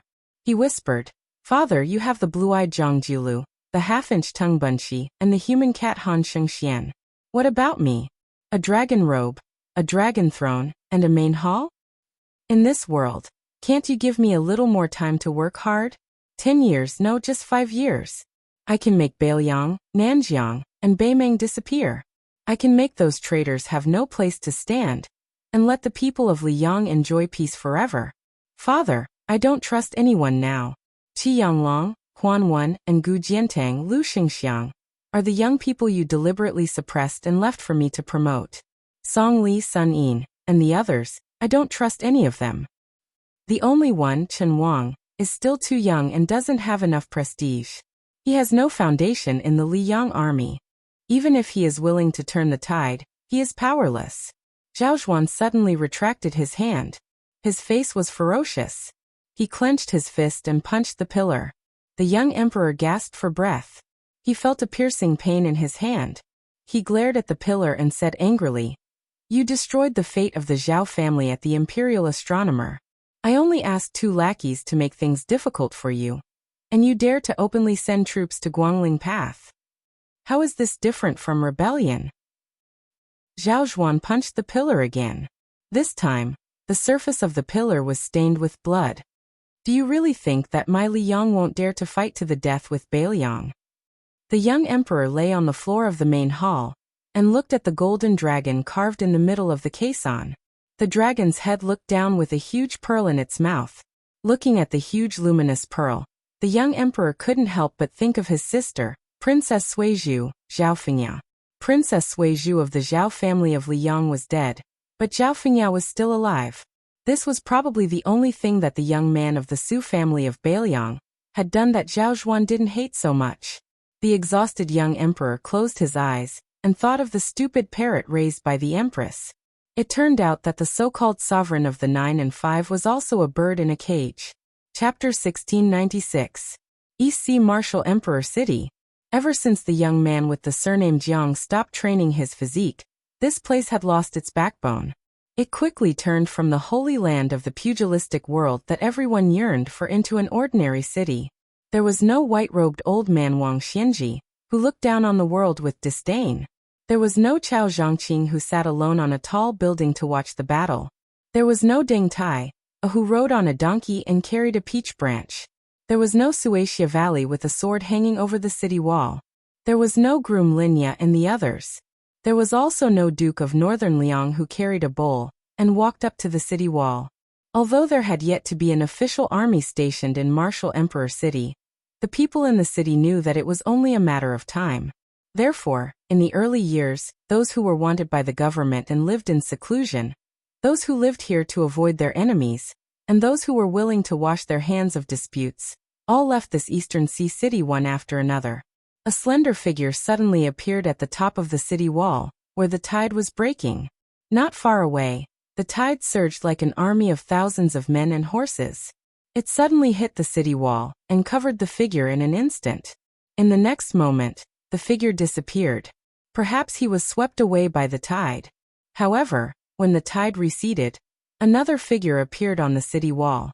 Unlike the former who came and went in a hurry, this man did not disappear immediately. He was dressed in plain clothes and had an ordinary appearance. His face was full of stubble, and his boots were somewhat damaged. However, in front of this inconspicuous middle-aged man, a 3-foot sword was hovering. It was vibrating slightly like a mosquito flapping its wings. The travel-worn man stopped his sword and looked around. His eyes were sharp, like the sharpest sword in the world.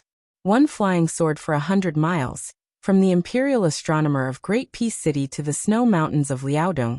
then from Liaodong to Liaodong, then from Liaodong to Liaodong, then from Liaodong back to the capital, all the way south until here. The man rubbed his chin and said, Xie Guaniying, your running ability is really the best in the world. However, if you have the ability, run all the way to the southern sea. After about half an hour, the man sneered and said, Found you. The flying sword that was hovering in the air seemed to have heard the imperial edict. It flashed before its master. Not long before this, in front of a bun shop that was slowly becoming quiet because it was past dinner time, a child, who was given the nickname Dognose by a certain green-robed girl, was staring at a poor scholar with white hair. The child's real name was Go Yufang. He raised his head and looked at the poor scholar who was embarrassingly short of money. He then lowered his head and looked at the last steamer of buns that he couldn't sell for copper coins. The child's gaze moved back and forth between the two. The grandpa beside him was already cleaning up the table. The old man had lived in the martial emperor city for most of his life. He didn't ask anything about this. To be honest, in the martial emperor city, he had seen many strange things and strange people. So much so that he was surprised to meet a normal person. The old man had seen too many strange customers. Some complained that the buns were too meaty and weren't willing to pay. Some complained that the buns weren't sweet. Some didn't even have a few copper coins in their pockets, so they threw their treasured swords and treasured sabers on the table and left. There were also some who ate the buns that weren't worth a few copper coins, and complained about how many kinds of delicacies they had tasted in the past. There were also some who pretended to take out a tattered secret manual to exchange for a steamer of buns. There were even some who claimed that they were Chao Chongqing, Dong Tai, etc., so they weren't willing to pay. There were too many of them. The child asked, You want to eat steamed buns? The poor scholar, whose clothes were tattered but clean, was expressionless. The child asked again, No money? The scholar just stared at the child. The child wasn't the kind of person who would add insult to injury. Although he didn't have parents and lived a poor life with his grandpa since he was young, his upbringing was very good. Therefore, even though the poor scholar in front of him obviously wanted to eat for free, the child didn't speak ill of him. He just hesitated whether to give him the steamed buns. After all, giving him a steamer of steamed buns wasn't a big deal. However, he was afraid that the guy would blame him and his grandpa after eating the steamed buns. He remembered that guy named Jiang Fuding. When he lived in the city and often came here to visit, he once said the saying, If you give someone something, they will give you something. If you don't, they will hate you. Just when the child was about to give him another steamer of steamed buns, the poor scholar suddenly opened his mouth and asked in a hoarse voice, What's your surname and name? The child suddenly felt a little bored. Alas, since he helped his grandpa with the chores, there were at least 8 or 10 Jianghu diners who kept saying that they were talented in martial arts. Therefore, the child subconsciously said in a bad mood, I can give you this steamer of steamed buns, but I don't practice martial arts. The child suddenly remembered that this old guy in front of him didn't look like a martial arts practitioner who fought and killed. He looked more like a teacher. Therefore, the child quickly added, I don't go to private school either. The poor foreigner repeated his question with an expressionless face. What's your surname and name? The child subconsciously took 2 steps back, some fear and awe coming from the bottom of his heart. The middle-aged scholar standing in front of the child frowned. After he raised his hand, the child saw that the man was holding half a broken bowl in his hand. In front of the child, the man broke off a piece the size of a fingernail and threw it into his mouth, chewing just like that. The child was stunned. Was this man so hungry that he lost his mind? When the child finally came to his senses, his face suddenly turned pale with fright. He saw that his grandpa seemed to have cast a body-fixing charm on an immortal. He maintained the posture of bending over and wiping the table. Not only his grandpa, but also the pedestrians on the street were all motionless. Some people raised their feet to move forward, but they couldn't take that step because they were still half a foot above the ground. Some people felt that the cold spring was too unbearable and wanted to jump and stomp to drive the cold away. Therefore, they were suspended in the air. Some people were joking with their friends who were walking side by side, but when they turned their heads, their bright smile froze. All of this was beyond the limit of the child's imagination. His hands trembled and he couldn't hold the steamer of steamed buns. However, when the small bamboo steamer fell to the ground, it was a scene of heaven and earth shaking.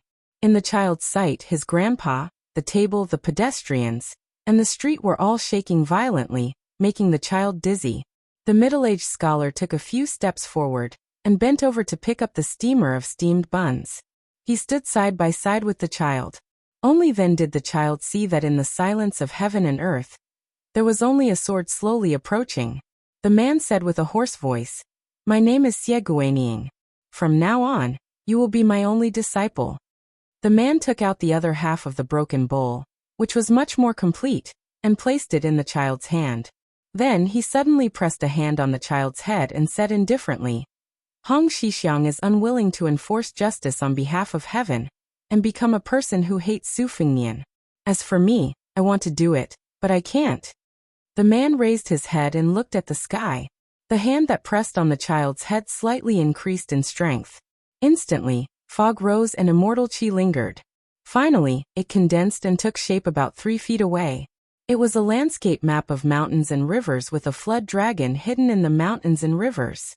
There was a deity 3 feet above. Chapter 1697. The abject man retracted his gaze and looked at the flying sword that had broken free from the shackles of heaven.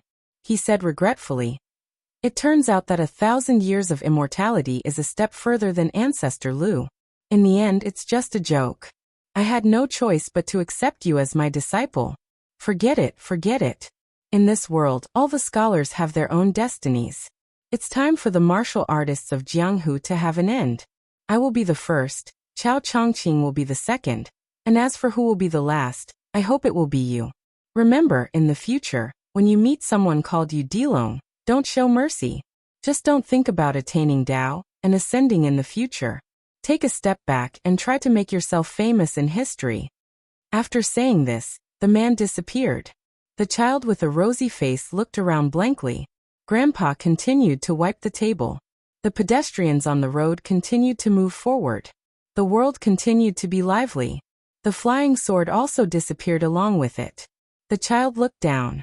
Only the half-broken white bowl in his hand clearly told him that the encounter just now was not a daydream. The child whispered, "My name is Go Yufang."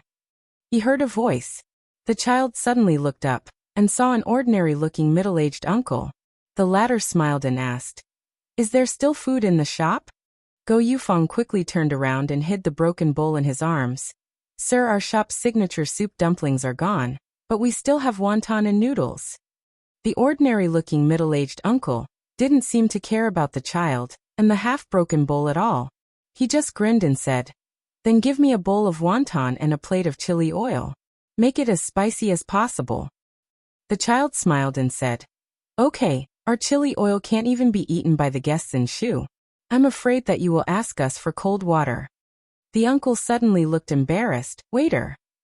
The clever child took the lead and said, "Just put it on the account." The uncle was still a little embarrassed. "It's best if you can put it on the account, but I'm in a hurry. I may not be able to come back here in a few years. This is troublesome." The child smiled and said, "It doesn't matter.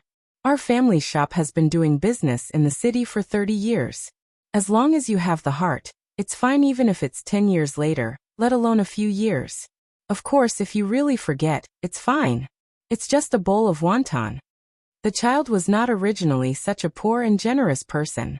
It was just that he inexplicably met a strange person who called himself Sieguaniing, and became that person's disciple. After all, the child was still young. No matter how steady his temperament was, he was still somewhat happy. The uncle glanced at the child and suddenly reached out to pinch the child's shoulder and arm a few times. He clicked his tongue and said, "The one with the surname Xie does have some luck. Could it be the final radiance of the setting sun? You can pick up scraps like this? Otherwise, even I, Dong Tai, would be offended." The uncle squinted his eyes and chuckled. "Little brother, I see that you have a good constitution." The corner of the child's mouth twitched as he said helplessly, "Sir, I really don't practice martial arts. Please don't take me in as a disciple. It's just a bowl of wontons." "Grandpa, this guest wants a bowl of wontons." The grandpa on the other side responded and went to get busy. The uncle waved his hand and said, "Don't worry, I already have a disciple." That kid likes to get jealous. If he knew, he would roll his eyes at me. However, I don't have the habit of eating for free. The one with the surname Xie used half a bowl to exchange for your basket of buns. Then I, Dong Tai, will use a box of new swords to exchange for your bowl of wontons. After saying this, the uncle took out a small wooden box without any explanation. It was made of ordinary white wood. At first glance, it was obvious that it was not a precious item. Whether the items inside were valuable or not was even more obvious. The middle-aged man's face was clearly a little embarrassed. The sword box that he gave to His Royal Highness was a top-quality red sandalwood that he stole from the Wu family's sword tomb. When he wandered the Jianghu, where would he go to make money? However, the sword box was very different. The pocket-sized flying swords hidden in the box definitely did not drop in value. Dong Tai threw the wooden box to the child and said, "Little brother, your strength is actually enough. When you have time, play with the items in the small box more often. I'm sure you'll be able to figure out the knack of it very quickly." The flying swords were very sharp. Moreover, if Dong Tai used a little trick, they would be able to open the box and move. They would definitely drink blood and recognize him as their master. Ordinary martial artists did not have the unique strength that the child had. Even if their entire body was covered in blood, they would still not be able to command the sword. Dong Tai was not in a hurry to kill Xie Guining. Instead, he leisurely sat at the table and waited for the bowl of wontons. When the bowl of wontons was brought over, the child gathered his courage and carefully asked, "Senior, I just thought about it. I think you're actually the peach blossom sword god, right?" Dong Tai was not surprised at all. He nodded and said, "The one with the surname Xie caused such a big commotion. I'm sure you saw the flying sword that entered the city. That's why you asked, right?" The child scratched his head and said, "Didn't Senior Sword God say his name just now?" Dong Tai was speechless. He lowered his head and ate the wontons. As he ate, he was even more unwilling to raise his head. He had accidentally poured all the chili oil into the wontons. Now he was sweating profusely and could not take it anymore. However, it was too difficult for the peach blossom sword god to ask Dong Tai to use his chi to hide his embarrassment. To put it bluntly, it was not in line with his original intention and sword intent. To put it bluntly, it was because Dong Tai did not have the demeanor of an expert. Dong Tai finally finished eating the big bowl of wontons with great difficulty. Only then did he feel relieved. He raised his head and said seriously, "Little brother, if you pick up and practice the sword in the future and decide to walk down the path of the sword, then you have to remember that the sword is not a saber. Even if you have already left the battlefield and given up your position to the saber, and even in the future, when you are in the imperial court and officials like to wear sabers as decorations, regardless of the changes in the world, the sword is still the sword. The sword has two edges. Therefore, when you use the sword against your enemies, other than killing with one edge, you can also use the other for self-reflection." At this point, Dong Tai's expression changed slightly. "Let's not talk about this anymore. I have something to do. If fate wills it, we'll meet again in the future.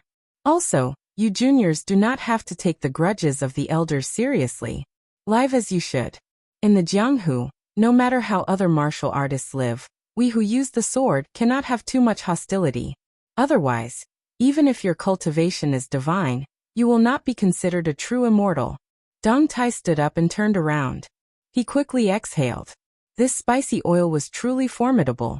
The reason why this peach blossom sword deity didn't continue nagging was because of the spicy oil, and because he really didn't know how to reason with others. Dong Tai reached out his hand and pointed. A flying sword appeared in the southern sky. In the next moment he stood on top of the flying sword.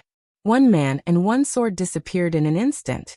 In the entire martial arts city, only that child called Go Yufeng noticed this scene. In the first 100 years, there were Li Chungang, Wang Xianji Su Fengnian, and Xianyuan Qingfeng. It was like the spring and autumn war, where heroes rose together. In the next 100 years, there were only two. It was also like the Xian dynasty, where two kingdoms confronted each other in the Central Plains. After those two became famous and were regarded as the world's #1 martial artist, they made a promise of 10 years and fought 6 times. The outcome was a tie. Every time, after one of them won a battle, the other person would turn the situation around in the next battle. Yu Dilong wasn't truly invincible. There was still Go Yufeng in this world. Chapter 1698. At the border of Hezhou, the battle was on the verge of breaking out. In the direction of Yuzhou, there seemed to be a muffled thunder. The military governor of Lianghuai, Kainan, was wearing iron armor and holding his iron spear tightly. This general of the border was full of sorrow. Tens of thousands of Northwest elites under his command were not fighting to the end with the Beimeng barbarians, but died in civil strife. The infantry of Lianghuai army blocked the horses in the middle, and the cavalry coordinated with the two wings. It was a very mediocre arrangement. It was not that Kainan did not want to fight the Beiliang cavalry with cavalry and fight to the death with them, but he was really arrogant. Even if he had the advantage in numbers, he still did not have the confidence to play tricks with the Beiliang cavalry. Kainan did not have the extravagant hope that his Lianghuai army could stop the young feudal lord. He could only hope that he could keep as many of the Su family cavalry as possible, 2,000 or 3,000. As for how many people the imperial court could stop at the passes between Jizhou and the Central Plains with the help of the natural advantages, that was really Kainan's funeral. It was not only the funeral of the territory, but also the funeral of Kainan after he died in battle for the country. Kainan looked up and saw that the terrain was flat, and there were large patches of white snow. He suddenly thought of a very unpleasant word. Corpse is not cold. He thought that in a few hours his corpse should be cold soon, right? There was a lot of snow in the northwest, and the cold land produced healthy people. In the past, Jizhou of Lianghuai Road had Yang Shenxing's Southern Ji infantry, who was known as the best in the world. Kainan, who was promoted to military governor, was close to the water, and the Lianghuai border army under his command was soon regarded as the first-class military force of the Liang imperial court, second only to the Liao. After Tang Taizuang, there were a few local officials who were also former generals of the Gu army who had recently entered the capital to take up important positions. Kainan did not feel much joy. Instead, he smelled a little bit of danger. In the final analysis, those were all trades without capital by the emperor in exchange for the local military power. The reason why they were so gentle and affectionate was that their common benefactor, Gu Jiantang, was still standing at the border. As well as the hundreds of thousands of troops in the great general's hands, Kainan exhaled heavily. He had sent the young emperor's trusted aide, Administrator Han Lin, out of the battlefield, and then led his troops to die heroically here. Was this an acceptable explanation to the general, the court, and the emperor? Was this the so-called loyalty and righteousness in the history books? Living in a peaceful world that had been peaceful for a long time, and becoming a border official who had enjoyed many years of happiness, it was only at this moment that Kainan realized that the hothead who had followed behind the general and wanted to die was actually starting to be a little afraid of dying, especially dying without knowing why. The orderly hooves of the Beiliang cavalry were like the beating of a drum, beating Kainan's heart heavily. Again and again, this Jadushi Darin found it difficult to even breathe. There was no need for the distant sentries to report at night. Kainan could see with his naked eye that the cavalry happened to be at the edge of the optimal charging distance. They stopped their horses before moving forward. One rider took the lead to leave the formation, followed by about 100 retainers who urged their horses forward. Kainan, whose heartstrings were stretched taut, was confused and increasingly nervous. The confrontation between two armies on the battlefield was not a child's play like in historical novels. What about the main generals of both sides coming out alone and fighting to their heart's content for hundreds of rounds was all nonsense. However, there were indeed more than 100 riders leaving the Beiliang army alone in front of him. Could it be that in order to win the hearts of the troops, that the man surnamed Su wanted to take the head of a general in the army by relying on his strength as an immortal on land? Thinking about this, Kainan was a little angry. Did he really think that their crossbow formation was just for decoration? In order to counter Su Fengnian, who messed up the formation on the battlefield, Kainan specially sent people to take the Jadushi commander's seal, to scour the entire Lianghuai path. Pretty much all the crossbows outside the northern defense line were either requisitioned or borrowed over. A total of 50 crossbows were placed behind Kainan openly. Not only were they used to deal with one-on-one attacks, but they were also a huge threat to the iron cavalry. One rider led the charge. The horse hooves did not stop until it was 300 steps away from Kai Nan. Not only did Kai Nan, who had master cultivation, but even the elite guards and the 2 infantry generals saw the valiant appearance of that rider. It was the famous king of Bailiang, Su Fengnian. This young vassal king with the surname Su had killed no less than 10 top masters of the Jianghu and 300,000 Beimang soldiers. His hands were bloody as he killed all the way until today. Even if he was in the enemy camp, facing this person, he had to admit that he was in awe. Among the sons of the older kings of Liang, this young man could be said to be the best. Zhao Sun also inherited his father's title, but he was so submissive that he was like a guard dog of the emperor's family. Zhao Zhu, who was known as the #1 prince of Liang, was criticized in Guangling Path. The eldest son of Jiaodong Zhao Sui, Zhao Yi, was also not outstanding in the war between the 2 Liao and Liao. As for Guangling Prince Zhao Yu, there was no need to bring them out to embarrass themselves. Kai Nan casually waved his hand, and the elite scout, Yi Busho, who was sweating profusely, quickly retreated.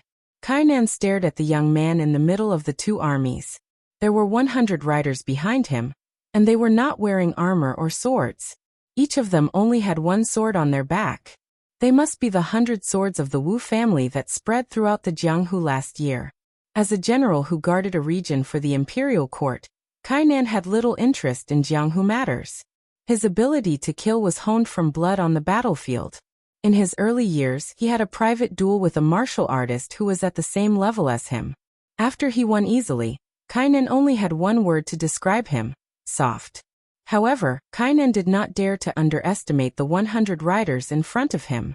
As for the young lord in the lead, Kai Nan naturally did not dare to lower his guard.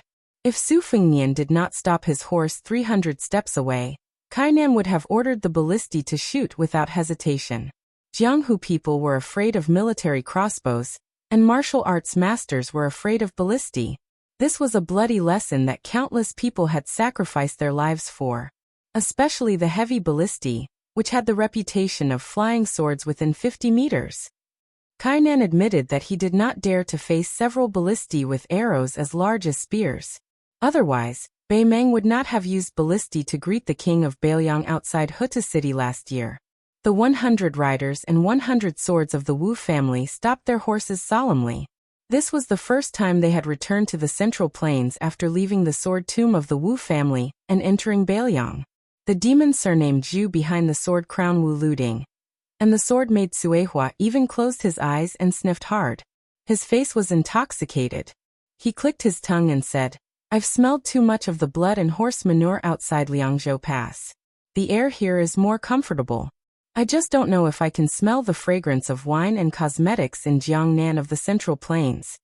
Su Fengnian was only 2 horses away from the swordsman of the Wu family, whose real name was Zhu Huang. He smiled and said, "According to the previous agreement, as long as you follow this king all the way south to a place where you can see the walls of the capital of West Chu, the 100 of you can regain your freedom. After that, whether you go to Jianghu to make a comeback or find a beautiful place to hide your names, this king will not care, and neither will the Wu family." Chapter 1699. Old Zhu, who was also incomparably bloodthirsty in the sword tomb of the Wu family, laughed strangely and said, "Your Highness, these words may work for others, but I can't be considered kind to old Zhu. Back then, in that damned place, I only killed a few more Wu guys. Old Wu didn't have the ability, so he cooperated with others to knock 60 dragon-binding nails into my body. Their method wasn't clever, but their method was unique. Those who weren't the direct descendants of the Wu family couldn't pull out those things. Old Zhu has always had a temper of being the head of a chicken rather than the tail of a phoenix. The first time I entered the Jianghu of the Central Plains, if I don't become one of the 4 masters of the martial arts competition, and no longer exchange blows with Deng Tai, I would be sorry for the more than 40 years of torture I suffered in the Wu family. So, with these nails in my body, I have to trouble your Highness to intercede with that old bastard old Wu. As long as your Highness is willing to speak, although I don't know what Jianghu morality is, I am not an ungrateful person. When the time comes, even if your Highness wants me to go to Tai and city to kill someone, I can pat my chest and agree." Zhu Huang, who was full of yin qi and Dong Tai were both illegitimate children of the Wu family. They were abandoned at Sword Mountain to fend for themselves. However, in the battle that year, Dong Tai, who won, entered Jianghu and became the Peach Blossom Sword God. Zhu Huang, who lost, was too murderous, especially when he killed almost all of the Wu family's side branch. The furious Wu ancestor used a secret technique to imprison him. If it were not for the 100 swords, Zhu Huang, whose cultivation could be said to be divine, was destined to never let the world know that there was such a sword immortal in the world. As for leading the Wu family's 100 swords to Guangling Road, not only Su Weisheng, but even Chu Lushan had objections. This was because Su Fengnian had promised them freedom. For Bailiang, this was not a negligible loss. In a stalemate on the battlefield, the Wu family's 100 swords would definitely be the key to turning the situation around once they entered the battlefield. They might not be able to kill Tuoba Bodhisattva, but powerful people like Hong Jingyan and Morong Baoding would probably be scared witless. Without waiting for Su Fengnian to speak, Wu Luding, who regarded Zhu Huang as an enemy, turned his head and said angrily, "Zhu, if you can pull out 60 nails, I can help you put in 60 more." Zhu Huang sneered lazily. "Just you, kid? Even the women next to you are more stubborn than you are. Haha, your Wu family is really interesting. These 2 generations all have guns. It's better not to have guns." The swordsman Suehua's fingers moved slightly.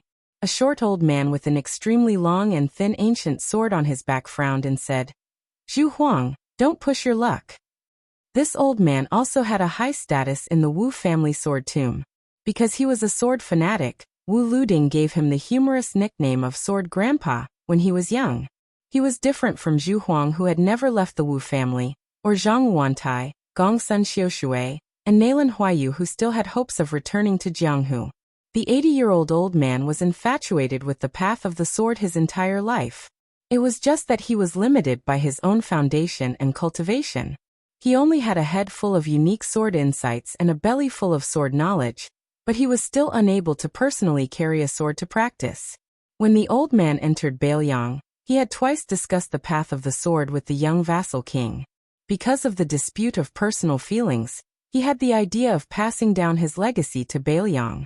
As for the country that was valued by both scholars and martial artists, the old man had always been indifferent.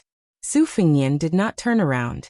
He said softly, "Everything can be discussed when we reach the capital of West Chu. If nothing unexpected happens, there should be 1 or 2 battles to be fought. We must strive to make sure that no one from Bailiang's great snow dragon cavalry dies. Of course, you all must not die. The great Jianghu is waiting for you seniors to make a name for yourselves." Wu Luding said unhappily, "Leave some seeds for Jianghu, right? I find it strange. This kind of puffing oneself up at one's own cost, no matter how outsiders look at it, is it that when it comes to you, it seems particularly heroic?" Su Fengnian turned his head and glanced at the young sword crown prince who had opposed him from beginning to end. He did not haggle over every ounce. On the other hand, Hong Shuwen, a former member of the Phoenix Battalion who had followed the king of Bailiang, sneered and said, "Our king is more handsome than you, and his skills are several levels higher than yours. Are you not convinced?" Wu Luding said with a smile that did not reach his eyes, "So what if I'm not convinced?" Hong Shuwen said with a face of righteousness, "Not convinced? Then why don't you spar with our king?" Su Fengnian did not pay attention to the quarrel between the two. He shouted to the 2 Huaidao army, "Kainan, let's have a chat before the battle?" When Kainan heard this, he did not hesitate too much. He rode out alone. The infantry generals wanted to stop him. Naturally, they did not wish for their main general to be in danger. After all, the young king not far away was one of the 4 people who had evaluated the martial arts. However, the regional commander casually said, "If Su Fengnian wants to kill someone, he would not be so despicable." The 2 riders each took more than 100 steps forward, and stopped to look at each other. Kainan took a deep breath and looked at Su Fengnian in front of him. He said in a deep voice, "If king wants me to retreat, then don't waste your breath." Kainan, who was holding his iron spear, saw that the young king seemed to be speechless. He only looked past him and his horse and looked at the 2 Huaidao army. Kainan was silent for a moment and continued, "Even if you, Su Fengnian, have a higher cultivation than General Gu, You are not your father. You are not General Su Shao. You are not worthy of me, Kainan, to get off my horse and avoid you." Su Fengnian retracted his gaze and asked, "If I remember correctly, this king has already sent a message to General Kai. Today, you can block the road, but try to place the elites on the two wings and let our cavalry rush through. If we have fewer casualties, you will have fewer casualties. Is this not good?" Kainan said coldly, "I will pretend that I did not receive that message." As the general in charge of military affairs at the border, Su Fengnian suddenly interrupted Kainan's words. "General, you did not receive the imperial edict, right?" Kainan's face was cold. Su Fengnian smiled and said, "General Kai, do you think that our Bailiang cavalry is so sudden that Graydon City is caught off guard? Do you really think that the spies in River Zhou are so weak? Even if the Bailiang cavalry advances slowly, the imperial edict will not be sent to River Zhou on time. It will always be neither faster nor slower than this battle. It will only be a step later." Kainan said expressionlessly, "So what? The imperial court has its own ideas. I, Kainan, only need to be worthy of the Liang armor I wear." Su Fengnian jerked the corner of his mouth. "Do not worry. This king has taken the initiative to talk about the past with you, Kainan. He did not want your army to move out of the way. The reason I gave you the message earlier was because General had given face to a certain old man in the past. The reason I am wasting words with you today is because there is an old official in Graydon City who spoke to this king." Su Fengnian turned his horse around and slowly left. His words that were neither light nor heavy passed into Kainan's ears. "Since you are not willing to put on an act, and the Huai border army wants to be loyal to the country, then Bailiang will fulfill your wish. On the battlefield, facing our Bailiang cavalry, how hard is it to die?" Kainan returned to his formation with a pale face. The third spring of the auspicious talisman. The great snow dragon cavalry surged like a tide. The Huai border army of almost 40,000 was utterly defeated. Chapter 1700. The sound of horse hooves caused the central plains to tremble. The Bailiang cavalry left the Bailiang road and entered the Lianghuai road. They went down south around Yan City, which bordered the River Province and Ji Province, and crashed into the north of Gangnam-do. They drove straight down like a hot knife through butter, just like the burly man from the northwest who knocked the Jiangnan beauty to the brink of collapse. Everywhere they passed, the Liang officials and local soldiers all kept quiet out of fear, not daring to make any provocative moves. The night curfew was extremely early, and even during the day, no merchants were allowed to enter or leave. The soldiers of the Wu garrison were not allowed to take even half a step out of the camp.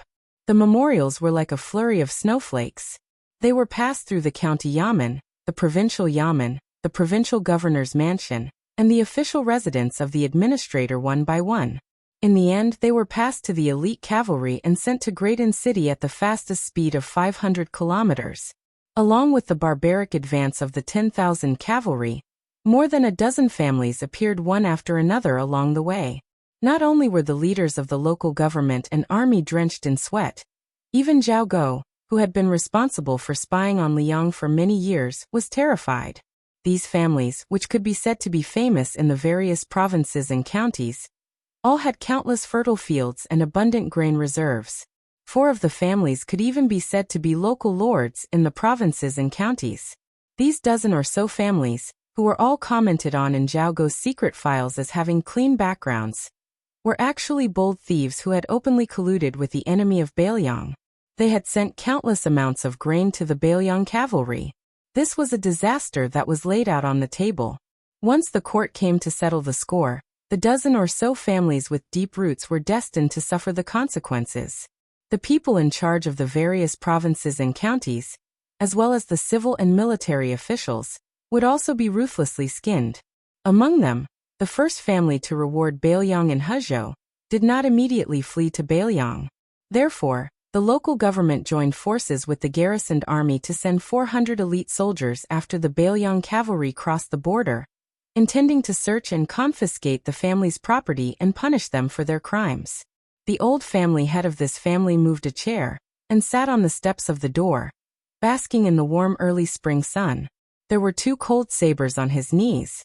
The old one was the war saber he had used when he followed the old Prince Liang, Su Shao, to conquer West Chu. For so many years, even the most favored grandson of the family did not know that his grandfather had collected this saber. The brighter scabbard was the saber of the sixth generation of the Su family. It was the newest cold saber, which was personally gifted by the new Prince Liang not long ago. The old man faced the 400 young and strong martial artists of the county. He smiled and raised his new cold blade. He only said one sentence, and then everyone came and went in a hurry. In the end, they didn't even dare to say a word of threat. The old man in his twilight years said, "His Highness wants me to pass on a message to you. For every person who dies in the Song residence today, 10,000 soldiers in the county will die. If you cannot gather 10,000 heads, then the Bailiang cavalry will go to other counties and provinces to borrow heads." After saying this, the old man with a head full of white hair bent down and picked up a jug of wine by his feet. He looked at the retreating figures and drank mouthful after mouthful of wine, muttering to himself indistinctly. The old man was like an old dog without teeth. Even though he could no longer howl, he still gave off a unique aura.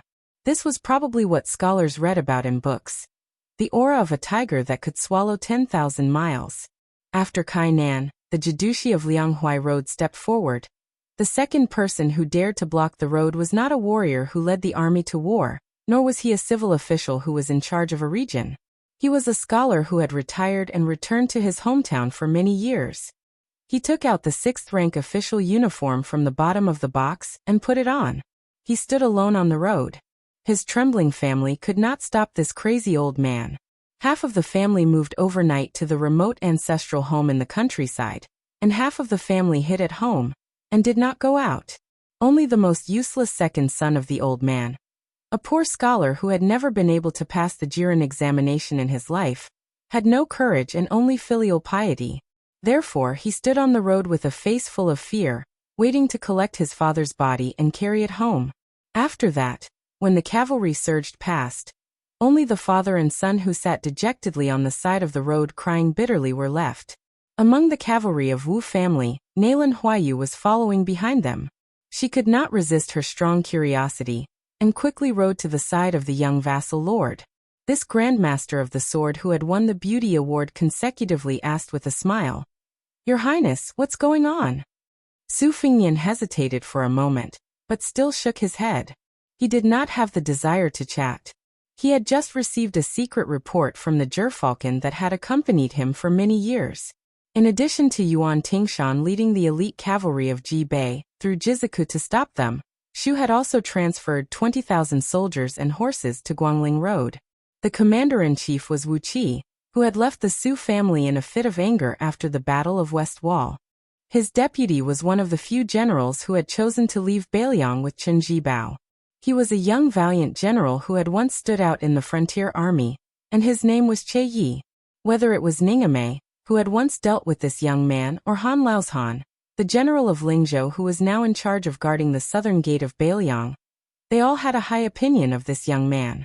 They all thought that Che Yi was not inferior to Ko Jianghuai and Yu Luandao. The valiant swordswoman did not want to give up, and wanted to get to the bottom of it.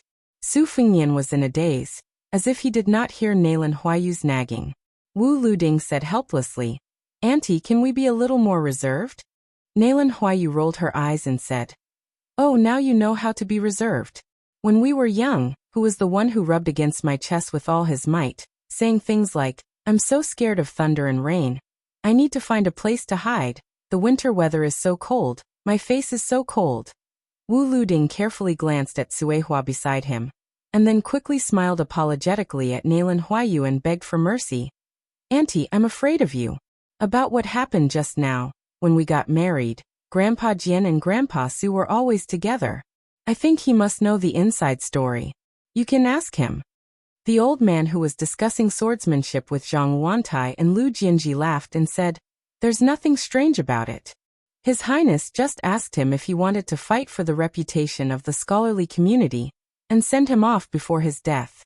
Then Hong Shuwen pulled out his saber, and acted as if he was going to spur his horse to kill.